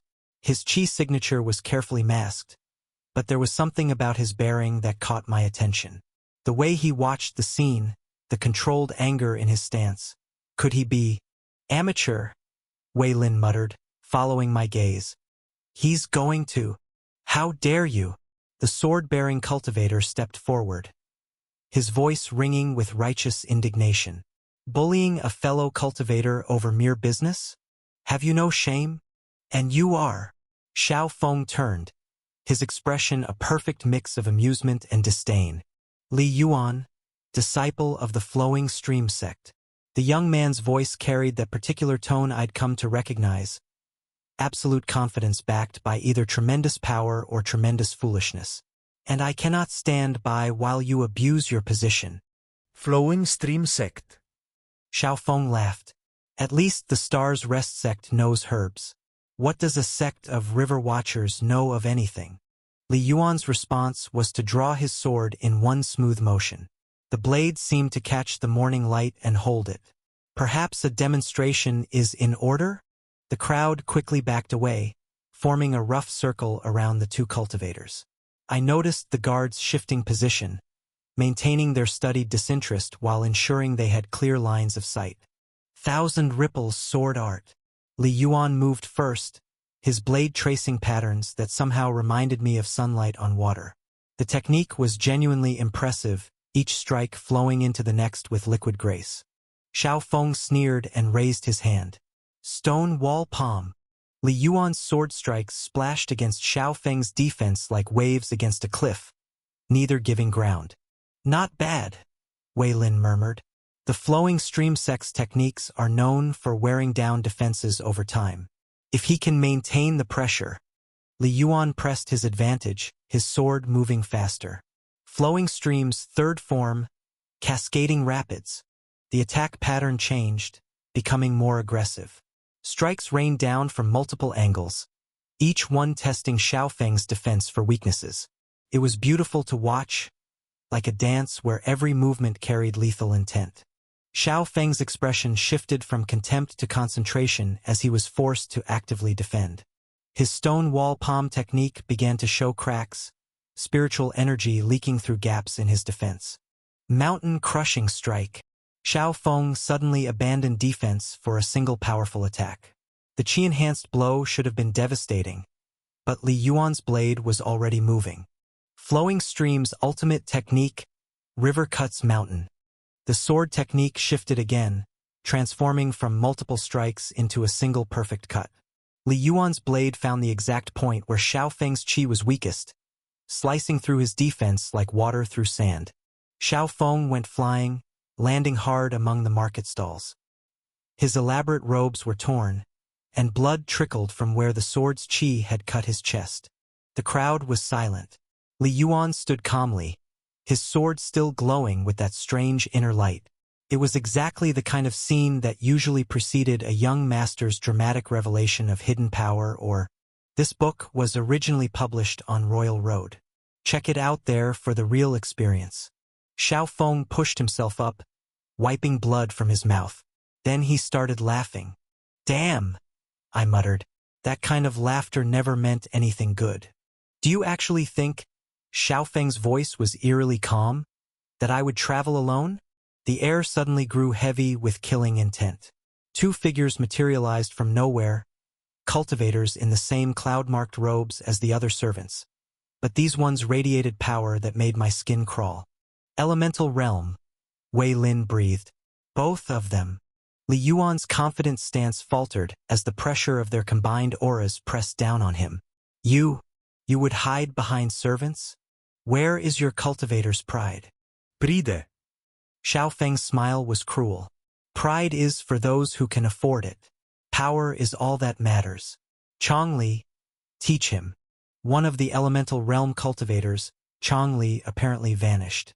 He reappeared directly in front of Li Yuan, who was still trying to make some speech about justice and righteousness. The guard's hand moved in a casual backhand that sent Li Yuan flying through several market stalls. I winced at the sound of impact. From the angle of Li Yuan's neck as he lay among the wreckage, I was pretty sure we wouldn't be seeing any dramatic comeback. "Destroy the body," Xiaofeng ordered, brushing dust from his robes. "Make sure there's nothing left to find." Chong Li nodded and raised his hand. A ball of pure white fire formed in his palm, not regular fire, but spiritual flame hot enough to incinerate both flesh and soul. He flicked his fingers and the flame engulfed Li Yuan's broken form. I watched as the body crumbled to ash in seconds, not even bones remaining. Well, there went any hope of Li Yuan being a secret protagonist who would return later for revenge. Even in cultivation novels, it was hard to come back from having both your body and soul reduced to nothing. "Let that serve as a lesson about knowing one's place," Xiaofeng announced to the silent crowd. I added, completely destroyed by elemental realm spiritual fire, to my mental notes about the training accident, report the guards would undoubtedly file. Another would-be protagonist, another tragic end. In cultivation novels, the hero always survived such encounters through plot armor or hidden powers. Reality was rarely so accommodating. "And that," Wei Lin said quietly as the crowd began to disperse, "is why we don't interfere in young master's business." Lin Mei was pale but nodded. I understand, but it's not right." "Right doesn't matter," I said, surprising myself with the bitterness in my voice. "This world operates on power. Everything else is just pretty words we tell ourselves." Wei Lin gave me an odd look. "That's surprisingly cynical coming from you." I shrugged, not trusting myself to explain further. How could I tell them that I'd seen this scene play out countless times in stories? That for every successful protagonist who rose from humble beginnings to shake the heavens, there were thousands of nameless cultivators who died thinking they could change things through determination alone? "The problem is," I said carefully, "many cultivators speak and act like they're heaven's chosen. They make grand speeches about justice and righteousness, challenge young masters without regard for consequences, and believe their determination will somehow overcome vast power gaps. And that's bad," Lin Mei asked. "It's suicidal," Wei Lin answered before I could. "The cultivation world isn't a story. Power is real, consequences are real, and acting like you're the hero of some grand tale is a good way to end up dead." I nodded. "You either need to be completely insane or have absolute confidence in your abilities to act like that. And it's always safer to assume someone has that confidence for a reason. My father always says the successful merchant is the one who assumes everyone else is stronger, richer, and smarter than they appear," Wei Lin added. "Same principle applies here." The Wei station was returning to its normal morning routine, merchants already setting up replacement stalls as if nothing had happened. The Xiao clan guards had resumed their posts, and Xiaofeng was holding court among his followers as if the entire incident had been merely amusing entertainment. "We should get moving," Wei Lin said, checking the sun's position. "Better to be well away before the young master decides he needs more entertainment." As we gathered our things and prepared to leave, I couldn't help but think about Li Yuan. Had he really believed his righteousness would protect him? Or had he known the risks and chosen to act anyway? "His qi had signs of recent advancement," Azure commented, "likely drunk on his breakthrough to the 7th stage of qi condensation. Combined with what appeared to be a legendary greatsword, a common recipe for tragedy. Young cultivators often mistake new power for invincibility." I nodded slightly. Azure had a point. I'd noticed the sword's unique glow myself.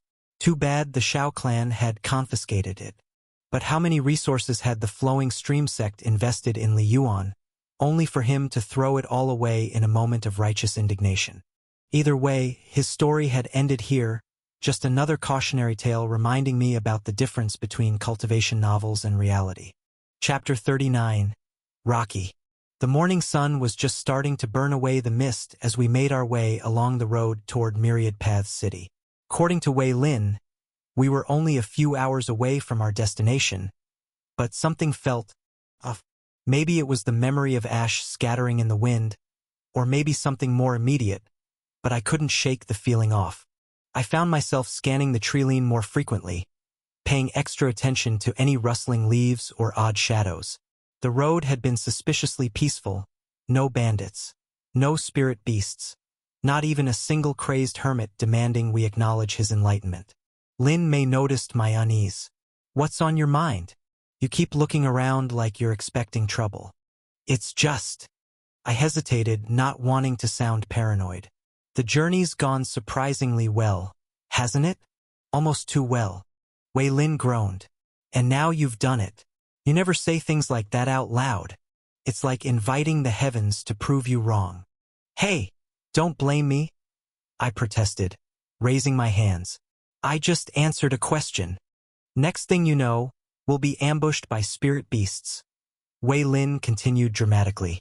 "Or maybe some rogue cultivators will demand we hand over all our treasures. Or perhaps a wandering immortal will descend from the heavens and challenge us to a poetry competition," Lin Mei suggested with a grin. "Don't even joke about that," Wei Lin shuddered. "My father once told me about a time he actually met a drunk immortal who insisted everyone communicate in 5-character verses for an entire day." "You're making that up," I accused. "I wish I was." Apparently, the whole city had to. Wei Lin trailed off, his eyes widening as we rounded a bend in the road. Standing before us, completely blocking the path, was what could only be described as a living mountain. The creature was easily 15 feet tall, with a body that seemed to be made entirely of craggy stone. Its broad features were vaguely humanoid, but in the way a child might carve a face into a boulder, all rough angles and approximations. We all tensed, dropping into defensive stances almost instinctively. The creature made no aggressive moves, however. Instead, it simply stood there, massive arms extended with its palms up, as if waiting for something. "Wei Lin," I said slowly, "you didn't mention anything about having to pay an entrance fee to a rock." "That's because we don't," he replied, frowning. "I've never seen anything like this on the road to the city before. 100 spirit stones to pass," a high-pitched voice announced from above. We looked up to see a small figure drop from a nearby tree, landing on the stone giant's shoulder. It was a boy who couldn't have been more than 11 or 12, with wild black hair and the kind of grin that immediately made you want to check if your money pouch was still there. He wore simple brown robes that had clearly seen better days, and he patted the stone creature's head affectionately. "Isn't that right, Rocky?" the boy asked. The stone giant, apparently named Rocky, rumbled in what seemed like agreement. "We're not paying anything," Wei Lin stated firmly. "This is a public road." 90 spirit stones? The boy countered immediately. "That's a bargain. Rocky here usually charges way more. Don't you, buddy?" The stone giant nodded, though I got the distinct impression it was just copying the boy's movements. "That's not happening," Wei Lin replied. 50 spirit stones? The boy tried again. "Come on. That's practically giving it away." "Listen." Lin Mei stepped forward, her voice gentle. "Where are your parents? It's not safe for a child to be out here alone." The boy's grin vanished instantly. "I'm not a child. And I'm not alone. I have Rocky. And don't try to act all concerned, you old lady." Lin Mei's kind smile froze in place. I could practically feel the temperature drop. "Azure," I thought quietly, "what can you tell me about that creature?" "It's a stone guardian," Azure replied. "A type of elemental spirit beast that typically forms in mineral-rich areas. They can grow quite powerful by absorbing precious stones and metals. This one, however, is only at the 5th stage of chi condensation. Given their natural growth rate, it must be quite young or severely undernourished." 5th stage. I frowned. That was still well above any of our cultivation levels. "And the boy? There's a soul bond between them," Azure confirmed. "Quite strong, actually. The boy must have encountered the Guardian when it first formed." The negotiation was deteriorating quickly. The boy had dropped all pretense of bargaining and was now just shouting increasingly creative insults. with a particular focus on Lin Mei's advanced age. Last chance, the boy announced. Pay up or face the consequences. When he got no reply, his face reddened. Rocky, show them what you can do. The boy leaped back into the trees as Rocky's massive fist came hurtling toward us. We scattered in different directions as the blow struck the ground where we'd been standing, leaving a crater nearly 6 feet wide. I met Wei Lin and Lin Mei's eyes, and we exchanged quick nods. We'd trained together enough to know each other's styles. Drawing on my chi, I reached out to the natural energy in the ground. A thick vine erupted from the earth behind Rocky, wrapping around his stone limbs. Sweat immediately beaded on my forehead. This was nothing like practice. The creature's raw strength was incredible, and every movement threatened to snap my control. I could maintain the technique for a few seconds at most, hopefully enough time for the others to act. Flowing river strike. Lin Mei's voice rang out as she executed her technique. A concentrated blast of water chi struck Rocky's chest with surprising force, sending him staggering backward. My vines snapped under the strain, but they'd served their purpose. Wind blade art, crescent moon slash. Wei Lin followed up immediately, his chi forming into sharp crescents that struck Rocky's limbs with precision.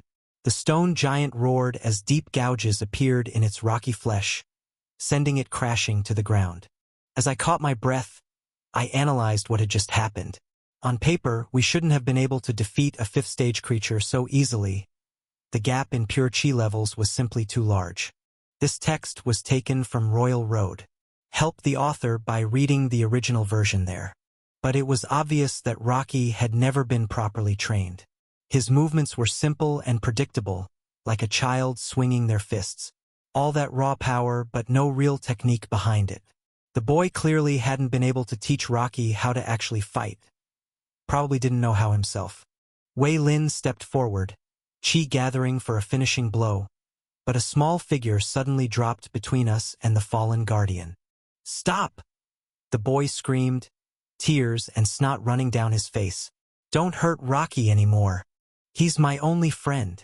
Behind him, the stone giant was making a sound that could only be described as crying, a deep, resonant rumble that somehow conveyed pure distress. Small pebbles actually fell from its eyes like tears. I let out a long sigh. We just beat up a kid's pet rock, didn't we? Guardian spirit beast, Azure corrected. Wei Lin lowered his hands, dispersing his gathered chi. Okay, enough. Everyone calm down. No one else is getting hurt. He turned to the boy. What's your name, kid? The boy sniffled, wiping his nose on his sleeve. Lu Chen. And I'm not a kid. All right, Lu Chen, who is definitely not a kid, Wei Lin said patiently. Want to tell us why you and Rocky are out here charging tolls? We need spirit stones, Lu Chen mumbled. Rocky's hungry. He's supposed to eat precious stones to grow stronger, but... He looked down, shoulders slumping. I can't afford any good ones. Just regular rocks don't help him get stronger anymore. Lin Mei's expression softened despite her earlier annoyance. Where are you from? Surely someone must be looking for you. Nowhere, Lu Chen said quickly. Too quickly. It's just me and Rocky. We take care of each other. I shared a look with Wei Lin. There was definitely more to this story. Listen, I said, an idea forming. What if we could help Rocky get stronger without charging tolls? Lu Chen looked up suspiciously. How? Well, I glanced at Wei Lin, who nodded slightly, understanding my intention. We happen to be heading to Myriad Paths City. I bet they have all sorts of mineral deposits that would be perfect for a growing stone guardian. Really? Lu Chen's eyes lit up, then narrowed. But they wouldn't just let Rocky eat their precious stones. Maybe not, Wei Lin cut in smoothly. But I know some people who might be willing to make arrangements. Legitimate ones, he added quickly. No more highway robbery required. I don't know. Lu Chen looked uncertain. The last time we went near a city, the guards. You'll be with us, Lin Mei assured him. And Rocky can wait in the forest nearby. We'll bring samples out to him. The boy looked between us and his stone friend, clearly torn. Rocky made a gentle rumbling sound and carefully patted Lu Chen's head with one massive finger. Fine, Lu Chen finally said. But if you try anything funny. He attempted to look threatening, which was somewhat undermined by him having to wipe his nose again. No funny business, I promised solemnly. Just some civilized discussion about proper mineral nutrition for growing stone guardians. As we stood around the fallen stone guardian, Lu Chen ran his small hands over Rocky's damaged limbs. To our surprise, the deep gouges from Wei Lin's wind blades began to fill themselves in, loose pebbles and gravel floating up from the ground to merge with Rocky's form. It was like watching a puzzle reassemble itself, each piece finding its proper place with soft grinding sounds. Come on, Rocky, Lu Chen encouraged, patting the stone giant's chest. You can do it. Rocky's body rumbled, and suddenly the process accelerated. Chunks of stone lifted themselves from the crater his fall had created, spinning through the air before locking into place. Even the dust from our battle swirled upward, filling in the smallest gaps until his rocky hide was as solid as before. With a sound like a small avalanche, Rocky pushed himself up to his feet. The movement was surprisingly graceful for something so massive, each limb shifting and adjusting until he stood at his full height once again. He flexed his restored arms experimentally, pebbles clicking as they settled into their final positions. That's actually pretty impressive, I said, staring at the reformed giant. Rocky's the best, Lu Chen beamed proudly. He just needs a little time to pull himself together. I couldn't help but smile at the proud tone in the boy's voice. I can't believe you actually said the journey was going too well, Wei Lin muttered as we resumed walking, now with two rather unusual additions to our group. Hey, at least it wasn't bandits, I pointed out. Or wolves. Or that crazy hermit you mentioned. Don't even start, he warned. We still have 2 hours until we reach the city. Ahead of us, Lu Chen was chattering excitedly to Rocky about all the different kinds of stones they might get to try. The stone giant nodded along enthusiastically, occasionally making rumbling sounds that might have been attempts at conversation. Lin Mei fell into step beside me. You know, we just adopted a child and his pet mountain, right? Could be worse, I shrugged. At least he seems well behaved. He does behave, right? We all turned to look at Lu Chen. Hey kid, Wei Lin called out. Quick question about Rocky's destructive tendencies. He doesn't randomly smash things when he's excited, does he? Of course not, Lu Chen protested. Rocky's very gentle. Well, except for that one time with the merchant caravan, but they started it. And maybe the incident with the bridge, but that was already pretty rickety anyway. Oh, and there was that small landslide, but that wasn't his fault since he was just trying to scratch his back against the mountain. As Lu Chen continued listing various, not technically Rocky's fault incidents, each worse than the last, I found myself thinking that maybe this was exactly the kind of trouble we were supposed to run into. Not every challenge needed to be life or death, and sometimes the best solution wasn't about who could hit harder. Though I did make a mental note to never again comment on how smoothly a journey was going. There were some temptations you just don't risk. Chapter 40, Myriad Paths City. Myriad Paths City lived up to its name.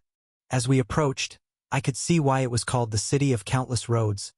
Dozens of major thoroughfares converged on its walls like spokes on a wheel, each one a vital artery connecting to some distant part of the cultivation world. Trade caravans and travelers flowed along these paths in an endless stream, giving the city the appearance of a massive spider web with the urban center as its heart. Every major road in the eastern continent passes through here, Wei Lin explained, noticing my wide-eyed observation. The original city was built at the intersection of 3 ancient spirit veins. Over time, as cultivation sects established themselves across the continent, new roads were built to connect them all through this central point. The spirit veins are why it became such an important hub? I asked, genuinely curious. Partly, Wei Lin nodded. The veins made it easier to maintain the massive formation arrays that protect the city. But honestly, it's mostly just geography. We're at the perfect midpoint between the major mountain ranges where most sects build their strongholds.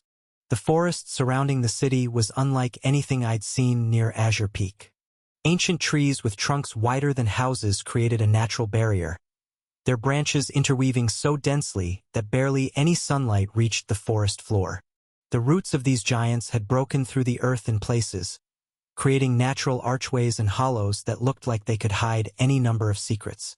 "This is perfect," Lu Chun declared, leading us to one such hollow beneath a particularly massive tree. "Rocky will be safe here, and no one will bother him." I watched as the boy hugged his stone friend's massive leg, his small arms not even reaching halfway around. "I'll be back soon, okay? Really soon. And I'll bring you the best stones I can find." Rocky made a low, rumbling sound that somehow managed to convey both reassurance and sadness. The stone giant carefully patted Lu Chen's head with one massive finger, showing surprising gentleness for something that could probably uproot the ancient tree we stood beneath. "You have to promise to stay hidden," Lu Chen continued, his voice wavering slightly. "No matter what, even if you hear something interesting, or smell some really nice stones, or if someone's being mean to a small animal. I know how you get about that. You have to stay right here." Wei Lin leaned close to me, whispering, "We won't even be gone that long. Isn't this a little excessive?" I watched as Lu Chun continued listing increasingly specific scenarios that Rocky wasn't allowed to intervene in, including but not limited to stopping bandits, helping lost travelers, or attempting to befriend any passing spirit beasts. "The kid clearly doesn't have anyone but Rocky," I replied quietly. "He's probably terrified something will happen while he's gone." I didn't add my other concern, that an elemental guardian of Rocky's caliber would be quite valuable to the right person.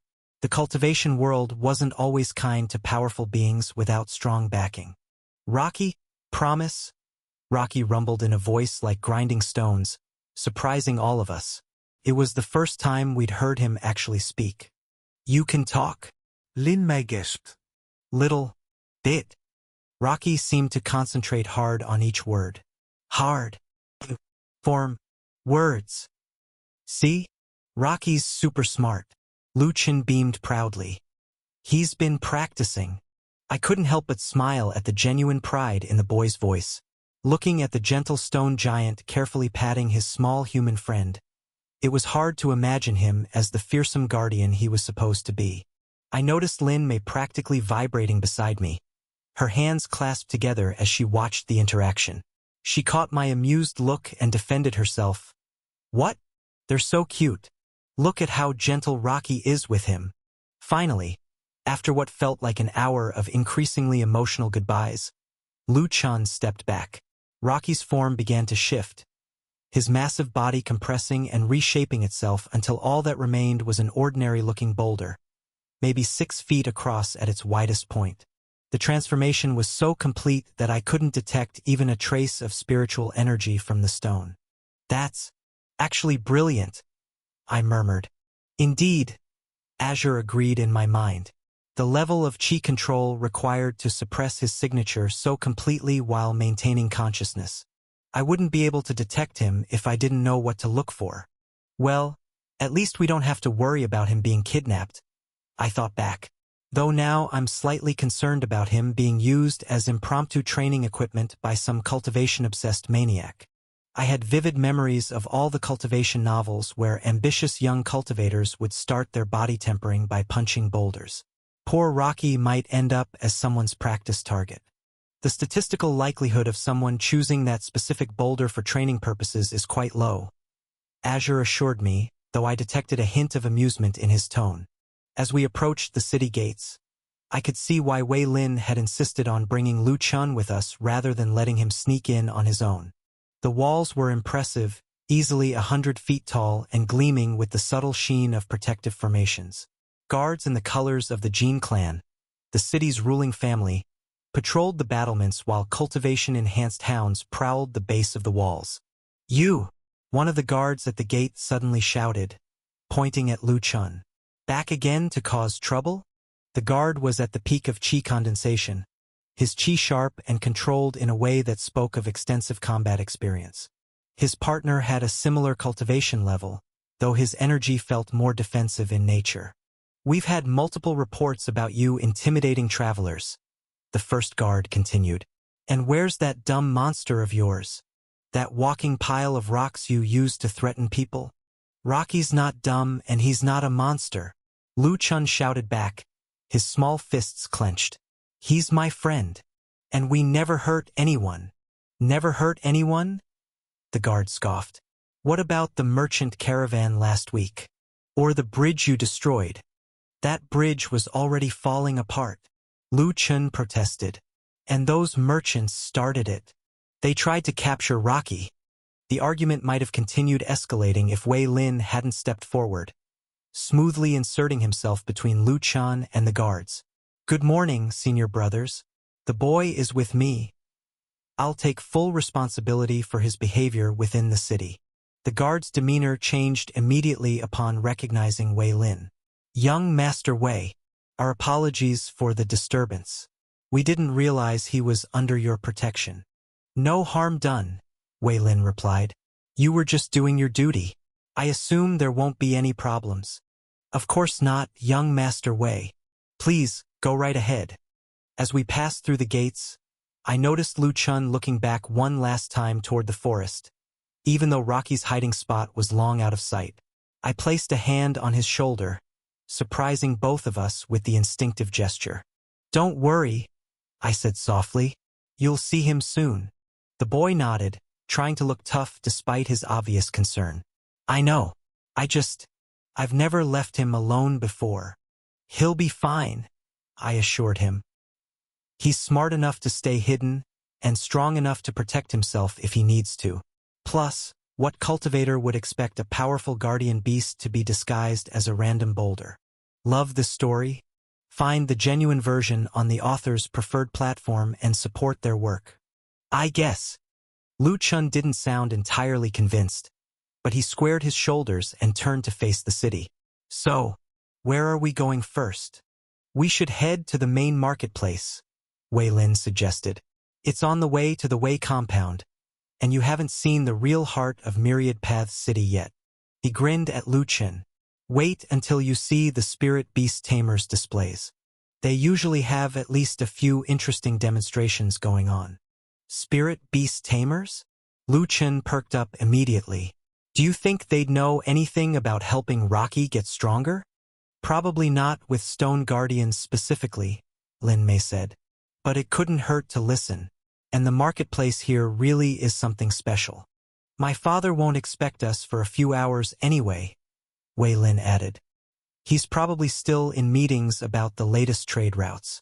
Might as well show you the best parts of the city first." I stared up at the Myriad Paths city skyline, where towering buildings made of white stone rose high into the clouds. Several cultivators were flying overhead on swords, completely ignored by the busy crowd below. The city's main street was filled with a cacophony of different languages, traders from the Southern Isles bargaining in their flowing speech, Northern continent cultivators speaking in sharp, clipped tones, even a few Western merchants with their distinctive accents. Thanks to whatever had brought me here, I understood them all perfectly, each language sounding like normal speech to my ears. Lu Chun pressed closer to our group as a particularly loud argument broke out between a shop owner and a customer. Their words incomprehensible to him but perfectly clear to me. "What are they saying?" he whispered to Wei Lin. No idea, Wei Lin shrugged. "Sounds like one of the Western languages," I almost explained before catching myself. It probably wouldn't be wise to reveal that I could somehow understand every language being spoken. That wasn't exactly a common ability, even among cultivators. "First time seeing a real cultivation city?" Wei Lin asked, noticing my expression. "That obvious?" I smiled sheepishly. "Everything's so alive. You should see it during the spring auction season," he replied. "This is actually quiet by comparison." We made our way through the crowded streets, Wei Lin occasionally pointing out landmarks. "That's the Celestial Pavilion Best Spirit Wine in the Eastern Continent. And over there's the Hall of 10,000 Formations. They say the building itself is one massive formation array, though no one's ever proven it. Every few steps, Lu Chun would crane his neck to stare at some new marvel, floating lanterns that shed different colored light based on the viewer's cultivation level, signs that rearranged their text to match the reader's native language, even simple things like the sheer variety of cultivation robes on display. The mineral market is this way. Wei Lin gestured down a side street. It's part of the larger cultivation resources district. The new street was notably quieter, with fewer casual shoppers and more serious-looking cultivators examining goods through special viewing formations. The buildings here were reinforced with spirit metal and carved with protective arrays, necessary precautions when dealing with volatile cultivation materials. As we walked through, Lu Chun was practically bouncing with each step, eyes wide at the various spirit stones on display. Actually, I said, watching him press his face against yet another shop window, while we're here, do you know if any shops sell earth essence? Several shops should have it. Master Tao might even. Wei Lin paused, considering. No, for pure earth essence, we should try the 9 Elements Pavilion first. They specialize in elemental essences. What's earth essence? Lu Chun asked, finally tearing himself away from a display of glowing crystals. It's a purified form of earth energy, Lin Mei explained as we walked. Very useful for certain cultivation methods. The 9 Elements Pavilion was larger than the other shops, with 9 different entrances each marked by a different elemental symbol. Wei Lin led us through the doorway marked with a mountain sigil. Lu Chun gasped as we entered. The shelves were lined with crystal bottles containing essences of varying colors and consistencies. Even Rocky would probably appreciate the pure earthen energy radiating from some of the containers. A young woman in earth-toned robes approached us. Young Master Wei, she bowed. How may we assist you today? We're looking for earth essence, Wei Lin replied. The highest purity you have in stock. The woman's eyes brightened. Ah, we just received a new shipment. Please, follow me. She led us to a display case where a single crystal bottle sat on a cushion of brown spiritual light. Inside, what looked like liquid stone swirled in mesmerizing patterns. Wow! Lu Chun breathed, pressing close to the display. It looks like what Rocky feels like inside, but liquid. 95% purity, the attendant said proudly. Extracted from the heart of the Stone Dragon Mountains. That's exceptional quality, Lin Mei nodded. The herb gardens usually only get 50% purity for our earth attribute plants. The price? Wei Lin asked. 1,500 spirit stones per bottle. I tried not to wince. That was 500 spirit stones more than what Senior Bu had offered it for. That's a lot, right? Lu Chun whispered, clearly trying to understand the cultivation world's economy. Like, more than the special stones for Rocky? Much more, Lin Mei confirmed softly. Wei Lin caught my expression and shook his head slightly. Thank you, but we'll have to pass for now. As we left the shop, I sighed. I guess Senior Bu's offer was more generous than I realized. Earth essence is getting more expensive, Wei Lin explained. There's been increasing demand from the major sects, and the extraction process is both dangerous and time-consuming. He patted my shoulder. Don't worry, we'll find another way. Maybe Rocky could help? Lu Chun suggested. He's good at finding special stones and earth stuff. We should focus on getting Rocky his own stones first, Lin Mei suggested. But it's not a bad idea. I found myself considering Lu Chen's suggestion more seriously than I'd initially expected to. A stone guardian's natural affinity for earth energy could be incredibly valuable for finding and extracting earth essence. Most cultivation sects had to rely on expensive formation arrays and specialized tools, but Rocky might be able to sense rich deposits naturally. And if he continued growing stronger, a dark thought crossed my mind. If I were a demonic cultivator, the simplest solution would be right in front of us. Rocky himself was essentially a massive concentration of high-quality earth essence. A few specialized techniques and I pushed the thought away, feeling slightly sick. The gentle giant had cried actual pebbles when hurt. No, I couldn't imagine harming him, even if he was made of exactly what I needed. Azure, I thought. What do you think about the potential of a stone guardian helping with earth essence extraction? Quite promising, Azure replied. Their innate connection to earth energy would make them perfect for the job.